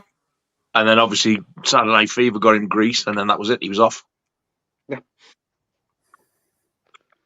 Minhaji says, I can't wait to watch 3 Michael Douglas films. Don't Say a Word, The Game, and A Perfect Murder. Ooh. Nice. Hope you enjoy them. Never seen any of them. We've got Minhaja saying, haha, Andy, don't get me started on Unlawful Entry. I love that film so much that I can go on and on and on about it. And yes, I own the German import on Blu-ray. I believe, I do have the Blu-ray now. That's great to hear, mate. Yeah. That movie, I can't recommend that film enough. It's awesome. I'll keep an eye out It for that is one. pretty great, to be fair. Bado Tennant's been busy with eBay with his 4-disc Caligula DVD put on tonight. Oh. Wow. Thanks for asking. We've got Minhaji saying, seen the film countless times. I love Kurt Russell, that man. He's a great actor and one of my favourites. Absolutely. Yeah. And Minhaji's wondering about doing a breakdown and Unlawful Entry back to back. That sounds quite good. Yeah. Marvel fans pre-ordered Friday Night Dinner series 1 to 6 on DVD, but they released the box set before. But this newer edition is in a jumbo DVD case instead of the 6 individual DVD cases. Very nice. Dalboy says, I rewatched my breakdown on Laserdisc months ago. Still a great flick. Yeah. Great. I really enjoyed it. Andy does amazing videos. Absolutely. 100% agree. Thank you, David. We've got Alex here from Rock and Roll House saying, hey up, it's been a while. Hey mate, all right, thanks for joining. Been a while. Been watching your videos, really enjoying. Must admit though, my gaming experience is more GTA 3 or Techo Star Wars. Still very good games. Yeah, I agree. Definitely. Yeah. Marvel fan says, hopefully the Friday Night Dinner box set contains the 10th anniversary documentary. Very nice. Turn that down, you noisy cunt. Announcement. Turn that down, you noisy cunt. We've got Roger saying it sucks that all these great 4K sets are for UK or Germany, and us in America always have to import them. But it kind of does work out with us as well. There's a lot of like Vinegar Syndrome stuff and that we don't get over here. Exactly. Kinolorba as well. So it swings and roundabouts for all the countries. It'd be nice if they just released them worldwide. But at least one thing with 4K is that they're region free, so you can order them anywhere. That's one big Unless you're a sneaky bastard like Scream Factory who released People Under the Stairs on 4K and locked it, went against all the rules that they made. That's bad. That's made me very, very, very weary now. Very weary. I'm getting an announcement now of it's not even that loud, you prick. It's not even that loud, you prick. See? She's a gobshite. I can hear her in the next town.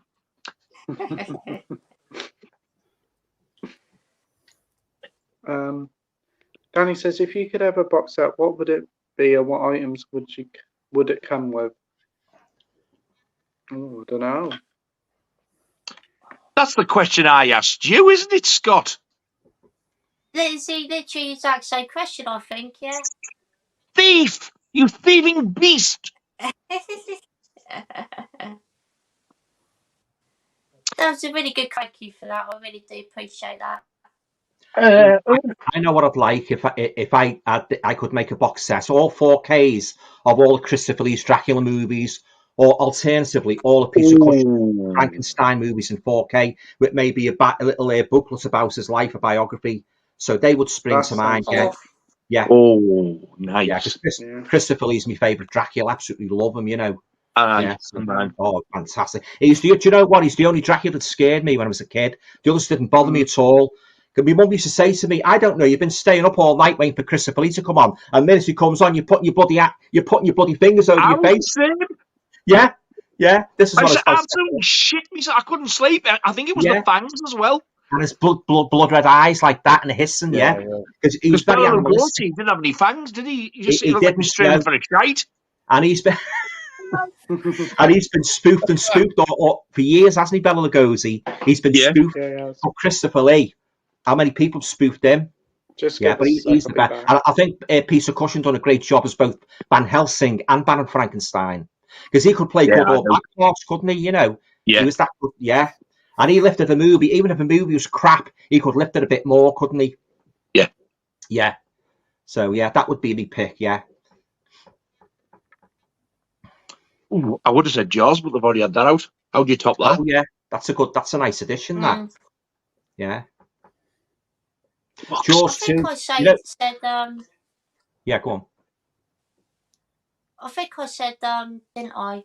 I think it was a second sight 4K of David Dead. I think that'd be awesome. Yeah. Oh yes. Give it the same treatment that they did for Dawn of the Dead. Yeah. Yeah. You know that Jaws 2 4K, the British one, it hasn't got a slipcover, has it? No. Just the plain 4K. It hasn't got the slip. Yeah. Jaws 2 4K, the British one hasn't got a slip, but you got the slip, didn't you? You got it from America, did? Yeah, I ordered the limited edition box. Yeah. And the regular one as well, thinking that the regular one was going to have a slip. When it turned up, I said it's straight back, and I ordered the American one with. And you got the slip cover, didn't you? Yeah. Yeah. It's worth getting. I only paid about an extra £3 for it, £3-4 on eBay. So nice, it was a store. Yeah. I think I can't remember, it was free postage or £1 something. Yeah. And it was here in about 10 days, something like that. It's all right, isn't it? Yeah. No damage or nothing. It was all right. And I've watched it as well, so it's good. That's good. Yeah. Yeah. Awesome. Sorry about that. They put a Blu-ray in and it wouldn't work. They put it in the wrong way round. They put it upside down. Jesus Christ. Yeah, so I had to just... I said, the Blu-ray's not working, the Blu-ray's not working. I said, well, how can you put it the picture disc side up? Yeah, it's working now. How could you say that so calmly? My temper will be through the roof. There'd be all the thick bastards under the sun. I was the same to be the same with my dad. Won't work, yeah. You took the batteries out, you stupid twat, and put them in the back and the wrong way around. Yeah, that's happened. Telly's gone funny. Have you tried turning it on? Telly's just gone off. Oh, that's because you sat on it and pressed the power button. Oh, dear. What will they do without you when you decide to fuck off? They'll have to learn to read the manual, won't they? They will ring 999 emergency and say the telly's gone off. You need to send somebody round. They'll ring BT. Fuck off. No, I think else. You've got the patience of a saint with them two. And I hope you're fucking watching. No, I think they'll survive. What about you? You can move to Ireland or Scotland and ring it. You're going to have to come and sort this telly out. We can't do it. That was a good call from Scott. Oh, dear. I'm trying to think of one. Yeah.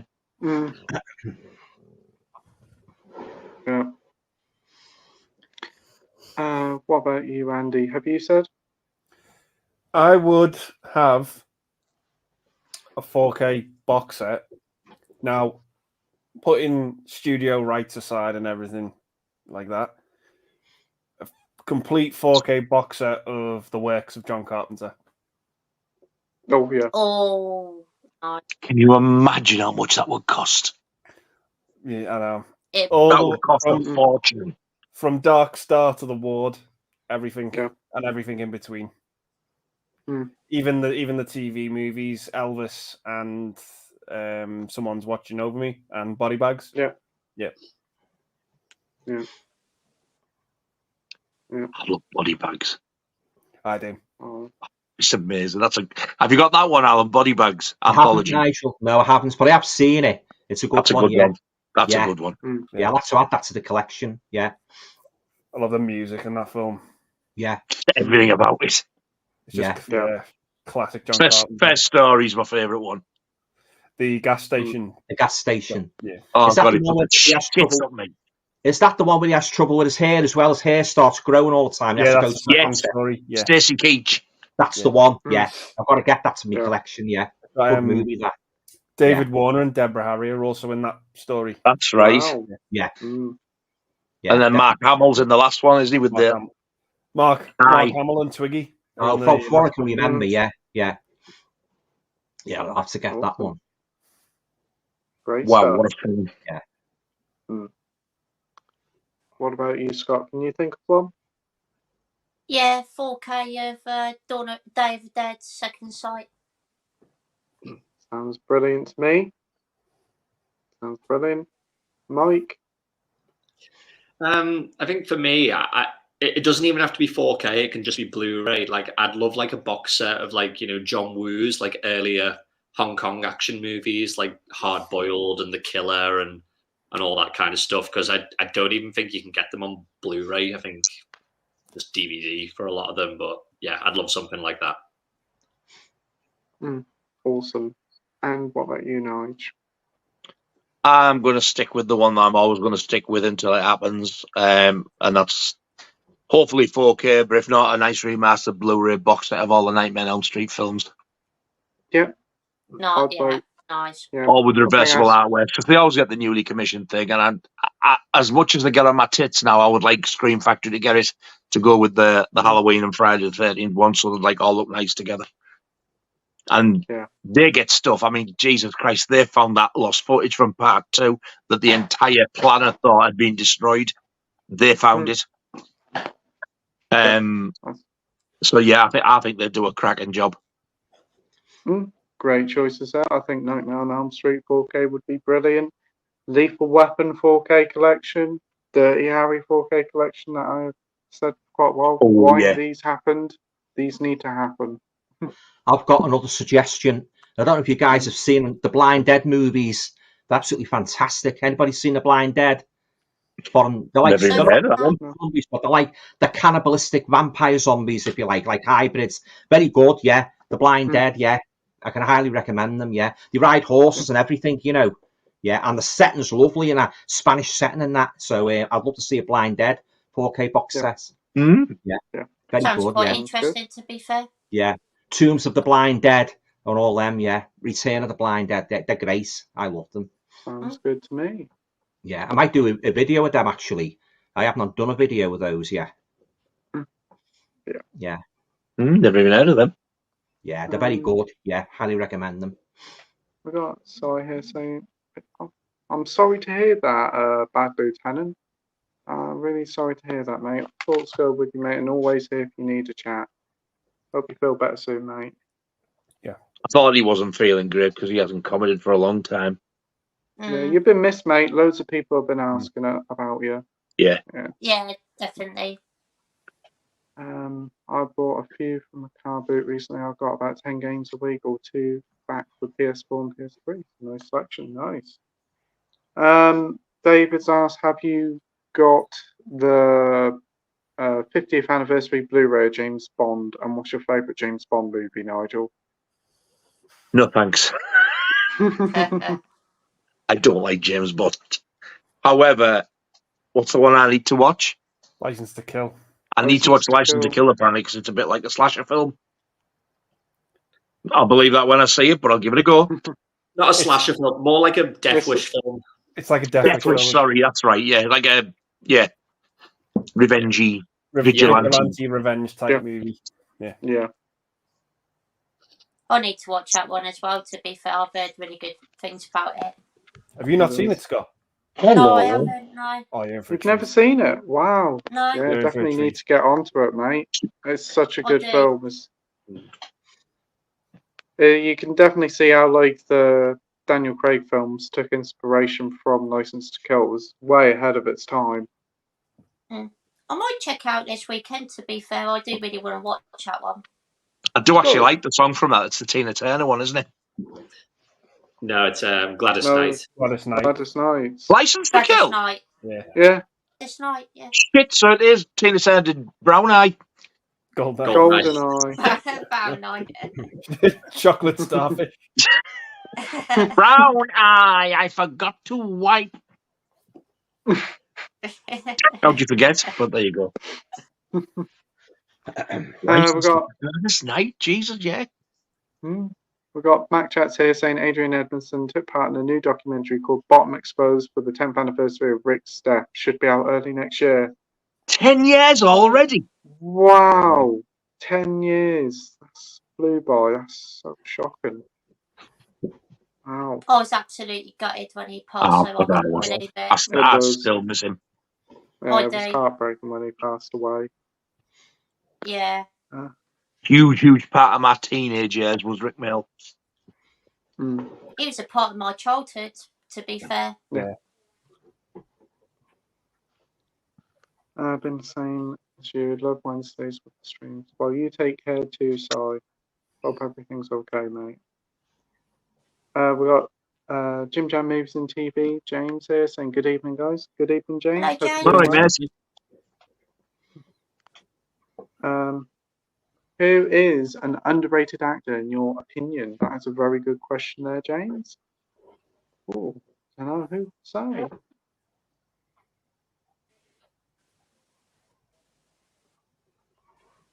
What would you think, Andy? Mine is an actor called Eric Bogosian from the 80s. Talk Radio is probably the film he's most known for, but he also plays villain in Under Siege 2. But yeah, I just think he's really, really underrated. Yeah, just in case. Yeah, really good pick there, Andy. What about you, Scott? I might go with John Travolta. Actually, I don't think he gets enough credit, to be fair. I think he's actually a really amazing actor. Fantastic films. He's done it again, hasn't he? He's nicked mine again. Sorry, Nige. I was thinking of Johnny T when the question come up. I think, yeah. He's a very underrated actor. Did you say the mushroom? What? It sounded like you said when a mushroom come up. When the question come up. When the question come up, I thought of Johnny T. When the mushroom come up. When a question come up, when the question mushroom come up. Sounds just like mushroom. It does, yeah. Yeah, I don't know where I got the mushroom from. I didn't say mushroom. You had to move the question because there wasn't mushroom for it. It did sound like you said mushroom. Oh, please yourselves. I swear you said it. Wow. What about you, Mike? Seeing as we've already just talked about the movie, like I'm gonna probably say Timothy Dalton. Like I think he's really underrated, and I know I keep going on about License to Kill, but I feel like he could have been like an action star in his own right, like especially from the 80s. But I think, yeah, I don't know, he's just a pretty cool actor. And Pete's gone again. My internet is horrendous. It is. It's all that porn, Pete. Just give us a few minutes and let me try and come back in and see what happens. If you guys just answer the question, I'll be back in a sec. Underrated actor. Got to see The Doctor and the Devils with Timothy Dalton. Is that one you told me to get? Yeah. Awesome movie. Well as John Travolta, I'm also going to pick... but I had somebody in mind now and I forgot. David Warner, for one. Very underrated. Yeah. Good actor. God rest his soul.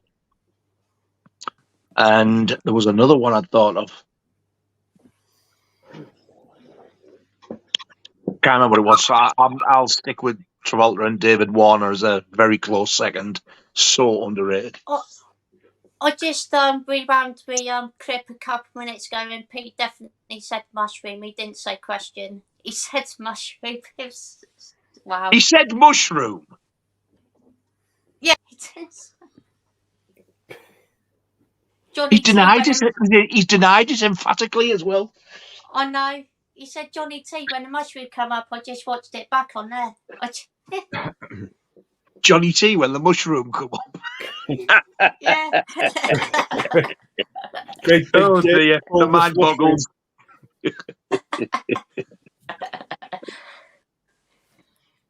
What about you, Al? Who's your underrated actor? Now, I've got to give this a lot of thought because none really springs to mind, but I would say Eric Roberts. I don't know if you know Eric Roberts. He's been in a lot of where he plays a killer doctor. He's made about 5 or 6 killer doctor movies, and that's how I got to know about him. I think he's quite underrated, but he's been in loads of other movies as well. Eric Roberts. I can't think of the other movies he's been in, but I remember him playing a killer doctor about 5 or 6 movies. He's very good in them, yeah. Do you know him, Eric Roberts?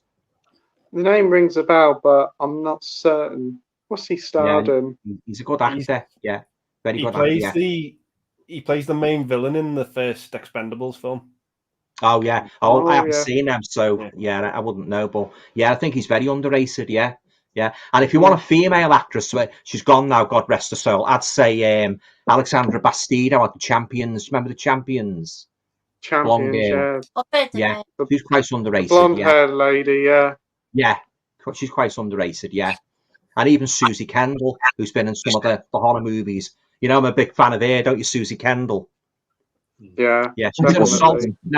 Nigel, she was in Assault. Oh, right, yes. Yeah. The blonde girl. Yeah.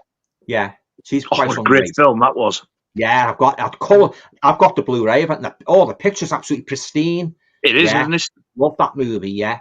Yeah, so they're the two that maybe spring to mind anyway. Yeah. Well, seems I got John Travolta stolen off me. Mine was David Warner. If you were interested. David Warner's a really good pick as well, yeah. I liked him in The Omen when he played the photographer. He got his head stuff. Yeah. Yeah. I loved him in that Ballad of Cable Hogue. I haven't seen that. Western he was in. Jesus, he's funny in that. Yeah. I have to check that one out. We've got James also saying, how many movies do you consider dud boys, so regret buying? Probably quite a few, to be fair. Yeah. I'm very grateful that not many. Been lucky in that respect. Smile is definitely one of them, though. I would say I don't know, a few, probably about 15 to 20%. It's hard to put a number on it, but obviously buying a load of films, there's going to be one or two, especially if you buy them blind, not knowing what you're going to get. You're going to be bitten, but I do consider the majority of films that I picked up I've really enjoyed. What about you, Andy? Kind of like you, Pete, kind of like 15, 20%. You just think, oh, fucking hell, why did I bother? You went to know. Yeah. But you just hope because every film you buy, you want to enjoy before watching it. You don't. There isn't a movie that you sit down and go, God, I hope this is fucking shit. You want to enjoy it. You know, you want to enjoy everything. Well, it's not always the case. I used to always watch them first before I buy them, but I don't know when you buy them, you've never seen them. I sometimes think it adds a little bit more sort of excitement to it because it makes you look forward to watch it more. Bigger risk in it. Yeah. Awesome. What about you, Scott? Oh yeah, there's definitely been some for sure. Maybe about same as you guys, 15, 20%, something like that. Yeah, there's some really bad films in my collection, to be fair. What about you, Mike? Yeah, probably about the same, 20%. Yeah. And what about you, Alan? Yeah, about 20%. But as you'll know, you've been watching me videos, there's some really, really real turkeys that I wouldn't, if I'd known what they were going to be like, I wouldn't have had them for nothing, But I'm good. I'm very pleased to say that all the ones I've got in my collection, I really love, But of course, this is when you're blind by, isn't it? You don't know what you're, especially if you're seduced by something, you don't know what you're going to be watching, So sometimes the slipcover can entice you, only to find when you watch the movie, it doesn't match the cover. So definitely. Brilliant. There's one like that I've heard no good reviews about it, and I still want to see it. And I know you've had it, Alan, because I've seen you review it. But I'm sure you got rid of it. Lover's Lane. Oh yeah, didn't like that at all. I've never heard any good things about it, but as soon as like you said, I saw the slips and I was like, I want them So, both because they did a exclusive one in like a general sale. When I was like, well, I don't know which one I want because they both look absolutely gorgeous. Yeah, And then all the reviews, what a load of shite, hated it, crap. Every fucker was like shitting on it. I was like, please don't say that. I want to see this film. It does my head in, like when you get a lovely slipcover and you watch the bloody movie and it's a pile of bloody dung, you know. Yeah. Oh God. It does my bloody head in, you know. They're all such a beautiful looking cover and that, you know. I'm like, what the bloody hell am I watching here? Get the off, you know, it's really bad. Just switch it off halfway through. Not watching any more of that rubbish, you know. Yeah. You'd think we'd get wise it, wouldn't you? Think, oh, look at that slipcover. I'm avoiding that. I know. No, yeah. It works every time. It's going to be shit, but I can't resist that cover. And it's That's funny, why they make the covers so good. Yeah, that's it. To sort of like seduce you and it you is. know, to They know what they're doing for your money. Yeah, and sometimes you know I've found that not often, but now and again it hasn't looked much. The cover hasn't looked much, but when I've watched it, I thought to myself, that's a cracking movie. That and the slipcover's been very bland, if you know what I mean. And I've been really impressed. You know, so never judge a book by its cover. Exactly. Yeah, definitely. One of the worst newly commissioned artworks I have ever seen, I don't have it, is the Arrow release of Dress to Kill. The new artwork they did for that is shocking. Is it? Yeah. That would make me not want to watch it. All right. It's like a really shitty painting of there at the train station, all these lines down of like what you call like the pillars at the. It looks awful. Yeah. Yeah. Yeah, definitely. Right. Comments gone all the way to the bottom, so I've got to scroll all the way back to the top. I'm sure he's loading these up with a ZX Spectrum. It probably is. The ZX Spectrum was probably quicker than this. Still going. We're just about 3 hours behind. So we're just starting then. Hello. Hello, welcome to the Hello, stream. everyone. I'm just going up. Oh, filthy beast! Wait, what? What do you mean? What? You said I'm just going up. Yeah, up. Doing that. Are you flicking something there? Yeah, I'm trying to flick it up a bit more, but it won't go up. try using two hands. Here we go. Doesn't walk past with a tin of cold beans, or you'd be flicking his bean. No beans in the house, and no cold bean dinner for him tonight. We got James here. James saying thoughts on the buses. Well, I'll let Alan go first. My all-time favourite 70s comedy series and my all-time favourite 70s comedy movies was the three On the Buses movies. Absolutely loved them. As I said before, I love all the characters in them, great storylines, and what can I say? I could sit here all night spouting superlatives about them. Yeah, so On the Buses, yeah. Great stuff. Yeah, definitely. Awesome. What about you, Nige? I absolutely loved them as a kid, the films and the TV series. But for some reason, it's not something I've like sort of bought to rewatch, and I should have done really, because I used to absolutely love them. So chances are, yeah, I'll probably still will. Bye, Pete. Yeah, see you later. Oh, he's back. I keep going. It keeps What's going. the class? I don't know. It's the internet being a twat. I don't know. But you did say yours, Nige, didn't you? I did. Yeah. What about you, Mike? Have you seen it? I've never ever watched it. No? No worries. What about you, Scott? Haven't seen much of a TV series, but I have seen all the three films. Grew up watching those when I was a kid, and yeah, I absolutely love them. I really do have a good time with them. But I'm going to head off now, guys, because I'm getting a bit tired. So. No worries, Scott. Absolute pleasure talking to you tonight. You got a stream Friday night? I have indeed, yeah. Should be a good one this Friday. Who you got on this week? Keith and Ryan will be joining us this week, so yeah, it should be a fun one. Brilliant stuff. So be sure to go over to Scott's channel on Friday night at 8 PM for another fun stream. Thank you, Pete. Really appreciate that as always. And we've got Mike Zeus tomorrow, haven't we? Yeah, Some of us. Mike sees. Yes, Yeah. yeah. Yeah, we'll be on Mike's stream tomorrow night. I think Sam will be joining us as well, and I think Yeah. Mike from T Shizzle as well. So it'll be another fun night. So be sure to pop over to Mike at Digitally That's channel tomorrow night to watch us and a load of other amazing guests on that. I'm really looking forward to that as well. To be fair, that's an awesome lineup. That is going to be a fun night tomorrow. Yeah, definitely. Definitely, 100%. See you guys. Take care.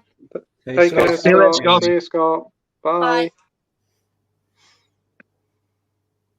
And then there was 5. So what about you, Andy? Seen any on the buses? I'm the same as Mike. I've heard of it, but I've never ever seen a single episode, a single film, nothing. No worries. If you like the Carry On films, there's a chance you might like them. They're not exactly the same, but they're kind of in that vein, like similar. They have that same sort of postcard humour they do. Yeah. That's why I was just not as vulgar. I've got to be in the mood for the Carry On films. I should say something else. Inspector Blake, played by Stephen Lewis, is the most comical bully I have ever seen in a British sitcom. He's just absolutely hilarious. Yeah, you know, he absolutely hates Butler. Yeah, he does. Yeah, he does, doesn't he? Yeah. So it's highly recommend it. Yeah. If you're ever curious, Andy, maybe just watch an episode and see what you think. Yeah, because they're only always like on ITV3. maximum half hour. Yeah. Minhaj just says, guys, I really want the original. I really want to own the original Hitch film on physical, but I'm holding off that second site release. Or shall I just get the Hitch on DVD for the time being? I'd wait. Wait until spring next year. There's only a few more months, and it'll be out. February, March time. That's when they say it's coming out. So not too long to wait. That's one I want for my collection. Solace Trenchcoat likes all the Rocky films. 1 through 4 fantastic. 5 is a weak link, but still watchable and fun. 6 is fantastic. Haven't seen much of the Creed, but from the clips it seems okay. Yeah. Underrated actor Harvey Keitel says Bad Lieutenant. Great stuff. James says, if you could combine 2 of your favourite films together as a super film, what would they be? Wow, that's a different question. That's an interesting one, isn't it? No. I would say Dracula 1958 and The Curse of Frankenstein 1957. That's just off the top of my head. Yeah. That's a good one. I don't know. The only thing I can think of is like films that continue where the previous films left off. That's the only thing I can think of. Like some super ultra cut of Rocky with all the 4 or 5 films lined up into one. That's super long, but something like that. That's all I'm thinking of because as they end, they follow on to the next one. What about you, Andy? I'd probably combine Nightmare on Elm Street with Scream. Ooh, that's good. Ooh. Yeah. Yeah. What about you, Mike? See, I'm just thinking of something really out there and really weird, and the first thing that's come to mind for me is I'd love to see something like Big Trouble in Little China mixed with American Pie.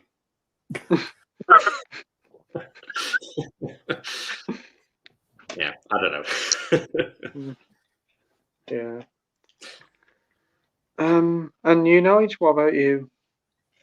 Yeah, mine's way out there. I'm going to say Jaws and Creepshow and have a really shit your pants scary Jaws anthology film. Great picks there. We've got Mac Chats here saying, Pete, treat yourself to all 3 of your film choices. That's a Sophie's choice there. The greatest anthology film of all time versus 2 of the greatest zombie films of all time.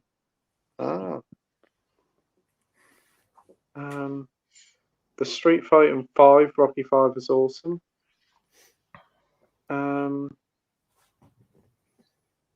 Yeah, insomnia is not very nice. I hope you feel better soon, Bad Lieutenant. Yeah. A lot of chatting between the guys. Solar Strange Co. quite likes Finding Dory. It's actually a pretty good sequel, surprisingly. Yeah. Sorry says, were the flockers a flock of seagulls?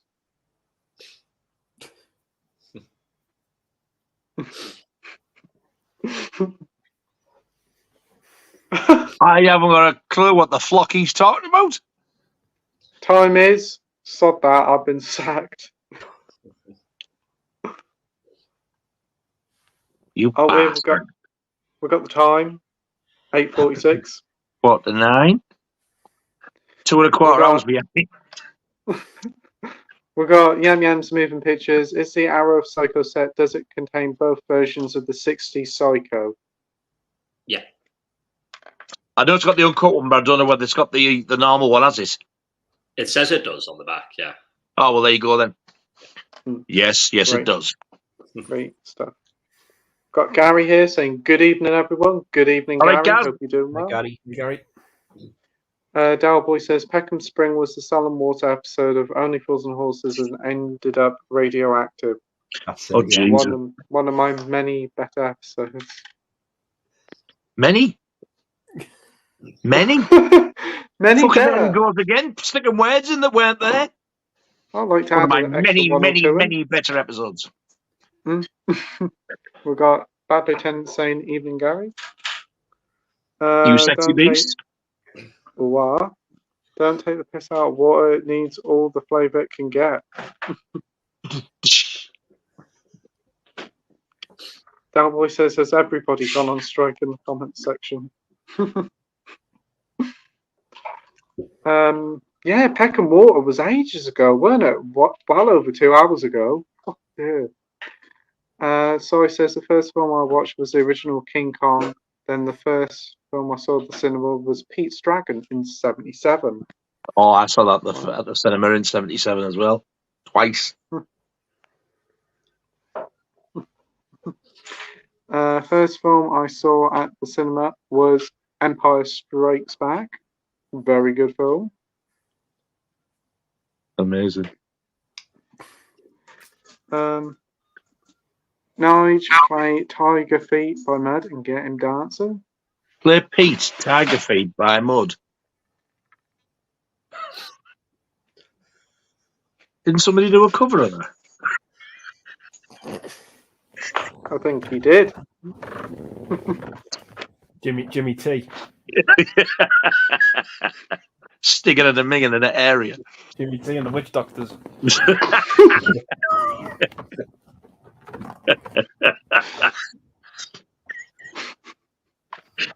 Oh, wow. Oh, dear. Oh, right. Has anyone seen a film called Godsend with Robert De Niro? Is it any good? I haven't heard of it, actually. I don't know, but Anybody Scott's else? just sent me proof that you actually did say mushroom. Did I? Mushroom? I don't know what the proof is, but he said, here we go, here's the proof, and he denied it. I need some mushroom for improvement. There you go.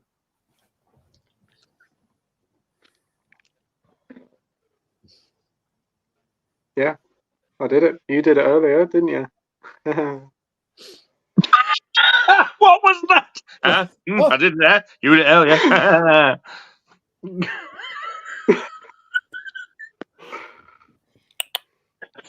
So, has I just anyone say, no, I seen, haven't seen God's End. anybody else seen God's End? I've not even heard of it. God's End?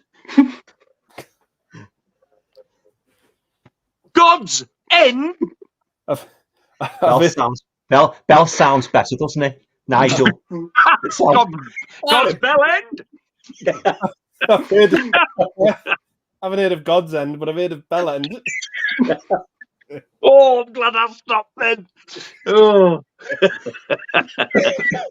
Oh, dear. what a God's End? It doesn't sound quite the same, does it? Doesn't quite sound the same, does it? You know, it's What a bulbous. I'm trying to say it in time. I'm trying to say it in time. He doesn't got the same ring. Yeah.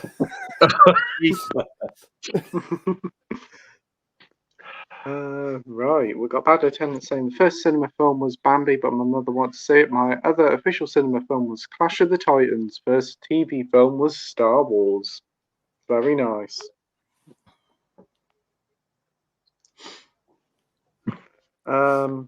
We have Marvel fans saying, what's your thoughts on the controversy that is happening with Russell Brand?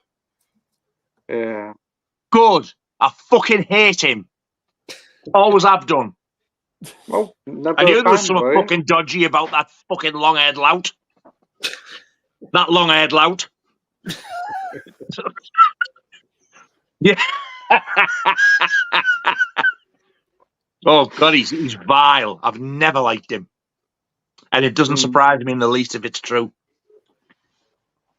Yeah. Okay, it's all allegedly at the minute, boys and girls. Let's not dig ourselves too deep a hole yet. Yeah. Yeah, just allegations at the moment, so can't really say too much about it because it's like a ongoing case. But yeah, quite a big news story over the past week. Dalboy says the Busters films were a Hammer comedy production, just like Rose and Damn, Man About the House, George and Mildred. Yeah, a lot of them were. Yeah. I didn't realise that it was Hammer who made all those until recently. I had no idea. Yeah. Yeah.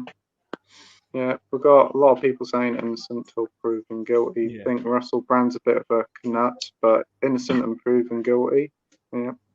He's very, very Marmite, is Russell Brand. Yeah, Love him or hate him. definitely. He's an obnoxious prick. I still can't fathom how he managed to break into Hollywood. And pull Katy Perry. What was she thinking? Yeah. But we've got Minhaju here saying, guys, I know it's not a great movie, but X-Men Dark Phoenix. But I found Dark Phoenix on 4K UHD, sealed in the charity shop, and just, no, I had to grab it, so I took it, and my X-Men collection is complete. That's good. Brand new and sealed, for only £1. What's not to like? That's okay. Film may not be very good, but for £1 it's worth a go. And you supported a charity, so good on you. I think we've killed Nige. Do you want a copy of Dark Phoenix, Nige? Fuck off.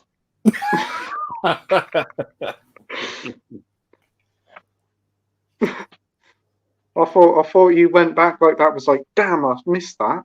The only Marvel I want is the tinned fucking dried milk. That'll do me.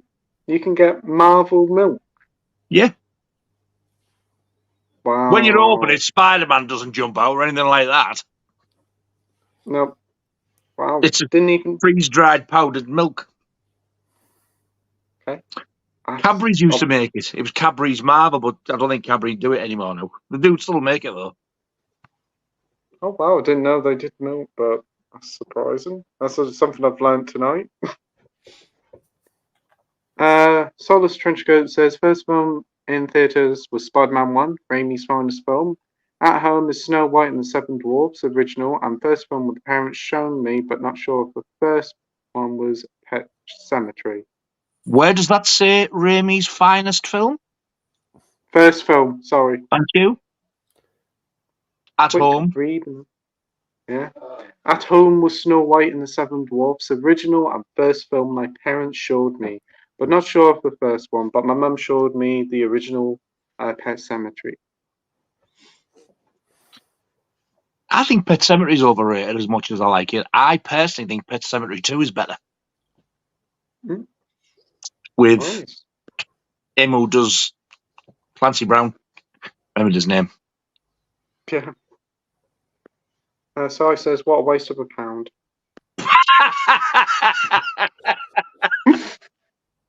You should just gone and said to charity, yeah, there's £1, I'm off. I don't know for it. Yeah, the original Pet Sematary is one of his favourite horror films of all times. What's your guys' favourite Stephen King book, movie, miniseries, and TV series? You only have to answer one if you want. Oh, that's a good one. Do you want me to go first? Yeah, go on. Yeah. It's going to be a tough one. It's going to be a very tough one, but if I was pushed, I would say Salem's Lot, closely followed by The Shining and Pet Sematary.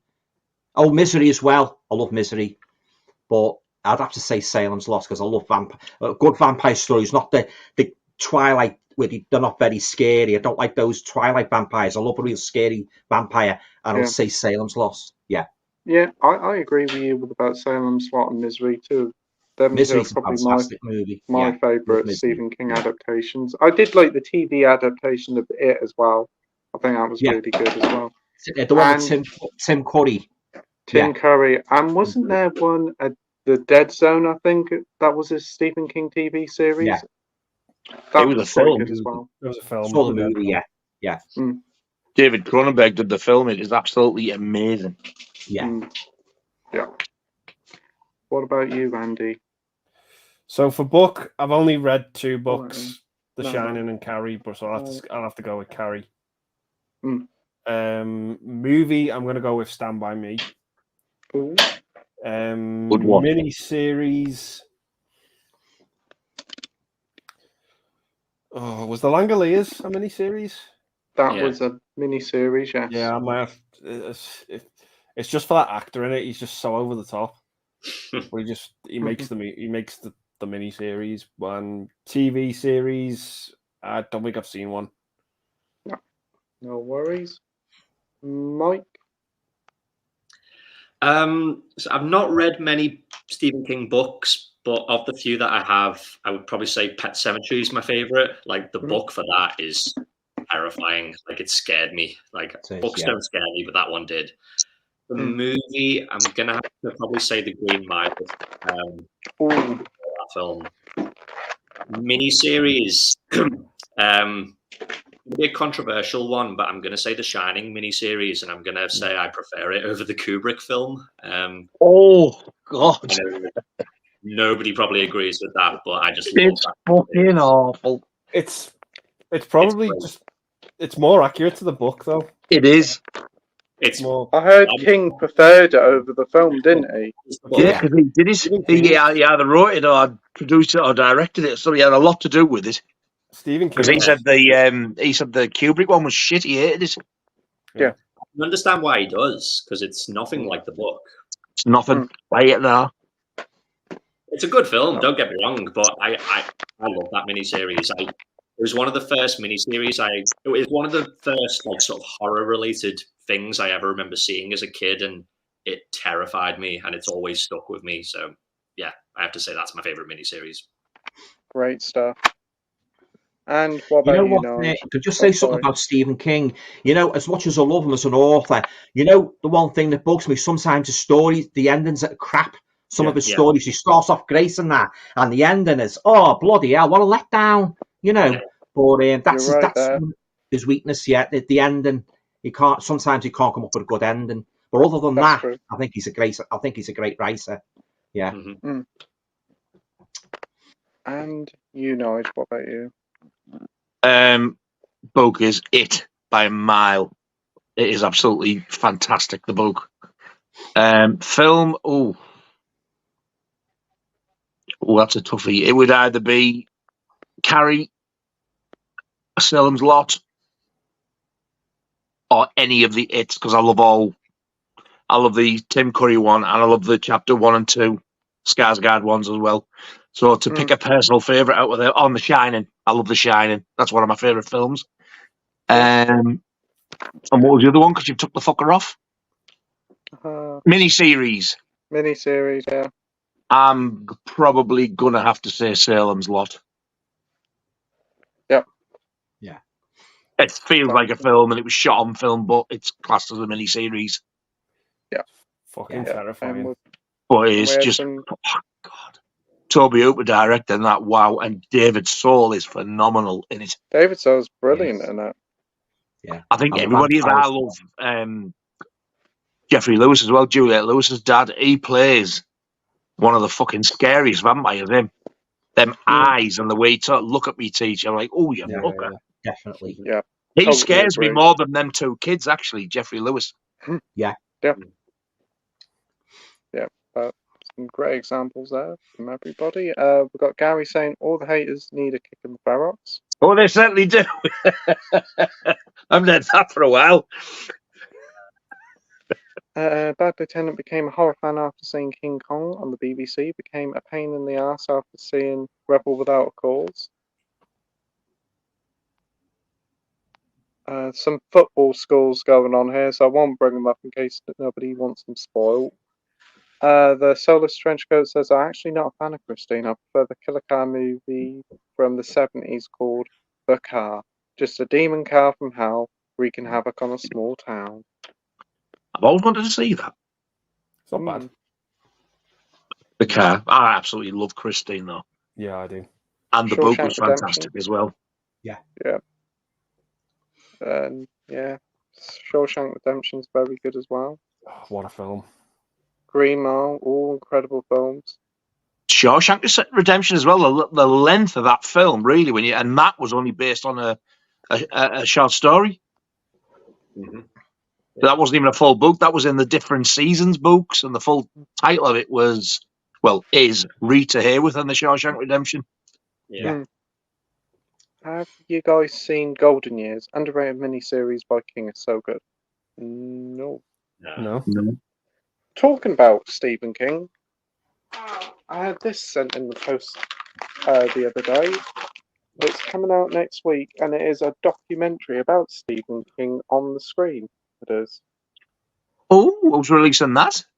It's released by Signature Entertainment next week. It's going to be available from all good physical media stockists, and it's all from all different directors talking about Stephen King, his life, his career, and works on films, including a certain Mr. Tom Holland as well appears here. Wow. Is that a Blu-ray? That is a Blu-ray release. It's a brand new release, and it comes out on Monday. Got a load of special features as well. So yeah, going to be doing a video on that one a little bit later. Oh, that looks interesting. I fancy that. And I'll post some pictures up on Instagram tomorrow of it. So yeah. How long does that run for? What's the running time on the documentary? 105 minutes. You have to let us know what you think. Are you going to review it when you watched it? Yeah, gonna talk about it on a video. Yeah, you got Mick Garris here, Mike Flanagan, Josh Boone, all talking about Stephen King. So yeah, should be good. Fancy that.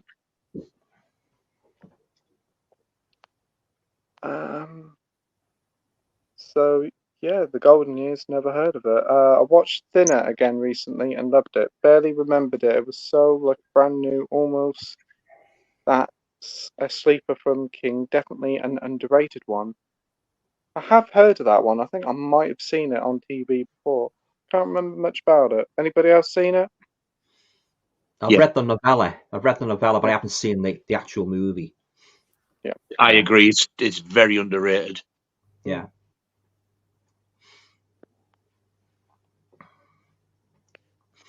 I remember Frank Worthington. He was one of those old, silly, skilled womanizer footballers. Okay. Oh, let's talk about footballs. Yeah, a lot of chat between people. Yes, still chat between people. There was a film called The Nostril Picker. I've heard of it.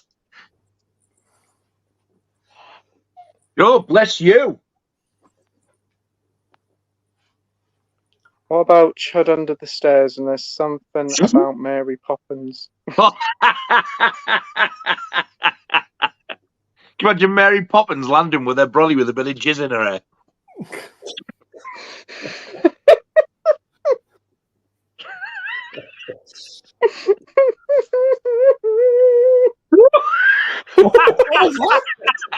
I think I broke him.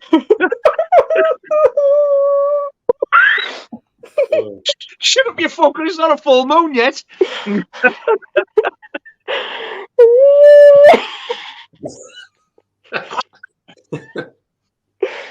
Oh shit, I thought I'd put it on mute. Fuck. No, you haven't. I was going to say, turn the camera. I can still hear you, you know. Oh dear. Chud Under the Stairs sounds good. I'm not really into financial place to collect like something like others can, but I pick up DVDs when I can. Physical media is important, and I like seeing people keep the art form alive when I can at that level. Hey, DVDs, Blu-rays, 4Ks, don't matter what you buy. If you're buying a DVD, you're supporting it, and that's the main thing. Exactly. Yeah. We've got the Bambi Chainsaw Massacre. Still not as good as the Tesco Chainsaw Mascara. No. Tesco Chainsaw Mascara, Jesus. We got Gary streaming mostly push garbage shows that aren't woke. I ain't subscribed to any service. I think you've offended me. You've upset me. I feel uncomfortable.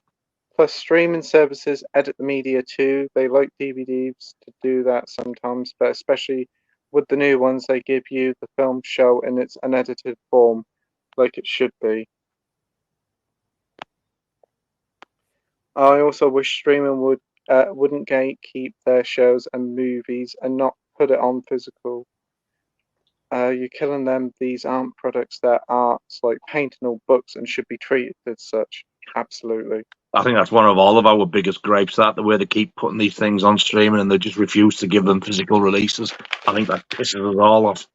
Yeah. I've actually just had the game arrived today, and I've just actually had the steelbook come through, so here's a steelbook for a game. Mortal Kombat. That's just arrived now. Is that the one that was just on the cinema recently, or is that a Netflix thing or something? That's a game. Oh, is this in a steelbook? Yeah, I got the game sent this morning. It came this morning, and they gave you a free steelbook with it. So that's the game, and that's the steelbook for it. Wow. Let's hope they do that with Spyro. They did do one with Spyro. A steelbook? They did. When the collection came out, they did. Yeah, there was a steelbook that come about. Oh, shush. I wish I'd have known. But apparently it was the 25th anniversary of Spyro the other day, and they keep saying it's going to announce a new game sometime, so hopefully that's true. I would like a double fucking LP sound of the soundtrack by Stuart Copeland out of the Police on purple vinyl with yellow splatter. Please, yeah, that'd be good. Indiana Jones and the Seven Dwarfs of Doom.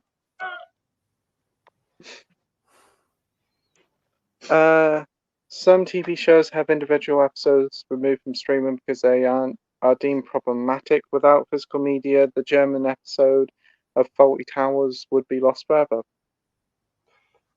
This country is getting fucking worse for this shit. Why don't people, like in these companies, just say, if you don't like it, fuck you and don't watch it? Yeah. They're made. They've been on the telly before. They're part of the series and they're part of history. Just put a warning up, and that's it. Just put a warning at the start saying, if you're a woke cunt, then do not watch this program. It's a product of its time. If you're highly likely to be offended, then please viewer's discretion is advised, and then just be done with it. Just shouldn't keep taking the stuff off at all. It's so annoying. Night of the Living Lethal Weapon.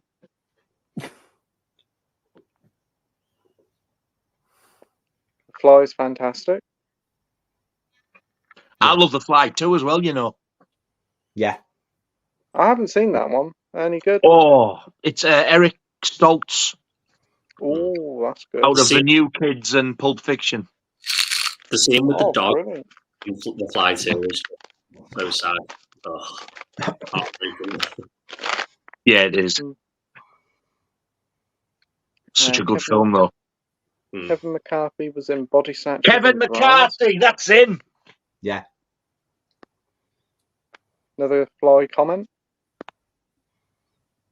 Matt Chat says, a few pickups for me this week. Hannibal, the show, but never seen before.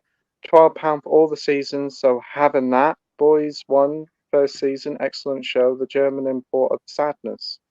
Well, Hannibal is a fantastic TV series, so you did brilliant getting that. I've heard The Boys is really good. I've seen the first couple of episodes of The Boys. It's not too bad, but I've heard it gets more out there as it goes along. And the sadness I've heard is really brutal. But nice pickups there, Matt Chats. Definitely. Oh, now you got to go and see Predator 2. It's a great sequel. Lots of fun. Yeah, it is. So you start these things. I might watch 2, but I ain't going any further than 2. Yeah, that's fair enough. Yeah. Predator 2010, Robert Rodriguez one isn't too bad, but the second one's way better. You're doing good just watching the second one. And maybe if you like that... How many is there altogether? 5. What? Yeah. Really? There's Predator, The Predators, and Prey. Prey. Wow. But Prey's worth a go. It is out of those 3. So there's not actually one called Predator 3. Oh. Right. So were the first 2 like sort of 80s, and then the other ones were later? Yeah. Right. Yeah, Predators was 2010. I think The Predator, whatever it was about 2018, and Prey was last year. And I ain't watching Alien versus either before anybody suggests this. No, you don't need to watch them. Matt Chat says, got the Vinegar Syndrome releases of the Beastmaster and Rudy Ray Moore box set. Loving them. Great stuff. I've got the Beastmaster. It's absolutely stunning. I think I did see the Vinegar Syndrome release of the Breastmaster, and it did look nice. Of the what? What? The Breastmaster? That's my nickname. Oh. Did you see? He was straight in with that there when he like shit of a stick. That's my nickname, that is.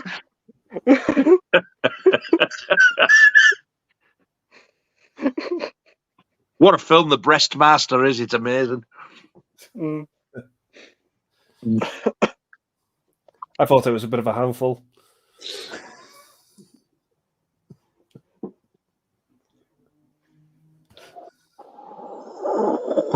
Yeah. Gotta love lines like, he thinks he's bad and I ain't got no class. I'm gonna rock this shotgun up his motherfucking ass. Ooh, What's that? I don't know. Sounds pleasant. Solus Trenchcoat has only seen the Expendables 1. Definitely give the second one a go. I do intend to watch all 3. David said, do you like the Chucky TV show? It's very good acting. Unfortunately, I thought it was a pile of shite. And I know Alan isn't a fan. Alan isn't. I love it. Alan isn't a fan. You hated it, didn't you? I hated it, yeah. And also, you know the Chucky movies. There's only a few of them I like. I like the first one. That's my favourite.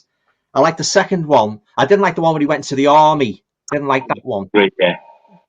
But I loved that one with the girls in the wheelchair. It went back to the serious Chucky. Was that the Curse of Chucky, where they're in the big house and it's got the atmosphere and everything, and the girls in the wheelchair? Thought that was a brilliant one. That I got that on 4K. But I didn't like the Bride of Chucky, and I didn't like the Seed of Chucky. I thought they were a bit mad then. Because I like Chucky to be serious, like Freddy Krueger. I don't like it once you start making him jocular and facetious, I mean, like the Nightmare on Elm Street movies, I only like the first 3, and after that, I didn't, I must admit 4 and 5 of the Elm Street by far the worst for me, especially 5. Yeah. Have you seen the TV series, Andy? No, I've got no intention of watching it. You're not missing much. Best to keep it that way. I only really you better not make a bloody 3rd one, because if they do, I'll leave the bloody country. There is a 3rd one happening. There is a 3rd series. Oh no! Oh, that's in the bed. You better get packing. Andy, you want to know something? It's got the picture. I've seen the promo picture, and it's Chucky as president. Oh. Oh, you are shitting me. Wow. No, that's the picture. That is like Chucky as president.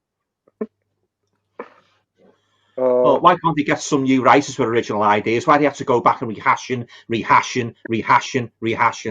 Like, but that Monty Python sketch, spam.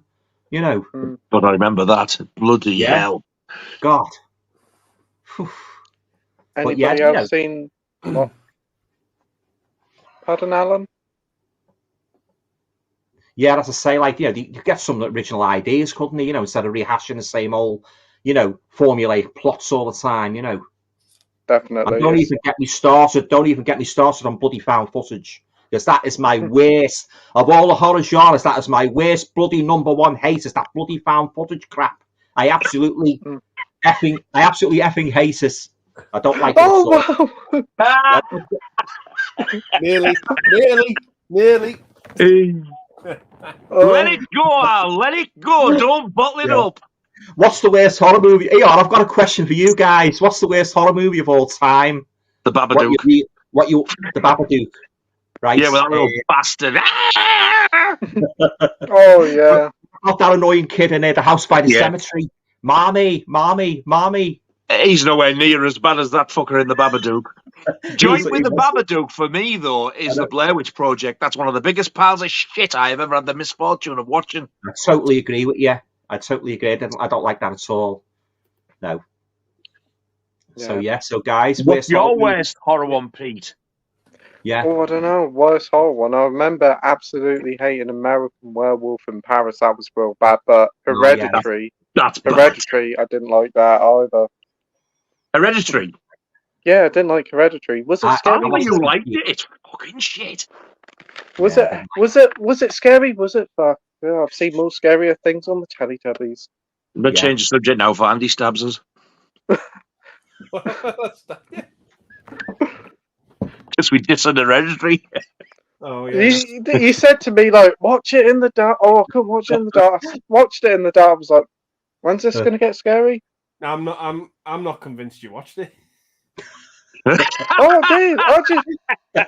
You didn't find it scary? Oh, well, you're a fucking liar. You haven't watched it. Oh, stuff was happening. I was like, yeah, cool. This is cool. But I'm just like, yeah, nah, not scary though. Oh. I was more scary about them blooming spiders in the Beyond. Creepy little buggers. Yeah, they were. Yeah. Worst horror film for me is by far Exorcist 2. Oh yeah, that gets a lot of bad reviews. That doesn't Exorcist 2. I've never seen it myself, but I've heard. It's a bad one. Oh man, please, Alan, watch it. I would pay to see you review that. Oh right, yeah. Just watch it. Once is enough. That's if you can get through it. Yeah, I'll get me waste paper bin and you will genuinely use it this time. I'm telling you. Or even better still, a match. I'd love to be a fly in the wall watching it. Keep going. Go. What the effing hell is this? I know, yeah. We get me bin as well, yeah. Yeah, I believe it's pretty bad, that Exorcist 2. Yeah. Oh, yeah. Oh. I've seen it twice as well. Have you? Yeah. Yeah. I've seen it 3 or 4 times. Really, there's something wrong with me. That for me is in cinema general. That for me is the biggest dip in quality from an original film to a sequel. Right. It's a very good example of how not to make a film. Yeah. Right. How not to do a sequel, yeah. Yes. Oh god, it's shite. Check that out, yeah. It is. What's your worst one, Mike? Oh, yeah, Mike. There's a few that come to mind for me. So there's Return to Salem's Lot. I don't mind that. I bought the Blu-ray of that. I absolutely hated it. Sleepaway Camp 4. I don't know if anyone's seen that. I've heard that's bad. It's getting old of it. No, I want to see it. I haven't seen it. It's I've heard bad things about it. Don't even bother, Nige. It's awful. It's absolutely really that bad. It's a clip show. It's a clip show movie. It's about 5 minutes of new footage, and that's it. Really? Oh, that's shocking. That. Wow. Yeah. There was another film I thought of. There was another 2 films. What was the other one? There's a film I saw. I think Arrow released it a while back, and it's called White of the Eye. That's bad. Yeah, I've heard that. I actually couldn't finish it. I think I Is got an the hour. guy who plays Drew Barrymore's dad in Firestarter in that? I think so. Is it David Keith? Yes. Yeah. Yeah. Right, I remember seeing that on rental, and I fucking hated it. And I was thinking, shall I watch it again? I said, no, you've made me mind up. No, it was shit. Can't remember anything about it, but I thought, what a pile of wank. Yeah, I couldn't finish it. It's not like a badly made film, but it's like, Jesus Christ, it's so fucking boring. Dull, yeah. It's just fucking boring. And that's the worst thing a movie can be, is boring. Yeah, it is. And it's just, it's not even bad on an entertaining level.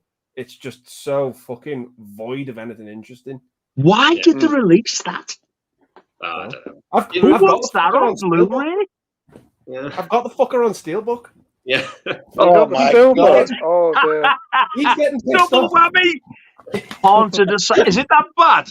He's getting. This is bloody rubbish. This. I was the first in this as well. You know when the ghost hunters are in the in the woods near the location, getting all the equipment in the house. One of them finds a pair of ladies' knickers in the woods, and he gets them like that, and he says, "Oh, I wonder what happened here." And one of them says, "You could use them as a you can use them as a landmark." Oh. Have a quick sniff. What have I wasted me bloody money on with this? It's Haunted Asylum. Wow. It's crap. It is utterly crap. There's one annoying character in this, and he done me bloody head in. The way he was carrying on. So you done a review of that, have you? Yeah. Have you seen it? No, but I'm not going yet. I am now. It's about the ladies' bloomers. You know what I mean? Yeah. Right, I'm going to be watching that. Yeah, it's just like So I need to see that, and I need to see Andy's new one. No, I haven't seen Chucky teleseries. Nor do I want to. I know you're not a fan. Done with Chucky. I've got one box set. I haven't watched it for years. For me, Megan is fucking so much better. I like Megan. Yeah, it's good, Megan. Yeah, you're a big fan of Megan, aren't you, Alan? Yeah, I like Megan. Very well done, yeah. But that's another crap one as well. If you want to watch a rip-off of The Exorcist, watch that. All she's doing is sitting in the chair. All she's doing in the movie, she's sitting in the chair pulling funny faces and laughing all the time. That's all she's doing. It's just a load of rubbish, absolute rubbish. It's not the devil that possesses it. It's a spirit of a witch, an ancestor. Oh, right. Yeah, it's from 1974. But yeah, it's not much cop at all. So, but that's just my opinion, So there you go. Yeah. We've got Gary here saying, I feel the way with The Shining, I prefer the shorter version. It flows much better.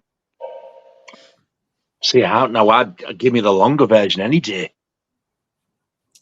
I've only ever seen the longer version. I'd probably give the short one a go, but I like them both for different reasons. Yeah, I like the both of them. They don't have cut a lot out, mind. It feels like they do. The TV series is more, as Andy said before, it's more true to the book.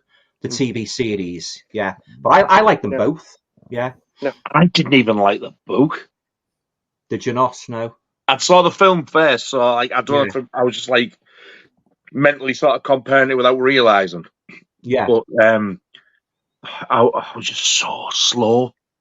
Yeah, I wasn't keen on Pet Sematary book either. And I wasn't keen on the Salem's Lot book. I thought that was really slow. Oh, right. But I'd seen all the films first. I blame that. Yeah. Yeah. You know what got me about the Kubrick Shining?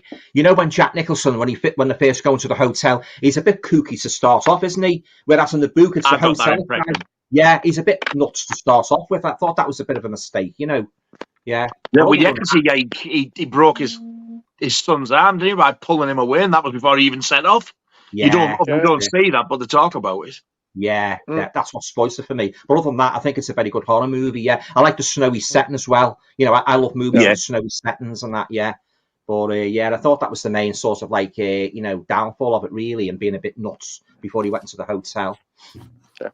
Yeah. So. Solus Trenchcoat saw Phenomena recently and loved it so much. That's good to hear, mate. Yeah. I love that film. Deep Red is Si's favourite Argento. Great stuff. Quite a lot of people think that, It's a very popular one. Yeah. Just under 2 hours behind. one of my favourite Vincent Price films is Madhouse. Peter Cushing's also in that. Yeah. Great stuff. Got a good twist as well at the end. House on Haunted Hill, I think, is my favourite, just a timeless classic. I don't think I've seen Madhouse. It's a good one. Good one, Nige, yeah. Right, 1974. Yeah, it's a good one. Yeah. Let's have a hunt of that one, though. Vincent Price plays a horror actor, believe it or not. He plays a horror actor. Yeah, I think it's Dr. Toombs, I think his name is, isn't he? Yeah, he's the horror actor. Yeah. I was very disappointed with Theatre of Blood. Did you not like that? I loved that one. But it was just a constant quote of Shakespeare. It just got on my wick.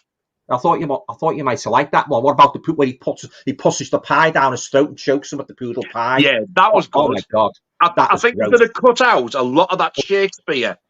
Oh yeah, yeah. It might have been a lot better, but I was like, oh, here he goes again. And somebody else said the same thing to me. It spoiled it for them as well. Yeah, you know what spoils me? Like, you know, the Phantom of the Opera. What spoils that for me? All the opera in it. So it's pretty much the same thing, isn't it? I don't like all the opera in that. That's my least favourite Universal. Well, it's not really a favourite. It's the Universal monster I least like. And then the Mummy. Yeah, I'm the same. Yeah, I don't like the opera. But there you go. Yeah. I do love The Invisible Man, though. The original Invisible Man. Claude Rains, yeah. It's a good one, that, isn't it? I love that film. Yeah, it's a good one, that. The opening to that, it makes you feel cold when you're not. Yeah. Yeah, very well done. Yeah. Denny's here saying Vincent Price, The Last Man on Earth.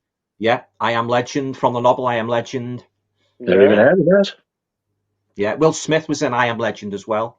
Yeah, he was. Solus Trenchcoat loves the Tingler. Tingler, yeah, good one. Also, I think William Castle also did the original 13 Ghosts, which was really fun. He did, yeah. Got Will Winslow here saying Joe Dante's film Matinee is really good. John Goodman plays a William Castle-inspired character. Oh, I haven't seen that yet. I've heard good things. Yeah. Again, another underrated actor, John Goodman. William Castle always reminds me of, not looks, but just like the type of stuff he makes and the way he does it. It's like he's like a sort of more expensive version of Roger Corman. Yeah, it's a good analogy, isn't it? Yeah. That is a great film with Vincent Price. The Bat, it is. Solus Trenchcoat said the 90s film Popcorn is a kind of tribute to William Castle. That's an awesome film, so much fun, and I love to tribute theatres and cheesy B movies. I've got that Popcorn. It's really good. Was that your dog? Yeah. That's what I was thinking. Yeah. All this talk about bad movies is pissing him off. I don't really like the word popcorn. Andy, tell him about Cujo. Yeah. That's another good. I love that film. You know what got me about Cujo? It was the same sort of thing, wasn't it? Like trapped in the car all the time and St. Bernard. Yeah, was not a great fan of that one. Cujo. It was excellent, but it certainly had a different ending to the film. Yeah. Yeah, so. Got Jamie here saying, I was just going to say hi, nice to see Alan on the stream tonight. Alan, it's Toner, not Turner. Alan Turner? No, Toner. Toner. Tonka. You know what's a Tonka toy? Do you remember Tonka toys? Do you remember Tonka toys in the 70s? Everybody, all the kids in my school bought them. Yeah. And with me having the name TON, well, you expect what it was called. Here's Alan Tonka. Alan Tonka. Yeah, I know. Yeah, with me name, I was fortunate to have TON in my surname, and they were all going mad on Tonka toys. Yeah. So he said, here's Alan Tonka. Yeah. Would you know Indestructible, weren't they, then? I know, yeah. They were well made. I always wanted the Scalextric set. I never got it. No. I had to make do with Matchbox Motorway. So. Yeah, I had a cheaper one. I didn't have a Scalextric. I did have a car track thing, but it wasn't Scalextric. Yeah. And the two robots that used to box each other. If you listen, his head would pop up like that. Can you remember what they called it? Raven Bonkers. That's it! I found it, yeah. Fucking hell, Raven bonkers. Yeah, 2 robots like that. Yeah. We do one with bloody boxers as well, with actual, well, obviously not real men, but like, imitation of boxers. Yeah. Yeah. Do you remember You'd Striker? punch it, and once the head went up, you used to go, I know, yeah. Yeah. And that was classed as a knockout. Yeah. Yeah. Jesus. So, takes you back, doesn't it? My God, does it?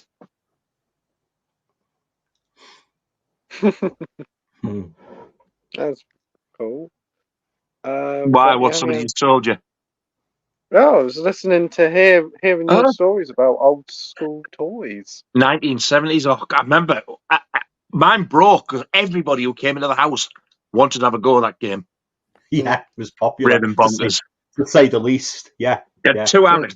You were pressed like that. There were boxing away there. And once you put, like, made of hard plastic, and when you punched, caught it under the jaw where the head went up, like it made this noise like and you pressed it back down, and you might say like, don't you? Oh, Festa 5 wins, that kind of thing.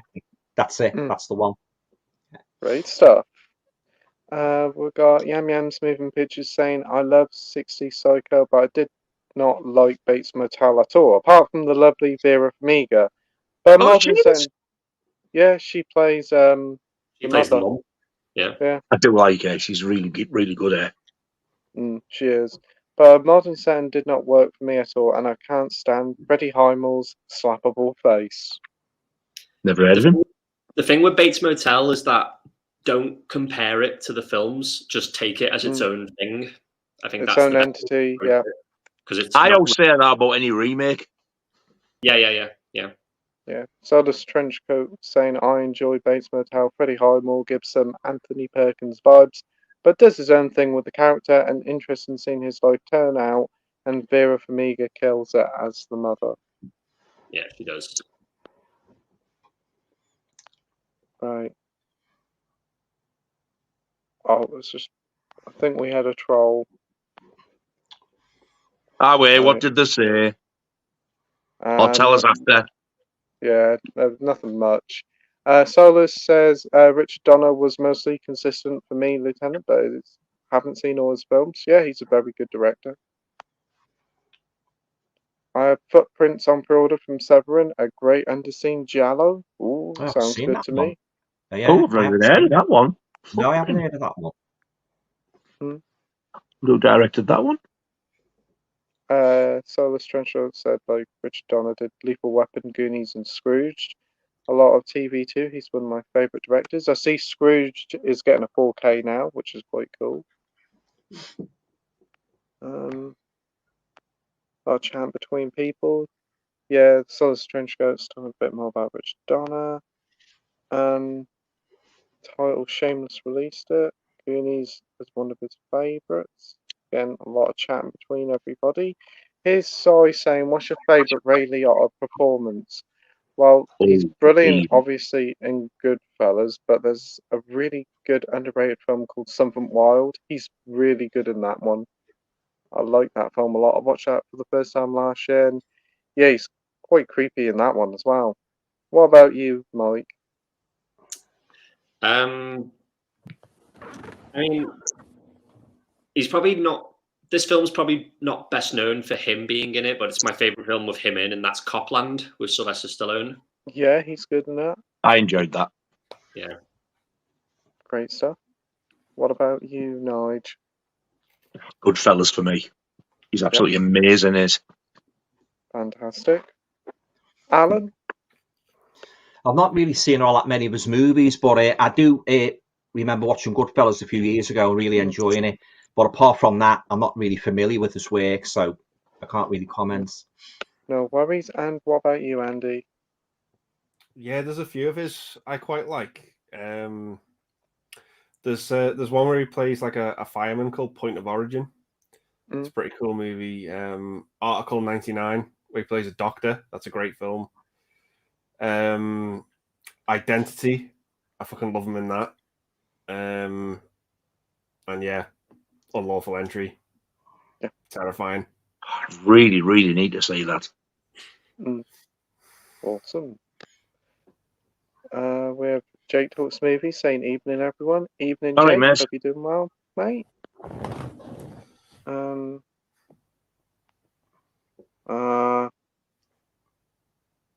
Right, I do know who this person is. I'll have to ban them now. Yeah. Right. I'll talk about Driller Killer. Yeah. It's just all chatting about Driller Killer and the Goonies.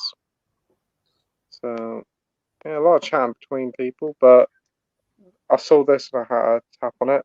9 Lives of a Wet Pussy. I remember you talked about that a few times, Nige. It's him who sent me it. Oh, what Bad Lieutenant? Wow. Yeah. Miss 45 is classic. I finally got round to buying the Silent Pan on Blu-ray. It arrived this afternoon, so I can't wait to watch it tomorrow. Finally. Well, I hope you enjoy it, Si. Who's in that? I don't know. I've never heard of it. Anybody seen the Silent Partner? Yes. Yeah. Really good film.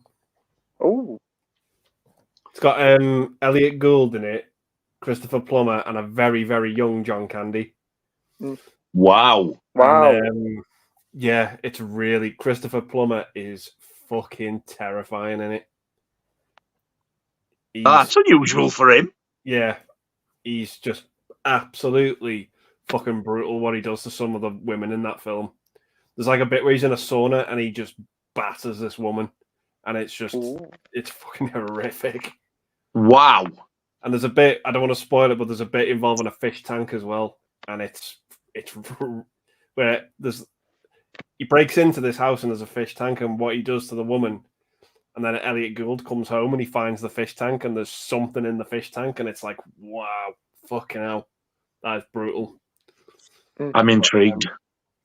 He sort of plays like this bank robber. And there's like, he like wears disguises in it. He like dresses as a woman. He dresses up as Santa. But it's his eyes. His eyes are just like... Christopher Plummer? Yeah. He fucking means fucking business in that film. Yeah. It must be an old film. It's from the 70s. It's really good. Yeah. Oh, I want to see this. Yeah. So do I. Yes. I think it's on the Kino Laba label. Ah. But it's, yeah, really fucking good film. Really young John Candy's in it as well. Wow. Nice. Sounds good. Brilliant. Have you seen it, Mike? No. Andy Lake Stuff says, License to Kill is a classic James Bond song. What are your favourites? So, Andy, what about you? Yeah, my favourite James Bond song is View to a Kill, Duran Duran, hands down. I love For Your Eyes Only, Sheena Easton. I think that's a great song. Yeah, Gladys Knight, License to Kill, Aha, The Living Daylights. Yeah, they're probably mine. I actually really like Man with the Golden Gun by Lulu as well. Yeah, that's a really good one. That's really quite a fun one as well. What about you, Mike? Well, no surprise. I love the License to Kill song, but other than that, I really like Nobody Does It Better, Carly Simon. Yeah. Same here. Great stuff. Alan? I like nearly all of them. Goldfinger, View to a Kill, From Russia with Love. You know, yeah, pretty much all of them. There's only one or two that I don't like. Yeah. Yeah. And what about you, Nige? Duran Duran Beauty Kill's my favourite. But I actually like a lot the Garbage one as well. The World Is Not Enough. I love that song. I like the Gladys Knight one that I thought was Tina Turner. Do you know the From Russia with Love one? Yeah. Does the song actually start with that music? That dee dee dee dee dee dee dee bit. Matt Monro sings it, doesn't he, From Russia with Love? I can't remember how it starts. The bit that Robbie Williams nicked for Millennium. That's oh yeah, that's right. Robbie Williams done like a similar song, didn't he? From Russia with Love. Yeah, I know what you mean now. Yeah, yeah, that sort of like melody. Yeah, I'm not too sure, to be honest. That What one. were you going to say, Andy? That's not from Russia with Love. That's You Only Live Twice. Mm. And Nancy Sinatra. Nancy Is it? Sinatra. Yeah, Millennium. Yeah. Millennium. Well, I like that one as well. Yeah. That's a good song. I don't like the fucking Robbie Williams one, but I do like the proper James Bond one. Mm. And Live and Let Die, I like that as well. Yeah. Yeah. Good one. Nobody does it better for me. Golden Eye, I do like that one. The one for Casino Royale was actually really good as well. Yeah, that's a good one. And I do like the garbage one as well. I actually don't mind the Carly Simon one, but I keep forgetting about that. Mm. It's weird the way the film's called A View to a Kill, but the song's just called View to a Kill. Mm. Yeah. Is it? Yeah. The film's called A View to a Kill, but I thought the song was. I thought the song's just called View to a Kill. I'm sure it is A View to a Kill on the single that I've got. I can't remember. I need to find this out. I could be wrong, but I could be. Oh, bums. I'll come back. Hang on. Yep. Yeah. No worries. Got Sai saying, who's your favourite Bond baddie? I think I might know what Mike's would be. What would yours be, Mike? Yeah, I mean, again, like, I'm not just saying this because it's my favourite Bond movie, but I think Sanchez is just an amazing villain. And yeah. Andy? Yeah, Sanchez. Yeah, I think I would have to agree. Sanchez is one of the best ones up there, definitely. The song is called A View to a Kill. Oh, okay. Yeah, I was wrong. Alan, what about your favourite Bond baddie? Well, I'm not really a huge James Bond fan, but I would say, off the top of my head, Blofeld. But I say I'm not really into Bond all that much, but Blofeld was pretty good. Yeah. Great stuff. And Nige, what about you? I don't have one because I don't like Bond. No worries. Solar Trenchcoat says, yes, but I was referencing the Goldfinger song for the movie. They're all Bond songs. Sai says, Eric Roberts in Runaway Train is awesome. I do want to check that film out. That looks good. It's on Arrow, I think. Yeah. That's a great film, that. Not a main bad guy side, but my favourite Bond villain is Oddjob. Good shout there. Yeah. I'm glad you said odd there and not blow like your normal little slips. Nah. I'm all over the place, Bad Lieutenant. What? What? I don't know what that. Oh, what the fuck? He's broke again. I mean, has everybody got WD-40 to oil the fucker?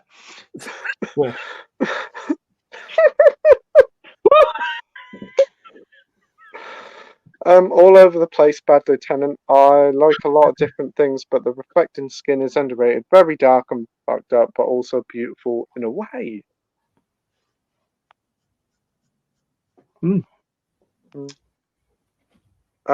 Right, we have Soulless Trenchcoat saying Peter Stormare is an underrated actor.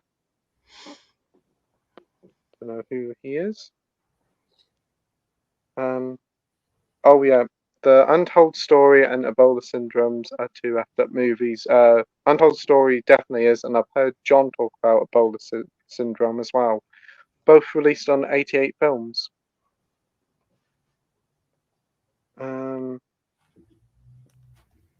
Right. Two Hong Kong Category 3 horror films. Lots of sex and violence. The Untold Story is based on a true story. Yeah, it is. Wow. And that's the one you got. Oh, very brutal. Really brutal. That is based on a true story. Yeah, but they sort of like embellished it a bit in regards to making food out of dead bodies. They sort of like embellished that a bit, but pretty much of it actually happened. Yeah, there's one brutal swine ears. Yeah, really, really brutal. Yeah.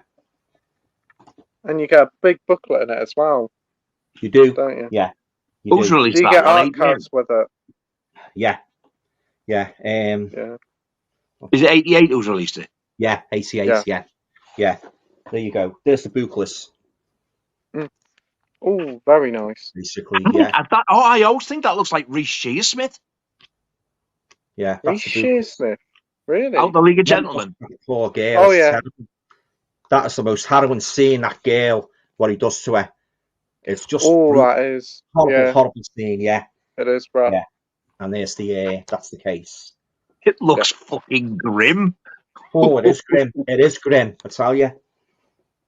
Wow. Not the sort of movie, you let your kiddies watch, It's horrible. Really brutal. You don't recommend watching that while you're eating your tea? No. Yeah, don't eat your dinner. Don't watch this movie while you're eating your dinner under any circumstances involving food, because I guarantee it'll put your rice off it. But yeah, it is. It's a very harrowing movie to watch. Yeah, so yeah. Wow. Awful. Gary says, I flipped the Dress to Co artwork on the Arrow release. Agree, Nige. The newly commissioned artwork was shite. It's really bad, isn't it? Where is it? Have I got it here? I had it at hand. Here it is. This is the normal artwork. That's it. Look at that. Yeah. And the original artwork is this one here. That's a lot better. Yeah. That looks like a kid painted that. Yeah, I must admit, I wasn't that keen on it. I should have changed it about, but I will do. Nice. I just got to slip that back in. Nice. It went in really smooth as well. Yam Yam says, Lover's Lane is a childhood horror I used to watch a lot, but I had the Blu-ray from Arrow and I had the original DVD I had as a kid. I think it's called I'm Always Waiting for You. I personally like it. Somebody likes it. Glad to hear you enjoyed it, Brett.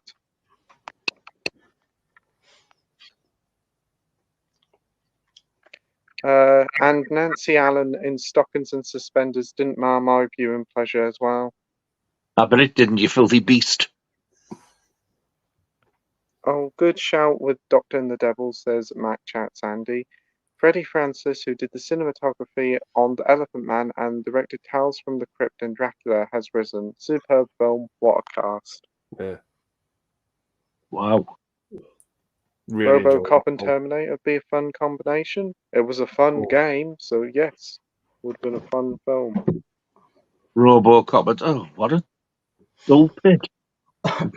It's too similar. Pee-wee's Herman's Cannibal Holocaust Adventure.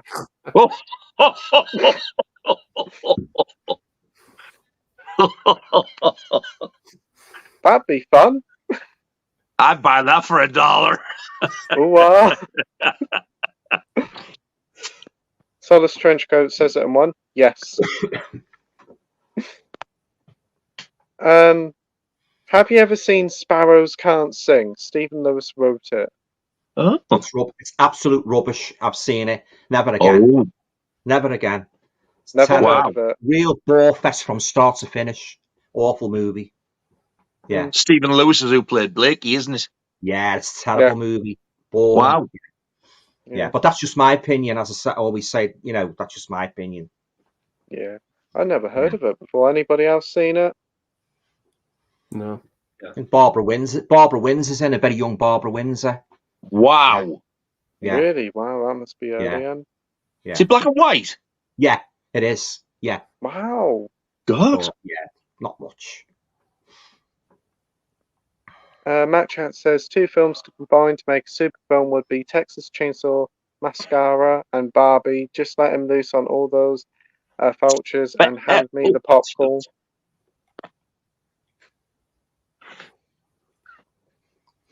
All those vultures. I want to see Gremlins on the Titanic. Oh! When the water hit them. Oh! They just multiply, they just fill the air. Or Gremlin Kindergarten Cop. Boys have a penis. Girls have a vagina. That was a gremlin, that, could you tell? Sound like Papa Lazaro. That's what I was thinking. I'm not going to say girls have a penis again. Girls have a penis? Boys have a penis again. They like Papa Lazaro, though. What a bell end! I would have slid that in there if I was doing a video. Solus Trenchcoat said, I didn't even know anything happened with Brand. Google it. Yeah. Yeah, it's everywhere. It's spread. Bad Lieutenant says, just when the Titanic starts sinking, the real fun begins. Yeah, the world would be doomed. Dirty Harry, Queen of the Desert.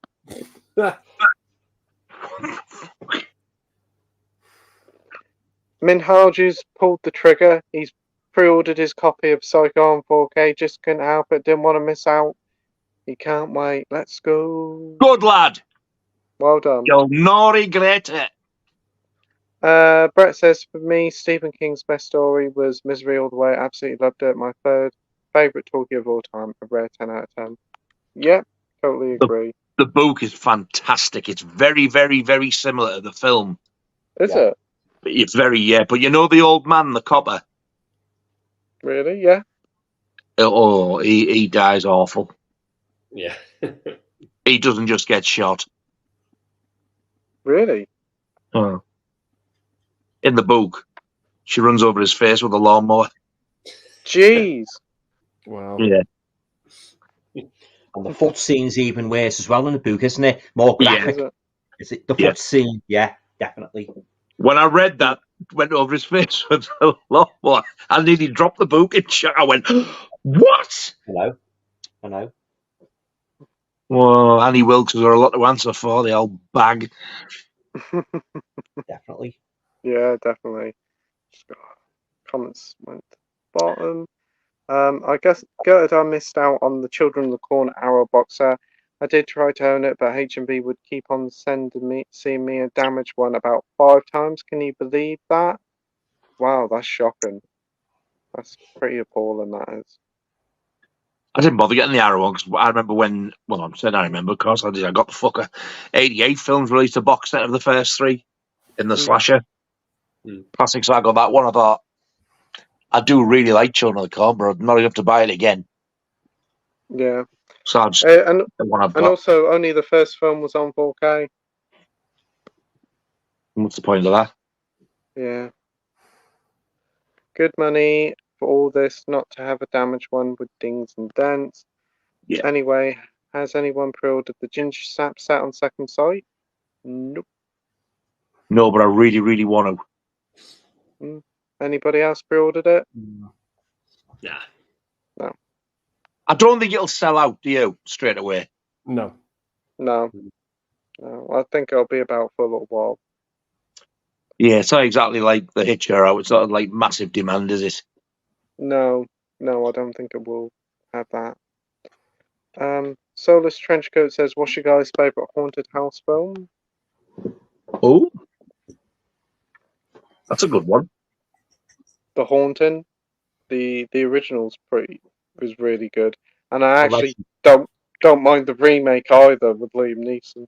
The Legend of Hell House, Roddy McDowell. That's a good one. The Haunting, the others is a good one. Yeah, the House on Haunted Hill. That's a good one. Yeah. Awesome. What about you, Andy? I'm gonna have to go with Casper. I fucking love that film.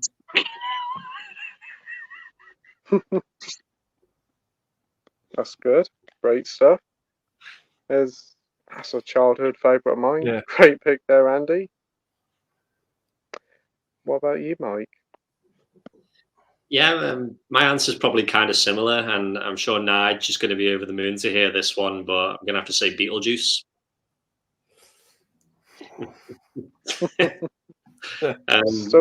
Still quality.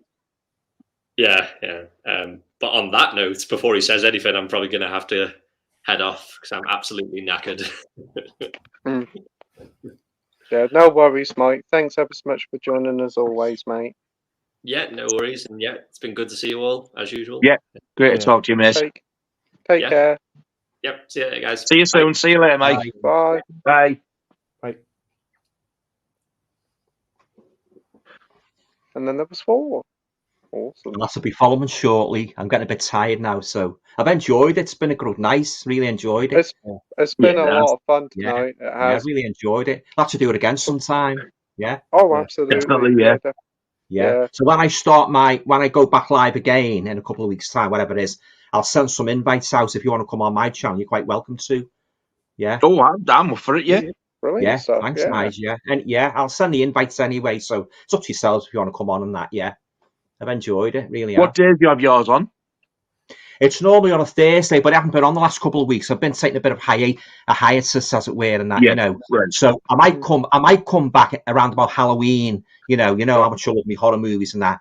But if it's not Halloween, it was sometime after. But I'll send the invites out anyway. Yeah. All right, nice. Cheers, mate. Yeah. Nice meeting you again. Nice meeting you. I know I've spoken to you a few times on the internet, but it's nice talking to you. You know. Exactly. Yeah, I've enjoyed it. Yeah, and of course, Andy. Yeah. Cheers, Alan. Yeah. Always a pleasure chatting to you as well. Oh yeah, no problem. Yeah, I've enjoyed it. Yeah. So it's about my favourite on those films, The Conjuring 2. I just like to put that in there. The Conjuring 2. Yeah. I only liked The Conjuring 1 and The Conjuring 2. I didn't like the third one. I thought, you know what I didn't like about the third one? Started sort of like she goes into the psychic realms, giving us sort of like these powers and that when she was going out into the woods and that. I thought, this is a bit like, this is a bit stretching. Was that The Devil Made Me Do It, the third one? I think it was. Yeah. That was definitely the worst one for me. Yeah, I only liked the first two.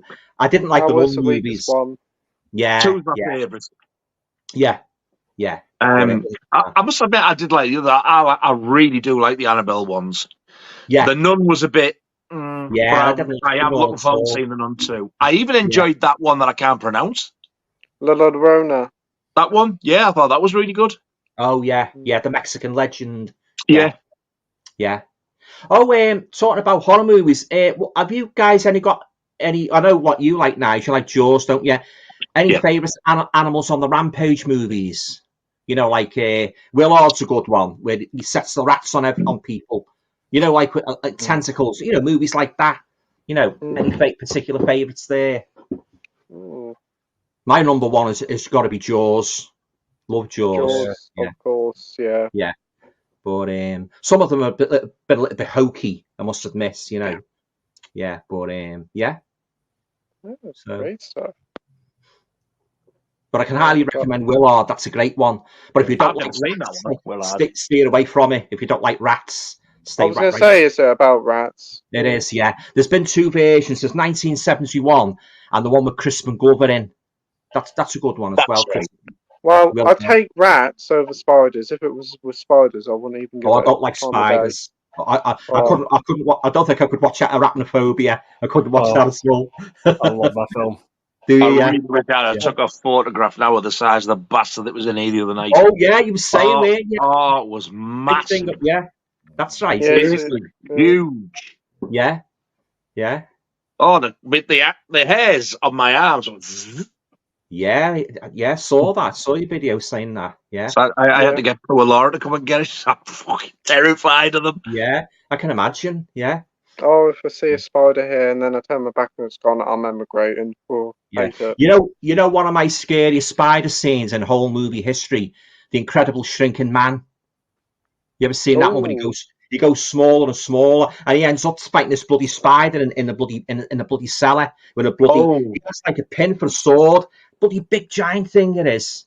Yeah. He goes smaller and smaller. In the end, he goes to nothing. He shrinks to nothing. That's a good one. The Incredible Shrinking Man. Yeah, it's a good one, that. It sounded good until you said spiders. Yeah. Yeah. One of the bits that got me the most in Arachnophobia was when that lass was in the shower and it landed on her. Oh my God. Crawled on her while in the shower. Oh my God. That was a real spider and she'll have had to let that happen. Oh my God. Fuck that. Yeah. No. Talking about James Bond before, there was a spider scene, and that wasn't there with it. Was Dr. No. Yeah. Remember that spider scene? The tarantula. Yeah, that was a creepy scene. Yeah, and Christopher Lee in The Hound of the Baskervilles, where it's on his shoulder, and Peter Cushing said, "Don't move, stay perfectly still," and he's like that, crawling up his bloody arm. Yeah. I still need to see that. I haven't seen the Peter Cushing and Christopher Lee one. Have you not seen that one? It's a good one. No, I've got the Basil Rathbone box set with them all in. all He the was good. Sherlock Holmes. But He I was really good. want to see the Hammer one. I've never seen it. Oh, it's a good one. Yeah, it's very good. Yeah, fantastic. Oh. Yeah, Yeah, it is a good one. I Mm. enjoyed that a lot. yeah. Spiders, man. But yeah, Amy said like the original Fly, they had a spider scene in as well. Yeah. Oh God. Yeah. David Hedison one. Yeah, yeah. I can't remember now. I've only watched it the once. I need to watch Yeah, them he's again. He's in the bloody web. He's in the web. Help me, screaming. help Help me. He's me. got like a human head. Oh, you feel sorry yeah. because he's Yeah, got the I fly's remember. body. He's got the human head. Oh, and the that's bloody right. It's right at the end, isn't it? Yeah, that's it. Crawling right towards. Oh, you feel really sorry for him. You know what Yeah, happens to him? I remember that. He has the bloody fly's head, doesn't he? And he puts his thing over his head, this like cloth and that, and his wife pulls it back. Oh my God! You know when she sees his bloody fly's big bulbous head like that. Bulbous. That's one of our favourite words. That. Yeah, use it in the Is Andy okay? Got him. We've got him. Is he going to fall off the chair? Seen a spider. He's just seen a spider. Oh, Yeah, God, I bulbous, just sat yeah. there quietly popped out and thought, oh, bulbous. Oh, God. I think that's my favourite words. Oh, Christ. Big bulbous beetroot bell end. Yeah. Honestly, it's grotesque. The bloody big fly's head like that, you know, and the human body. Oh my God. Yeah. Big bulbous head. Big bulbous head. God. Yeah. Oh, There you go. Mhm. that was amazing. Oh, wow. That was. Yeah. It was. Oh, House. Never even thought of House is House. a great haunted house film. Yeah. Yep. Legend of Hell House. I remember seeing that years ago and I wasn't impressed. Did you like it? No. Bit of a slow burn. Yeah, it is. Yeah. Have you seen that, Andy? I've heard of it, but I don't think I've seen it. No. Roddy McDowell's in it. He is. Yeah. Plays a I have medium. heard of it, but I haven't seen it. Pamela Franklin, I think's in it. It is a Is Pamela she? Franklin, one of the mediums. That part where the fella sets up the ghost hunting machine, it explodes in his face. He puts the machine up, doesn't he? Just explodes right in his face. Ooh. Oh, I can't even remember it now. I think I was only a kid when I'd seen it. Yeah, the Legend of Hell House. Yeah, maybe I should give it another go. Yeah, there's another one I've got. It's not even a haunted house, but it's called the Haunted House of Horror. Oh, I think I've got that one in my collection. With George Sewell and there's a singer in, isn't it? Frankie Avalon. Frankie Avalon. There's another singer. Somebody Winter. Richard O'Sullivan. Mark Winter. Mark Winter and Richard O'Sullivan. Yeah. What Richard a film O'Sullivan. that is. I love it. I love it as well. I've got that one, yeah, in my collection. It's a good one, that. The Haunted Did you get House that one with the slipcover and the poster? Yeah, I've got that one. Yeah, it's brilliant. What a film that is. I love it. Yeah, it's fantastic. Yeah, great one, that. Yeah. Bad Lieutenant says, I watched an episode of Life on Mars recently on BBC website, and surprisingly it wasn't uncut. It was uncut. Oh, that's good to hear. It's a good series. What's to cut out of them? I don't really know what's to cut out of them. They didn't Probably seem to be... stuff that people don't find appropriate anymore, no doubt. I think, I don't know. No, it was only a 12 plus anyway when it came out, Life on Mars. So it wasn't Doesn't really matter. nothing that bad in The it. stuff that they find offensive nowadays will find anything. There was apparently going to be a third season of it, but don't think that's It's fell happening. through, hasn't it? Yeah, it's a shame because I did enjoy that. And Ashes to Ashes as well, that was good. Laura's a big fan of both. She was like getting excited for it. She went, "Oh, they've cancelled this." She was good. Yeah, such a shame. And Harjo says, I have never seen Psycho 1, 3, and 4, but the second one only. I hope I'm going to enjoy. Well, you're going to enjoy the first one. That's definitely certain. Classic, isn't it? Wow. For me personally, there's no reason why you shouldn't enjoy them all. They're all good. But the fact you've seen two first, you might be a little bit disappointed with the others. A little bit. Especially if you've watched two a few times and you're very familiar with it. You know, the thing that got me about Psycho 4, he broke the continuity, didn't he? They ignored Psycho 2 and Psycho 3. They just went straight to from the first one. They jumped 2 movies. You know, they done Yeah. the same with Halloween, didn't they? They jumped a couple of movies. Yeah. You know, Yeah. they ignored They do that a Halloween lot. too. You know, I don't like that when they jump, they break the continuity. I don't When like they that. No, retcon I a lot of don't. stuff, it's not. You know, Yeah, yeah. it's a shame. I mean, Halloween 1, Halloween 2, they could have been one big movie, couldn't they? Because I absolutely love Yeah. them. You know, they're fantastic. We've said that many times. Oh, yeah, I love those first two. Yeah, they're In my fact, favourite. I used to quite often, when I had them both on VHS, I used to quite often watch them like that. Oh, yeah, they're good. And I'd try and get in my head that the titles don't exist. I'm just watching one long 3-hour film. Well, yeah, because it And it worked. continues. Yeah, directly from the first movie Yeah. onto the second one. Yeah, I love those two. They're my two favourites. Definitely. Yeah. Brilliant stuff. There's 7 Predator films if you count the 2 Alien versus Predator films. Yeah. The second one is so dark you can't hardly see it. You can stop after 2 with Predators. I think I'm going to be honest. I think I get to 2. I should do, Brett because I really enjoyed the first one. I think you'll like the second one. It's pretty enjoyable. Great cast in it as well. And That's the one with Danny Glover, isn't it?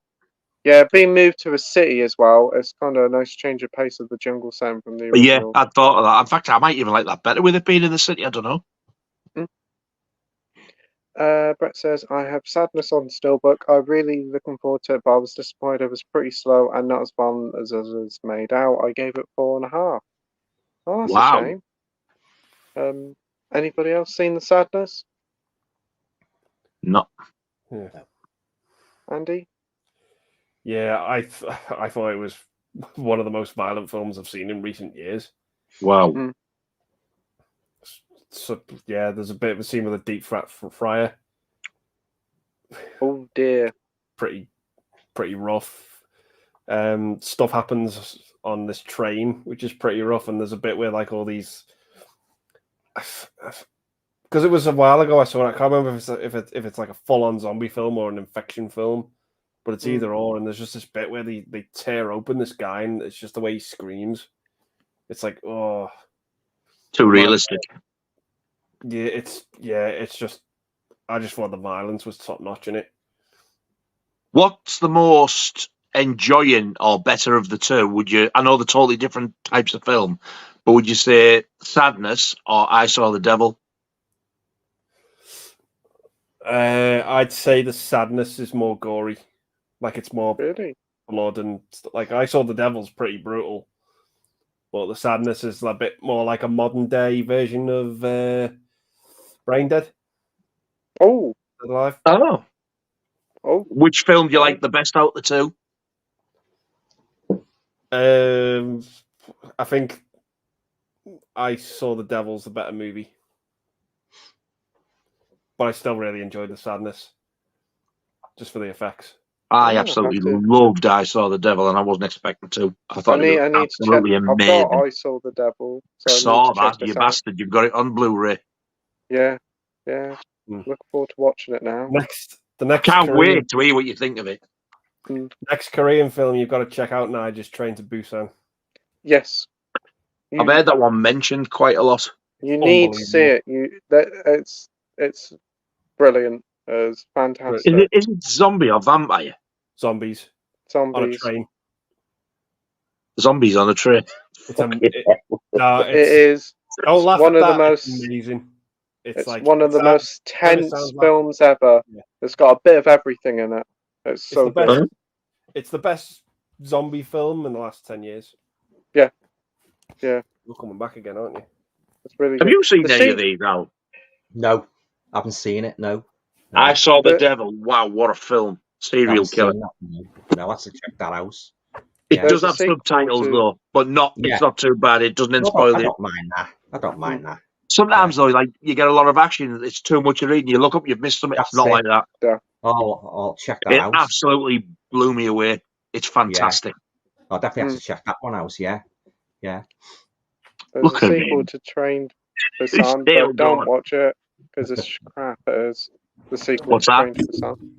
There's a sequel to Train to Busan called Peninsula, but don't bother. Shit. Oh.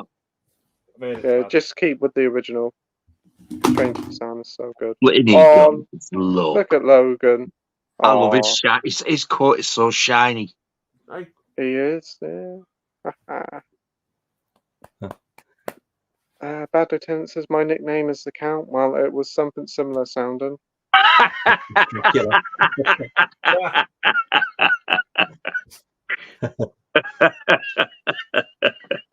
You've got to what, watch. Sorry, go on. Yeah, you know what my okay. worst Dracula was? I don't know if you guys agree with me. Jack Palance in the 1973 Dracula TV. He didn't seem super part at all. Jack Palance. I don't know whether I've seen that one. Yeah, it's not much. I've seen one from the 70s. That isn't. I enjoyed the Frank like one in 1979. Frank I didn't mind that. You like that one? Yeah. Quite enjoyed that, but yeah, like Lugosi though, no fangs. Yeah, weird. That's it. Yeah, and John really Carradine. Weird. John Carradine with the top hat on in the House of Dracula. Yeah. Oh God, yeah. Yeah, John Carradine. Yeah. I used to love Lon Chaney Jr. though as the Wolfman. The way he used to come back and fill him after, you really felt sorry for him, didn't you? He'd get like a shot in the silver bullet, he'd get his head battered in by his dad, and he'd be back again, wouldn't he? Somebody help me, somebody help me. I think he's the most tragic character in horror movies. But he should have got an Oscar for that role. He should have done. Oh, I must admit that I didn't like him as Frankenstein. No. You could recognise him straight away. I was like, wait, man. I know. Yeah, I preferred Karloff as the Frankenstein monster. Yeah. Oh, God, yeah, Karloff was fantastic. He only played him 3 times, didn't he? But God, those performances, fantastic. Yeah, love Boris Karloff. Yeah, I do. Yeah, fantastic. Yeah, two of my favourites by him. Oh yeah, Black Sabbath and it. Oh, you've got Targets, have you? Yeah. Nice. Yeah, that's coming out on Blu-ray, isn't it? Yeah, we're getting a Blu-ray next. Well, in a couple of weeks, I think. Yeah, that's that one again you keep on about, isn't it? That Karloff one. Yeah, good one. Yeah, Targets. Yeah, I have to get the Blu-ray of that. Yeah. Great stuff. Did you see that that's up for pre-order as well, Al? The Legend of the Seven Golden Vampires. Oh, that's not one of my favourites. Yeah, I didn't like all the kung fu in it. I didn't like the kung fu. I've never seen it, but I've pre-ordered the bugger. That and Desperate 2000. Oh yeah, is it Signal 1 that's releasing them? I think. That's it. Yeah. You might like it, Nige. You might like that one, but it wasn't my cup of tea. I didn't like the kung fu. I'm not a fan of martial arts. Neither am I. To be honest, I love the Karate Kids, and that's about as far as it goes. Yeah. Yeah, but you might enjoy it. Like Peter Cushing's in it, like so. Yeah, I'm surprised. I know John's been telling me he said you got to watch it. John loves it. Yeah, it's one of those Marmite movies. You either like it or you loathe it. So. But when Christopher Lee hung his Dracula cloak up, that was it for me. Yeah. But, the Dracula's in it, but it's not Christopher Lee. If you know what I mean. I do like those 2 Count Yorga ones. Oh, I love them. Oh, they're good. Yeah. Great, and I absolutely love Blackula. I thought they were so good. Do you know what? I haven't seen those 2. I've got to get them. I haven't seen them. No. Yeah. You can get the double disc set with them both in. It's relatively cheap, really. Oh, I'll have to get them. I haven't seen the Blackula movies. Can't remember who released that. Was it Eureka or? I can't. I got the Scream Factory one. And I was lucky I got it cheap when it was out of print. Yeah. And I watched it. I tell you what, I just had such a good time with them. Like proper, stuff like Jackie Brown and that. It's like sort of set around not Jackie Brown, Foxy Brown and that type of stuff. Oh, Foxy Brown. Yeah, I've heard of that one. It's kind of in that era. In fact, Pam Grier pops up in one of them. I've heard of Pam Grier. Oh, wow. Yeah. We'll have to check those out. Yeah. Blackula. Yeah. Yeah, really. I really enjoyed them. Don't take them too seriously, but no. They're so good. I've got one with David Niven, believe it or not, playing an old Dracula called Vampire. Have you seen it? I think I've heard of it. The Vinegar Syndrome. Yeah, I think it was. They released it as old Dracula. He did. I've never ever seen it though. Yeah, I've got the other version, but I've seen the Vinegar Syndrome one. It's a good one. Is it any good? Don't take it too seriously. You know what I mean? Right. Yeah, it's a good one. Yeah, I like it anyway. Yeah. I love that one. I watch Expendables too. Oh, yeah. That one with Sharon Tate in Eye of the Devil with David Nivenson. Now I love that one. 1965. It's like Wicker Man, Eye of the Devil. I give you it, Pete, didn't I? Give you the DVD. Yeah, it's really good. I've Yeah, not seen it. When you said enjoyed Sharon Tate there, I thought you were going to say the legend of the vampire. What were the Fearless Vampire Killers. Mm. I love that yes, one as the well. Roman Polanski one? Yeah, I've seen that Part, as a kid, and it yeah. scared the shit out of me because I Yes. remember the vampire fangs, and that were huge. Oh, I know, upstairs. yeah. And he played it for me. Yeah, and he played it for seriousness, didn't he? The Dracula. He was serious. Yeah. You know, even though it was a comedy. And he was Yeah. the fellow that was killing the vampire, he was a bumbling old fool, wasn't he? Al fella. Yeah. Yeah. And Roman Polanski played his assistants. He was his That's right. assistant. Yeah. And I I'm love that gutted movie. because I'm convinced that was going to be one of the next titles on the HMV Premium Collection because it's on the Warner Archive label. Yeah, and I love it. I always have a blast when I watch that. And of course, I'm a big fan of Sharon Tate as well. You know. Yeah. You know, yeah, but I love that movie. It's fantastic. Yeah. Not seen it since I was a kid, but I am absolutely dying to see that again. I'm going to get that because I'm going to get the Warner Archive one. Yeah. I love the part where the vampires are going down they're using the coffins as bloody sleighs and they're slaying down the bloody mountain using the coffins as sleighs. Oh, that rings a bell. I love that one. Yeah, I love that part. Yeah. Is there a big ballroom scene where they're all dancing as well and somebody turns around and there's no reflections? That's the one. Yeah. I love that one. It's great, that one. You'll enjoy that one. How the hell I remembered that? I don't know because I was only a kid when I seen it. Yeah, it's great. It's one of my favourites, that. Along with Abbott and Costello and me Frankenstein and American Werewolf in London. Oh, I love that film so much. Yeah, fantastic. Yeah, I love that one. Yeah. Yeah. Hereditary's okay. I just find it overrated, said Soulless Trenchcoat. Yeah. I don't know what's I've got to whiz off now, peace. I've got to whiz off now. I've enjoyed it. Thanks very much. I've enjoyed it, yeah. And nice talking to you and Nigel and Andy. You've enjoyed it, yeah. So much nice to finally talk to you. Yeah, and so all going well. I'll be back very, very soon, and I'll send the invitations out. Yeah, I've enjoyed it. Yeah, so so tatty bye. Yeah, see you later, Al. See you later. Mate. See you later. Bye. And then there was 3. 3-1 with Ted Rogers. 3-1. What's that, Dusty Bin?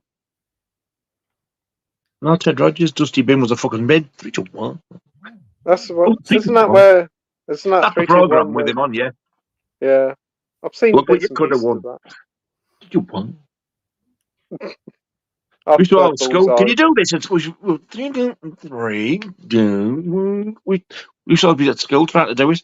Silly bastards. Really? Yeah. Wow. I don't know what's worse for me for horror. Not a full-on horror film, but The Village is Up There. I hate that film. Isn't that M. Night Shyamalan, The Village? I love that film. I think it's underrated. I didn't mind it. I thought it was pretty good. I had a good time with it. I guessed what was going on, but I liked it. Cast is really good in it as well. Bad Lieutenant says Exorcist 2 The Lunatic is pure shite. Exorcist 2 The Lunatic? What? Did you hear that? I thought, to be honest, I actually thought Pete got it right. I thought he said Heretic, but I don't know. Exorcist 2 The Lunatic? No, Heretic.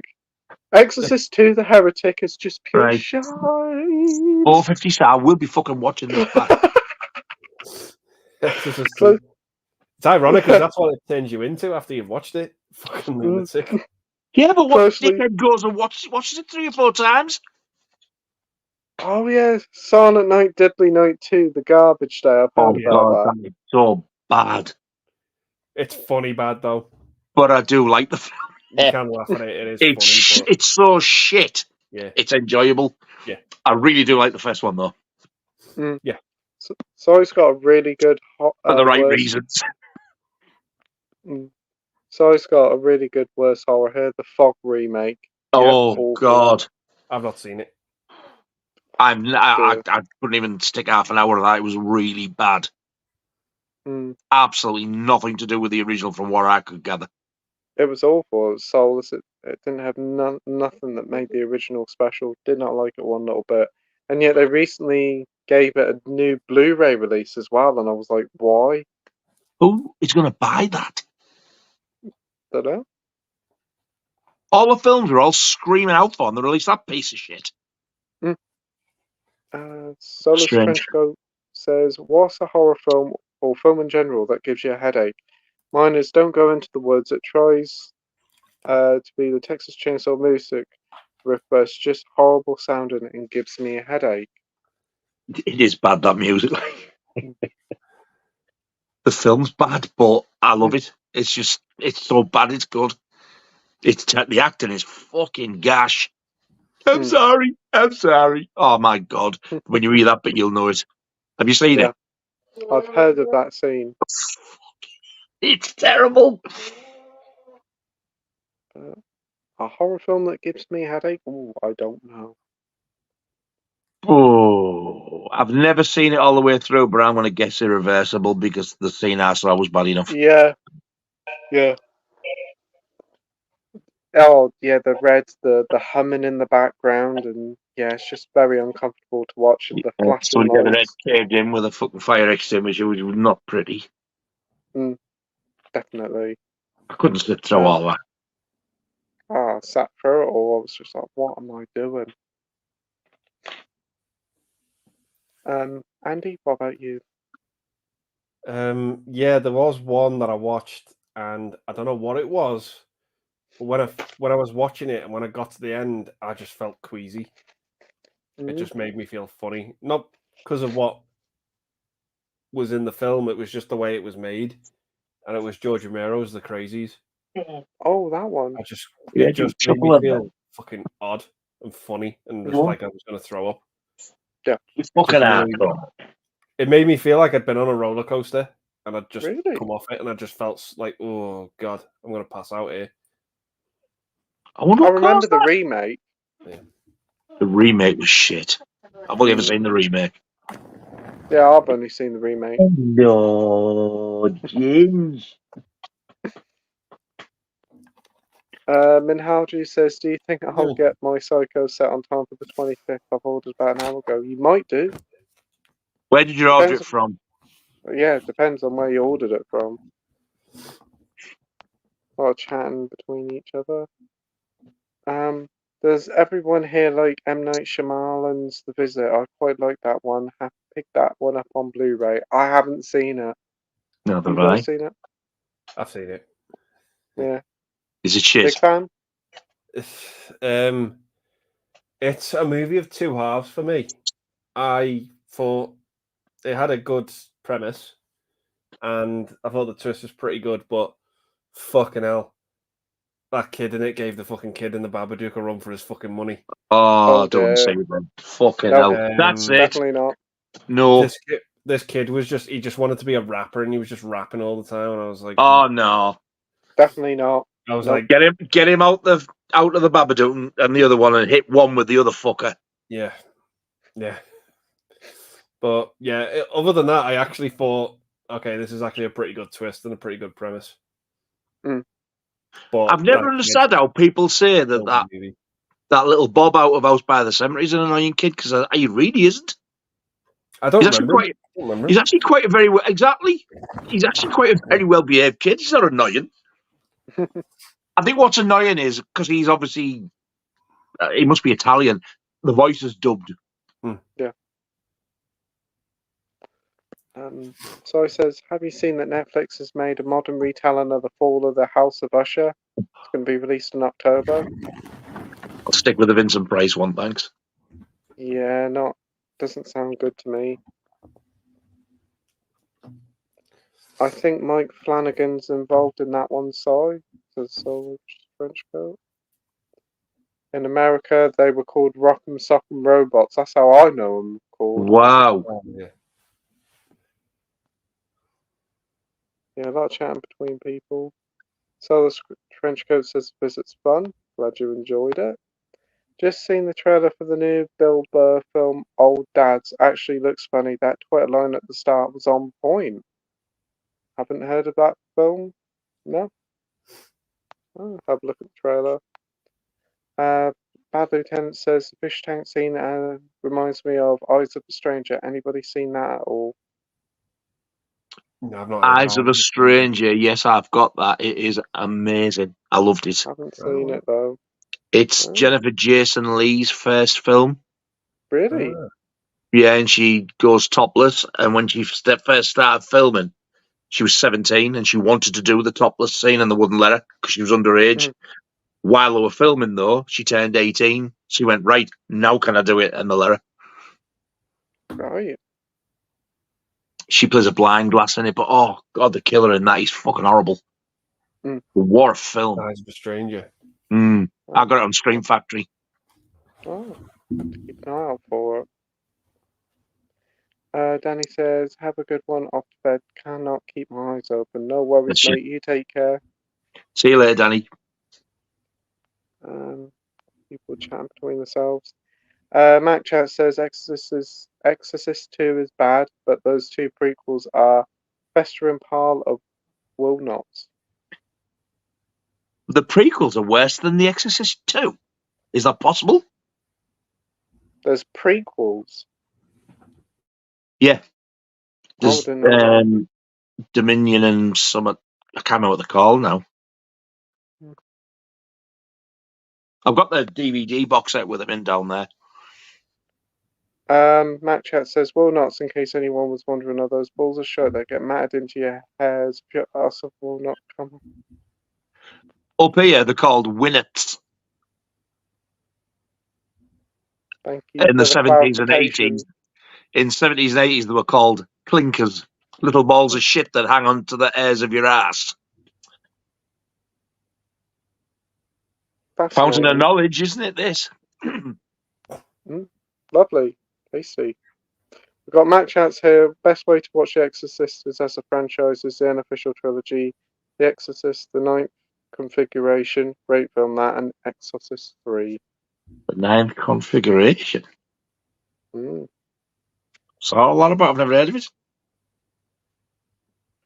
It's an awful thing when them dingleberries act up. Plucking leads to a very sore body.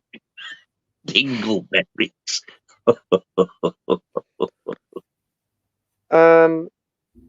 Solace Trenchcoat says, what's the type of food from a country you have never been to before that you would like to try?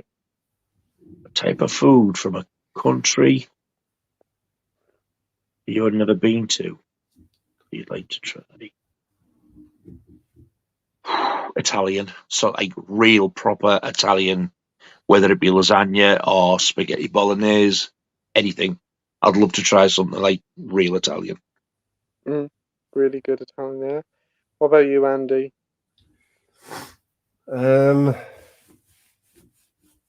Probably maybe China or Japan.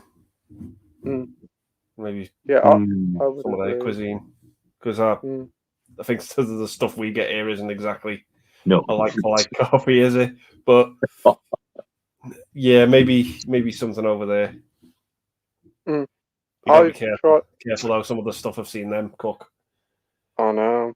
Yeah, but however, I would avoid those hard-boiled eggs that have still got a fetus in.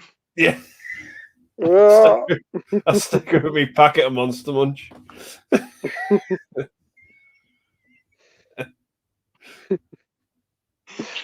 I remember that bit, the Monster Munch. Yeah. Scorpions on a skewer. No thanks. Oh, dirty bastards. Stick to me pickled onion Monster Munch. Cheers. Yeah, I would as well. Yeah. How then, Pete? What would you like to try? I don't know what I would like to try. Italian food's always great, definitely. But I've started to try sushi a lot, and I quite like it. It's nice. So. Oh God, you dirty bastard! Nice. Raw fish and freezing cold rice. No. I'll put a bit of soy sauce on it. It's absolutely delish. It's not. I'd like to try it, like in Japan, like see what's like really authentically made. It's nice. I'm not a fan of fish, but I quite like it. Agree to disagree. I think it tastes like, well, fucking awful. Tastes like raw fish and freezing cold rice with a bit of fucking seaweed wrapped around it. Yeah. No, thank you. Had like these. I've never even tried it. And I don't want to. Seaweed's really nice. I was surprised how much I liked it. I've had the crispy seaweed at the Chinese buffet, but that's all I've had. But I'm not really a big fan of fish. Closest thing I normally eat to fish is fingers, so sushi was quite a departure, and I'd liked it. So. He does like those fishy fingers. Ooh, The only thing I eat fish is fing.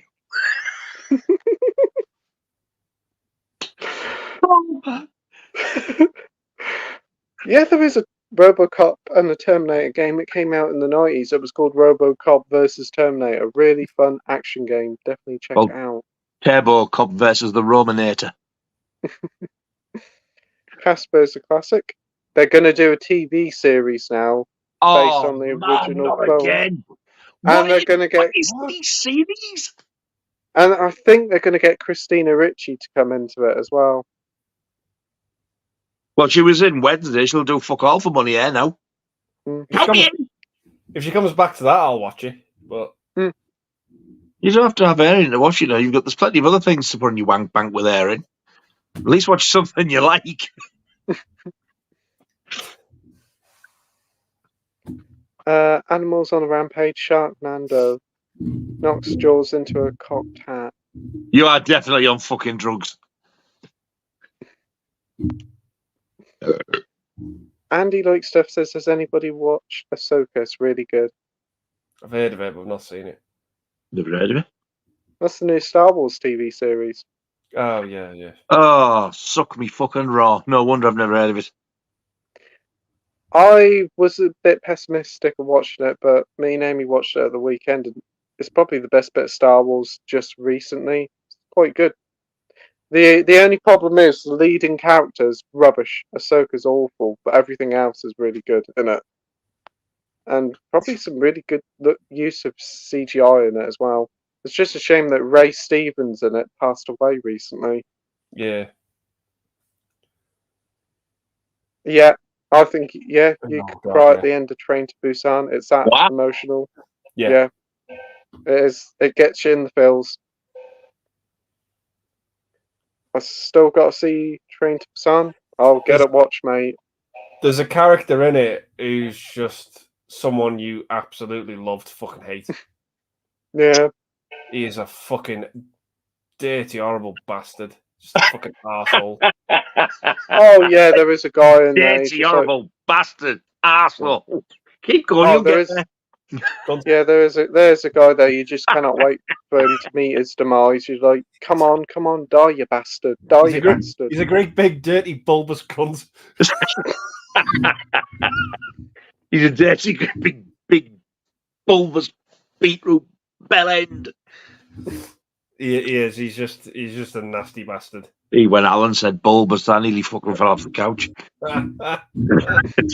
So, bulbous! It was just a shock. I was convinced he was going to say bell end after it.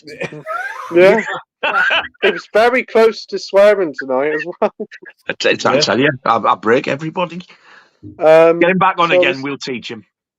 Solus Trenchcoat says, great stream, guys. Been really fun so far. Thanks so much, mate. Yeah, we'll definitely get Alan back on. I've had a blast tonight. I think it's been a cracker. Yeah. I knew you'd get on really well with Alan. He's great, he is. Same taste of films. I knew you two would hit it off with loads of that. Yeah. Blackula is a classic. Great stuff. I hope you like them. I thought you were going to watch them, is it? It was Alan. I hope Alan likes them. I kept thinking it was you, Andy. I've heard of Blackula, but never seen it. There was a vampire film on that Watch Mojo list of hardest films to get hold of, and it was called something Granddaughter of Dracula, and it's like a disco 70s film about a female vampire. That sounds fucking amazing. I've never heard of it, but yeah. But it's her name, and then it's called Granddaughter of Dracula. Ooh. Sounds interesting. I'll see if I can find it. Hang on.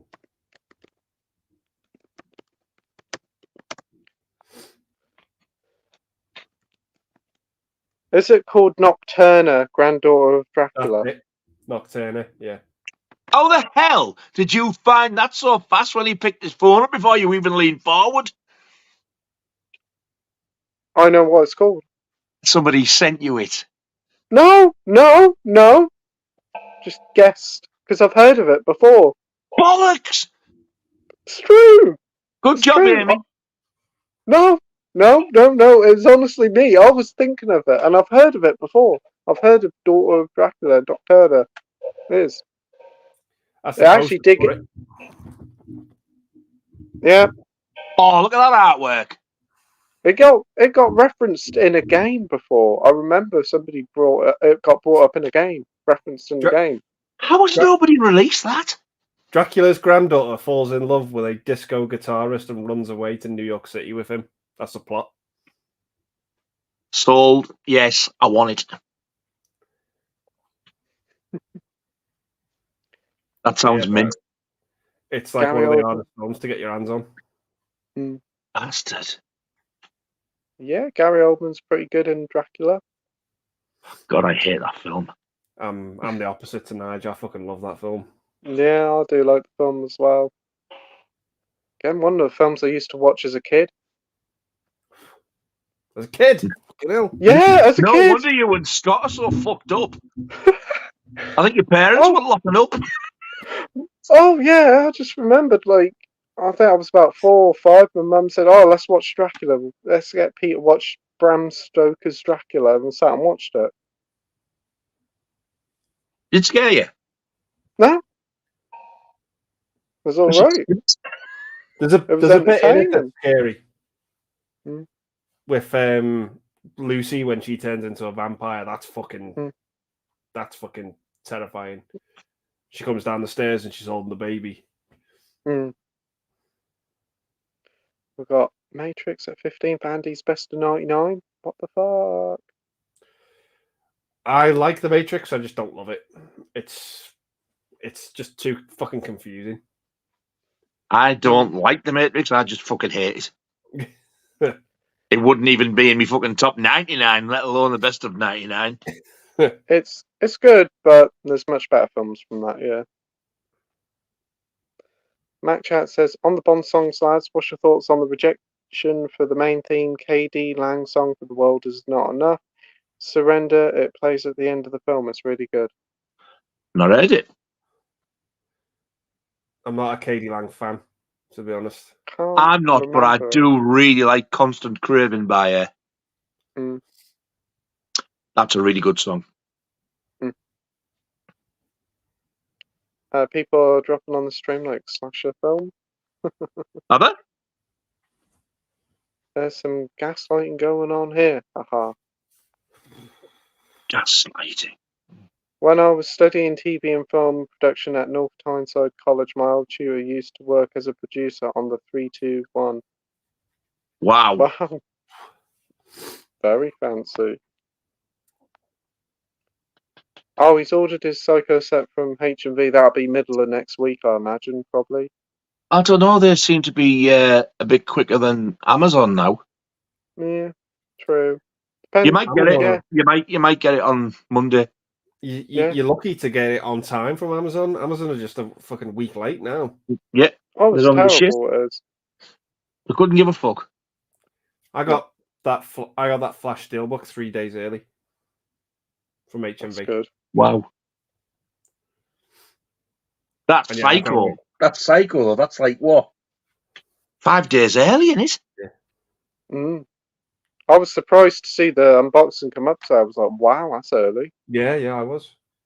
And it didn't come Royal Mail, they did it Parcel Force, and it was like, here about 9:30. Wow. Brilliant. Can't grumble at that. Sai says, another claim to fame, I was once stuck in a lift with Maggie Smith at the hotel in Newcastle. Maggie Smith, who's that? I've heard that. Oh, the old woman out of Harry Potter. Yeah. What's so funny about that? The old deer out of Harry Potter. Yes, the old deer out of Harry Potter and Downton Abbey. I was just like, I thought I know that name. There's a movie she's in called The Prime of Miss Jean Brodie. It's fucking amazing. I love that film. Yeah, I've never seen it, but they did actually make a TV series of that, and that's for years I've always believed that she was in it, and when I looked, I thought it wasn't her. I didn't know there was a film of it. Yeah. Oh god, the film's so good. She's a teacher, wasn't she? Yeah. Minhaja said, do you think they'll release Loki and WandaVision on 4K with standard and array cases? Because I'm not a fan of the Steelbook, but I had pre-orders because they're limited edition. They'll come out eventually. Once the Steelbooks are sold out, they'll do standard releases. Of course they will do. They're going to try and sell you it a couple of times. And he's not in a rush to get Prey either. We've got Marvel fans saying, good night, guys. Good night, Marvel fan. Take care, mate. Thanks for joining. Minhaji says, Pete and Andy, will you get the Psycho Arrow set for certain? Well, hopefully I'll get it next week. I definitely do want to pick it up now after seeing unboxings. And you pre-ordered yours, haven't you, Andy? I'm a fuck. It's a hard pass for me. No, he doesn't want it. He doesn't like 3 and 4. He likes the first 2. No, I've already got the first one on 4K. I've got the second one on Blu-ray, and I don't like parts 3 and 4, so it's a pointless buy for me. It's just Yeah, nice on the shelf. If the second one comes out on 4K on its own, would you get that? Or are you quite happy with just the Blu-ray? You see, I like Psycho 2. I don't rewatch it all that much either. Mm. I've only just recently upgraded it from DVD to Blu-ray as well, but I haven't Wow. seen it. Oh, that's understandable. So it's like, nah, the timing's all wrong. I don't like parts 3 and 4. I've got enough pre-orders coming out as it is. You're getting upset, aren't you? Yeah, you do get to a point where you've got to prioritise, and like you say, what's the point in buying something that you don't even like half of anyway? Yeah. When there's loads of other stuff you want. Yeah, that's true. There's shitloads I want, I just can't afford it all. It'll probably go before I get the money to get it, because there's that much. Yeah. Which is a shame. Well, that's not, saying, if people want to get it, because it is a nice set. Like, yeah. If you like the movies, and if you like all 4 of them, bonus. Well, absolutely. I love all 4. I love them. Minhaji says, Nige, have you got Evil Dead Rise in your collection now? In fact, have you guys all got it? I haven't got it, but I did enjoy it when I watched it. Andy has, haven't you? You've got the Steelbook, haven't you? Yeah. I don't have it yet, no. I've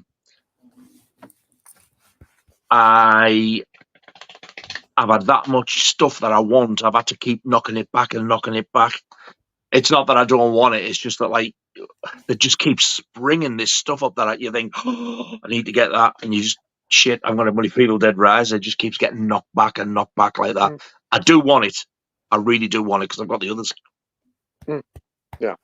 And it is a great film. I do actually really like it. It is a good one. Andy says, I'm having to sell DVDs at £5 for a pound in the charity shop I manage. I've got so many, remember when they cost an arm and a leg, yeah? Yeah. That's the only real way You to sell can't even them give now. away now, DVDs. No. I was in CEX once, and the DVD bits is like down the stairs on the bottom, the basement floor. And I could overhear at the top someone saying, "Oh, let's go downstairs." And they were with kids, and the kids went, "Oh, DVD is like a dead format now. It's all what are we going downstairs for?" And they never came down. And I was like, "Wow." I wouldn't go that far. It's not a fucking dead format. I've heard someone before say, "What's a DVD?" Jesus Christ, we're not up to that already, are we? What's happened to time? Where's it gone? I remember I was in Fucking H&B hell. once, and somebody said, "DVD? What's a DVD?" Never heard one of them before. Blu-rays, yes, but DVDs, yuck. I tell you what, it comes to something when a kid doesn't know what a DVD is, but they know what a fucking record is. That's just mental. Yeah. We've got Dalboy telling Minhaji about Disney testing the water with limited releases. More issues of TV and films will happen based on sales, therefore locked into this type of release. If they sell well, who knows? Absolutely. When is Wednesday coming out? Somebody once said that it is getting a release. When? I fucking want it. So very often I'm like that with a teleseries, but I enjoyed it that much. It's because it's Netflix. It depends. That's the thing. Assholes. The good thing about Shudder, I mean, there's been 3 seasons. Season 4's up there now, I think. I haven't seen it though. But seasons 1 to 3 of Creepshow, they're all out. Yeah, they are. I've had season 1 now for a year or 2. We got Minhaju saying, I'm still waiting for that 2 for 30 deal on HP so I can pick up Super Mario Bros. And Evil Dead Rise all across the Spider-Verse. That deal's still on now. Mario and Evil Dead are in it, but across the Spider-Verse isn't. I was going to say, I think it's always on. It's just that I don't know whether Evil Dead's old enough to be in it yet. I think it was in it, or it was on the Blu-ray offer that they did. I can't remember. I can imagine the Blu-ray one being, but surprised how many people are after 4Ks now, which is, I suppose, a good thing. Yep. Anyone going to pre-order Transformers Rise of the Beast? No. No. No. Yeah, he already knows what Nigel's answer is going to be. All three of us. Now then, smell my fishy fingers. Oh. Minhaj says, I really want a Moon Knight on 4K. That was one I want on a physicality really out of the Disney Plus shows, Marvel Studios. A physicality? He needs a Moon Knight. Physical, I mean. Well, it is 1 o'clock. It is 1 o'clock. So I'm going to say, you're getting fucking tired. Do you want me to start and read some of these for you? I'm a good reader, I am. Yeah, so you keep telling us. I am a magnificent reader. Not always the right words, but I am a magnificent reader. Who barely fucking talk, let alone read. You think he's been on the wine or something, wouldn't you? I'm a magnificent reader, let you know. Did you a magnificent bell end?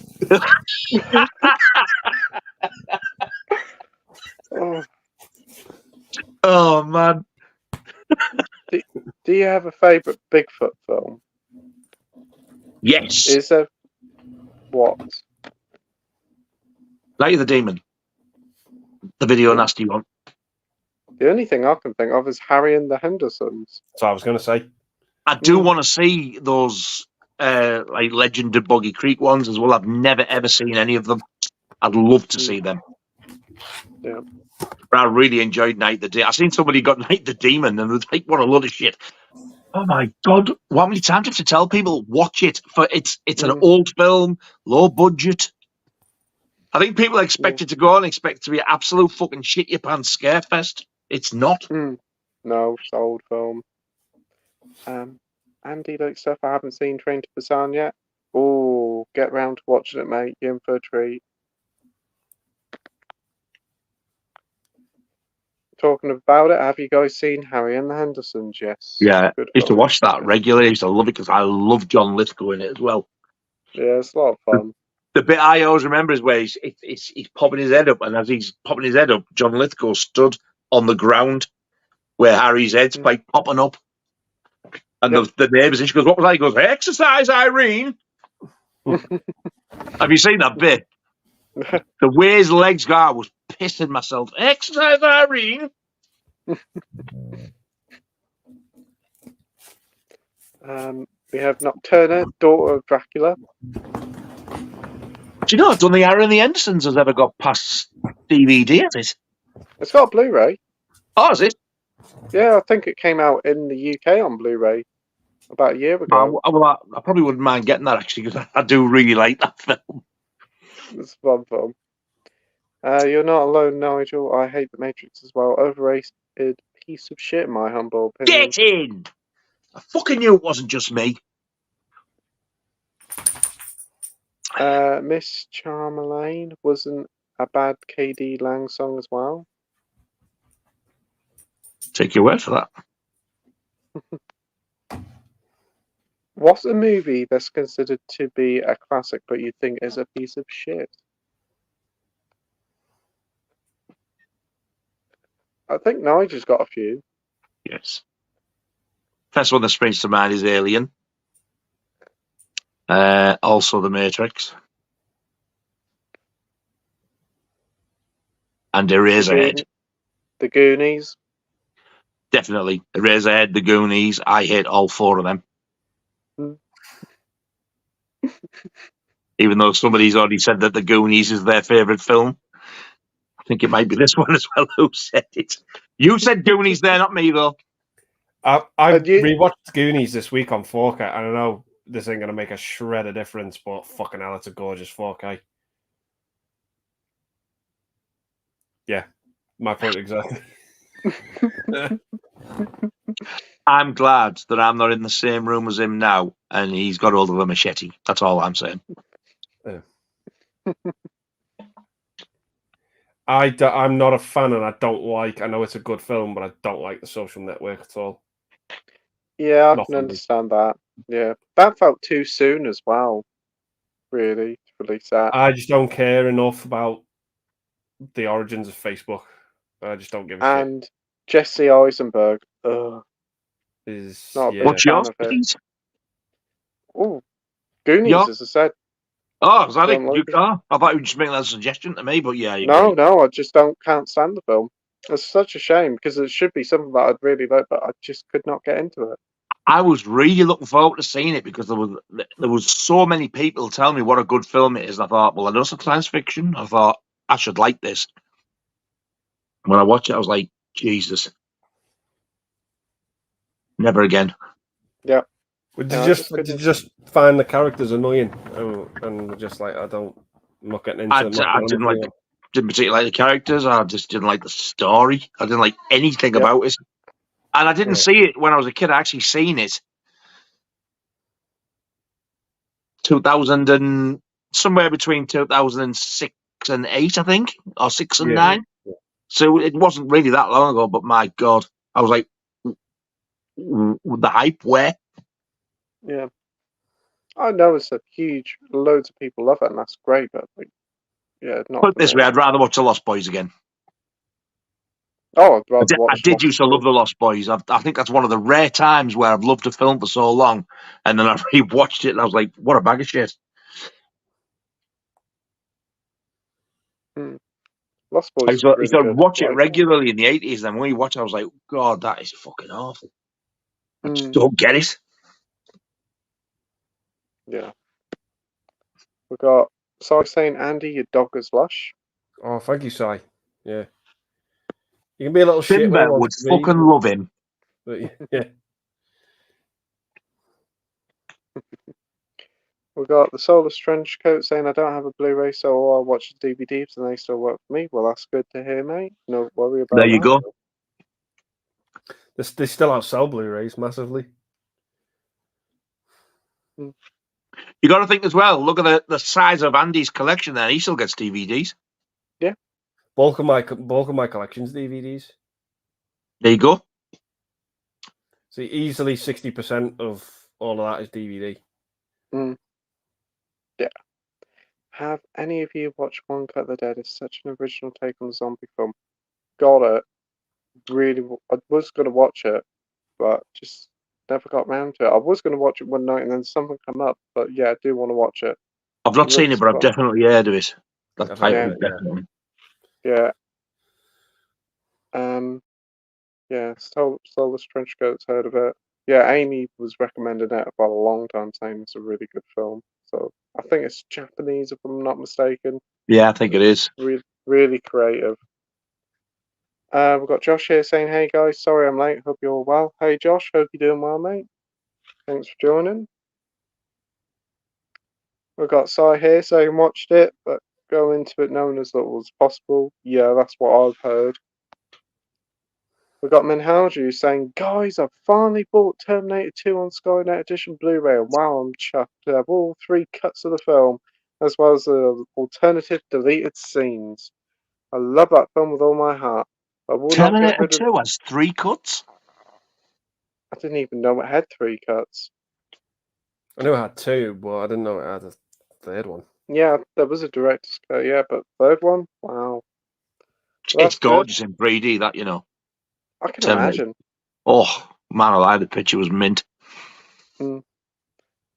So, we have Soulless Trenchcoat saying, "I love Goonies, but I guess it's not for everyone." Yeah. Hey, if you like it, mate, that's the main thing. Yeah, it's the same with every film. It's like, I know people fucking hate Jaws and Friday the 13th, and a lot of people say the original Friday the 13th, the worst one of the lot. They don't like it at all. It's too dated and there's no Jason and all that. But for me, it's my favourite one. It's my second favourite film. Everybody likes different. Yeah, and that's the best thing. How fucking boring would it be if we all like the same fucking thing? He's just took the fucking words out of my mouth. Absolutely. Exactly. Absolutely. Josh says, I've had a music note tonight, so I haven't been around, been listening to Paramore and other things whilst writing. Nice. Lost Boys is my second favourite film of all time. Oh, that's good. It's a fun film. Matt Chat says, Jesus, Nige, don't watch the Exorcist prequels. You'd be ran off the shooting range for bringing those discs there. Clay pigeons, awful. Really? Worse than Exorcist 2, though. It takes some beating Exorcist 2, doesn't it? Yeah? Yeah. Well, I didn't even know there was prequels. So, wow. Paramore's awesome. Yeah. We'll give it a quick slap. Oh. We've got Josh saying he's also thinking of ending things on Netflix today, and my God, it's so good. It's confusing some, but that's kind of makes it unique. Nice. Heard of it. Well. And exactly, we're all unique, and that's what makes it fun. Absolutely, mate. Oh, there's 5. I thought it was only 4. There's 5. So there's Dominion. Then the original Exorcist. Then the classic Exorcist 2. Nice. Then Exorcist 3. And then lastly, it is called Exorcist the Beginning. Many people have told me that these two are basically the same film but remade. The prequels. Yeah, I've heard that. And I've had this DVD box set for years. I've got it in an HMV sale. And I've never got past Exorcist 2. And it's one of them where, you know, where they don't make the discs match, they just give you what's out at the time, so it looks ridiculous. Yeah. Because one of them's one of those horrendous two-sided things, look. Yep. But at the time, for a set with them all in like that, this was a bag, and I can't remember what I paid for it, but it was really cheap. See, that Exorcist 3, that fits in with the box that I've got. The artwork on the disc. Oh, does it? Yeah. Have you got a DVD set? Yeah, I've got Exorcist 2. I'll see if I've got it. Hang on. Contains all 5 films. 5! I didn't even know there was 5. I thought it was just 3. But according to this, yeah, they've actually put them in, even though this was made afterwards. But they've put them in the order that you should watch them, and they've put Dominion, the prequel, Exorcist Beginning, then The Exorcist, then Exorcist 2 and Exorcist 3 last. Strange. This is that's just the trilogy. It's a bit faded, but it's got the 3 of them in. Right. This came out in 2005. Nice. That's a really cool edition. If it would be better if it was Blu-ray, but then again, I don't know, people are saying, "Oh, they don't watch them the shit." So I don't know what to do. Oh, look at that. That's good. See, you got that horrible two-sided one as well. Yeah. Which one is that? That's the first one. But the first film, the first Exorcist. That's the first Exorcist, yeah. But there's no director's cut or anything. It's just the theatrical version on both sides. Oh my God, you're right. Yeah, mine is as well. I think it's widescreen one side and full screen the other, isn't it? Yeah. For the theatricals, there's no extended cut. And then you've got the 2 discs for 2 and 3, and they might match up for the picture, the background. Yeah. I was wondering what the hell that was. Yeah. But obviously it matches up with yours, yeah? Yeah. The classic Exorcist 2 there, lovely red disc. Make me want to stick it on now. And that's the back of it. Oh, wow. That red bit is the Exorcist 2 on mine, the woman. Jesus. I really don't know what they were thinking of when they made that, you know. No. Definition of a cash grab. Yeah. definitely. We have Minhaju saying, do you think we'll get a new Nightmare on Elm Street film? It's at its day. It's at its day now, I think. Focus on getting a deal done with fucking Scream Factory. Just get us the 4K Let's just get releases. this big fuck off monster box set of the lot in one go. Yeah. And I think, yes, stick fucking Freddy versus Jason into it so that you've pleased the Friday the 13th and the Nightmare on Elm Street fans. And they put the remake in as well. He's laughing, but I want the remake in. They did with Friday the 13th, so... And they did with Halloween, they put the Rob Zombie ones in to people's fucking contempt. Yeah. I didn't know. Yeah, they've got to put it in. For the Friday the 13th director was the same director who did the Texas Chainsaw remake. What's that? The Texas Chainsaw remake and the Friday the 13th remake. Yeah. Yeah. Yeah. I love the Texas Chainsaw one. Yeah, I do. Fuck me, it's brilliant, that film. Yeah. Yeah. No, I haven't pre-ordered Guardians. Have you, Andy? Yes. Because I'm a completionist and I actually legit really like that film. I think it's a return to form. It is a good one. I'll probably pick up when it comes out. Minhaju says, what about the Hellraiser quadrilogy from Arrow? Nice looking set, but a bit too expensive. Hellraiser falls under one of the biggest piles of shite I've ever seen as well. We've got Solar Trencher says Exorcist 3 is awesome, saw it recently and highly enjoyed it. May like it better than the first. You did hear a lot of people say that. It's a really underrated film. It is. I don't like it as much as most people. The third one, I just think it's all right. It makes the second one makes the third one look like the first one, but I just don't think it's as good as what people say. I don't think it holds a candle to the original. But I've only saw the third one once, and it was like rented out on video when it was back in the day, 90s when it come out. And I wasn't fussed. I thought, Jesus Christ, this is just so fucking boring. But kids running around and stuff, so I don't know. I'd probably give it another go. I should really watch that box. I didn't buy the Scream Factory Blu-ray for that reason, though. I'm not going to buy it for me to turn around and go, no, that was shit. Because if you don't like any of the others, at least The Exorcist can be a standalone film. It's got a good ending. It ends how you want it to end. Perfect. And that's it. The end it can finish. Yeah. And put the TV series of Nightmare on Elm Street in there as well. What are Freddy's Nightmares? Yeah. You would definitely need Scream Factory to do something like that. I can't see anybody else pulling that off, to be honest. I want a lot on 4K because I only have that beautiful, lovely set HMV release with all of them in. You wouldn't get the TV series on 4K, though, because it was recorded on video. It wasn't shot on film. No, it looked rough when it was shown on TV, so it's... Yeah. You're going to get a Blu-ray at best. Yeah. Solar Trenchcoat liked Texas Chainsaw on Friday the 13th remake, but not the Nightmare one so much.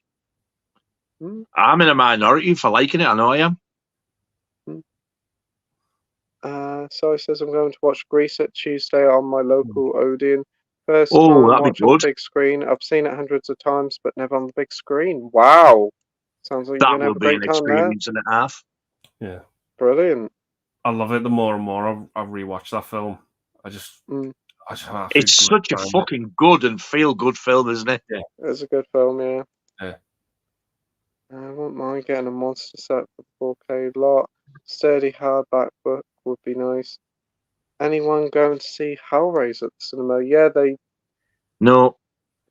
Well, was going to go and see because they were going to show the two films back to back, and they were going to have like a sort of like a quiz show and showing like interviews with like some of the cast members and that, but decided not to go. But I think they are still showing them again, so it might be another chance to see them.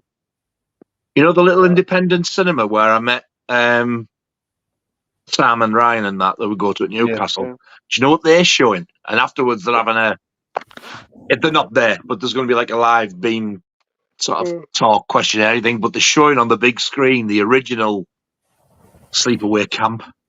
Oh, wow. What a film. How fucking cool would that be? Someone did a review on that on YouTube, and I put a comment saying, "Oh, I think the ending's pretty good and pretty clever for what it was." I got fucking slated for saying that. Why? The fucking abuse I got for it was just because of why. I got fucking abuse off all these fucking woke bellends. Oh, for Really did. God's sake! I had to just fucking laugh at them because they were just so pathetic. I hate them. Oh my God! Yeah. We got bangers. She sounds like the witch in Superstition. What are you laughing at?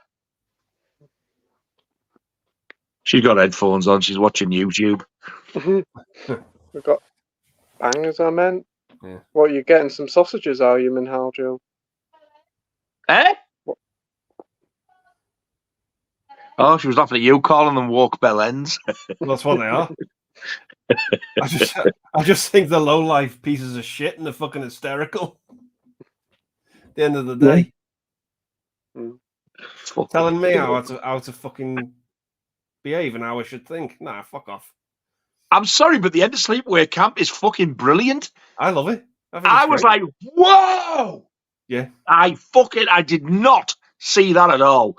And when I was like, oh my God, that is wrong on so many fucking levels. But it looked amazing. And plus as well, like I don't want to spoil the film or anything like that, but anyone with a fucking brain cell, right, knows that ending, right, in real life, that is a life-changing decision that a person fucking makes consciously, right?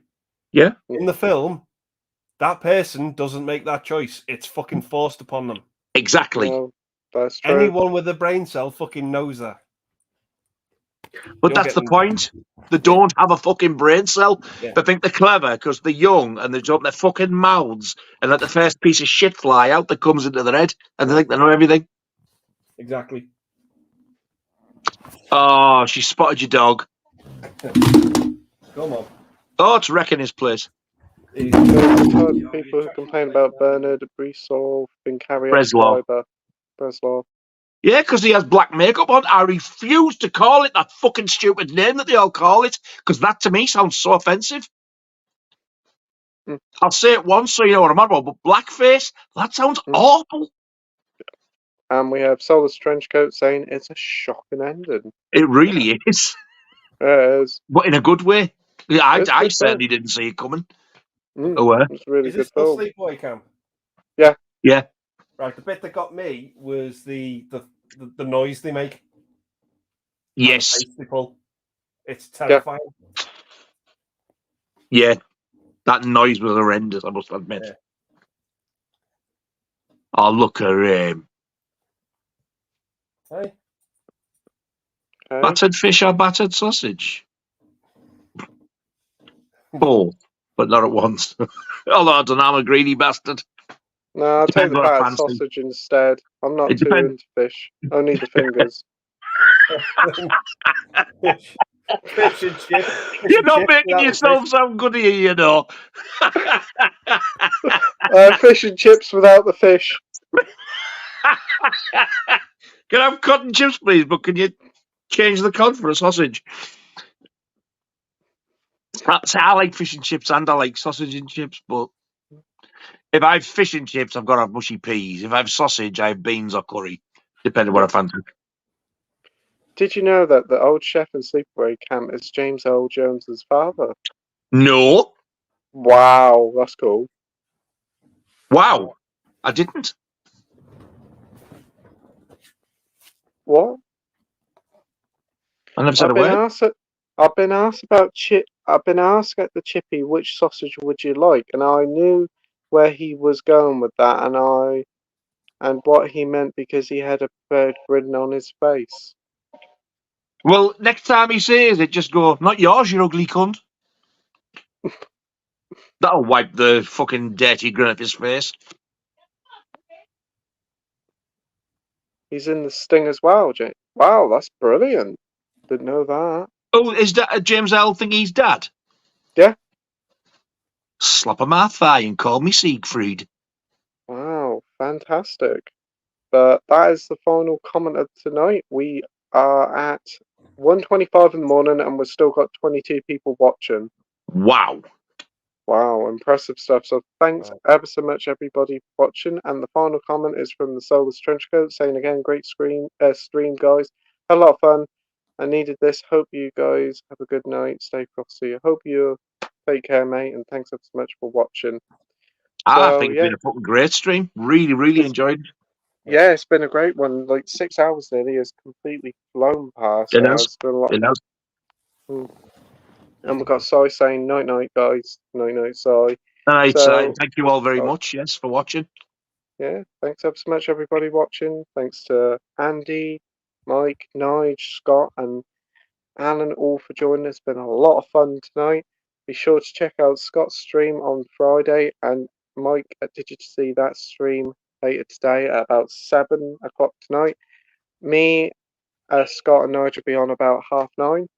Yeah. And yeah, see you all on the next stream next week, where our special guest will be Mikey from Boogie Cat Productions. So that'll be a lot of fun. Ooh.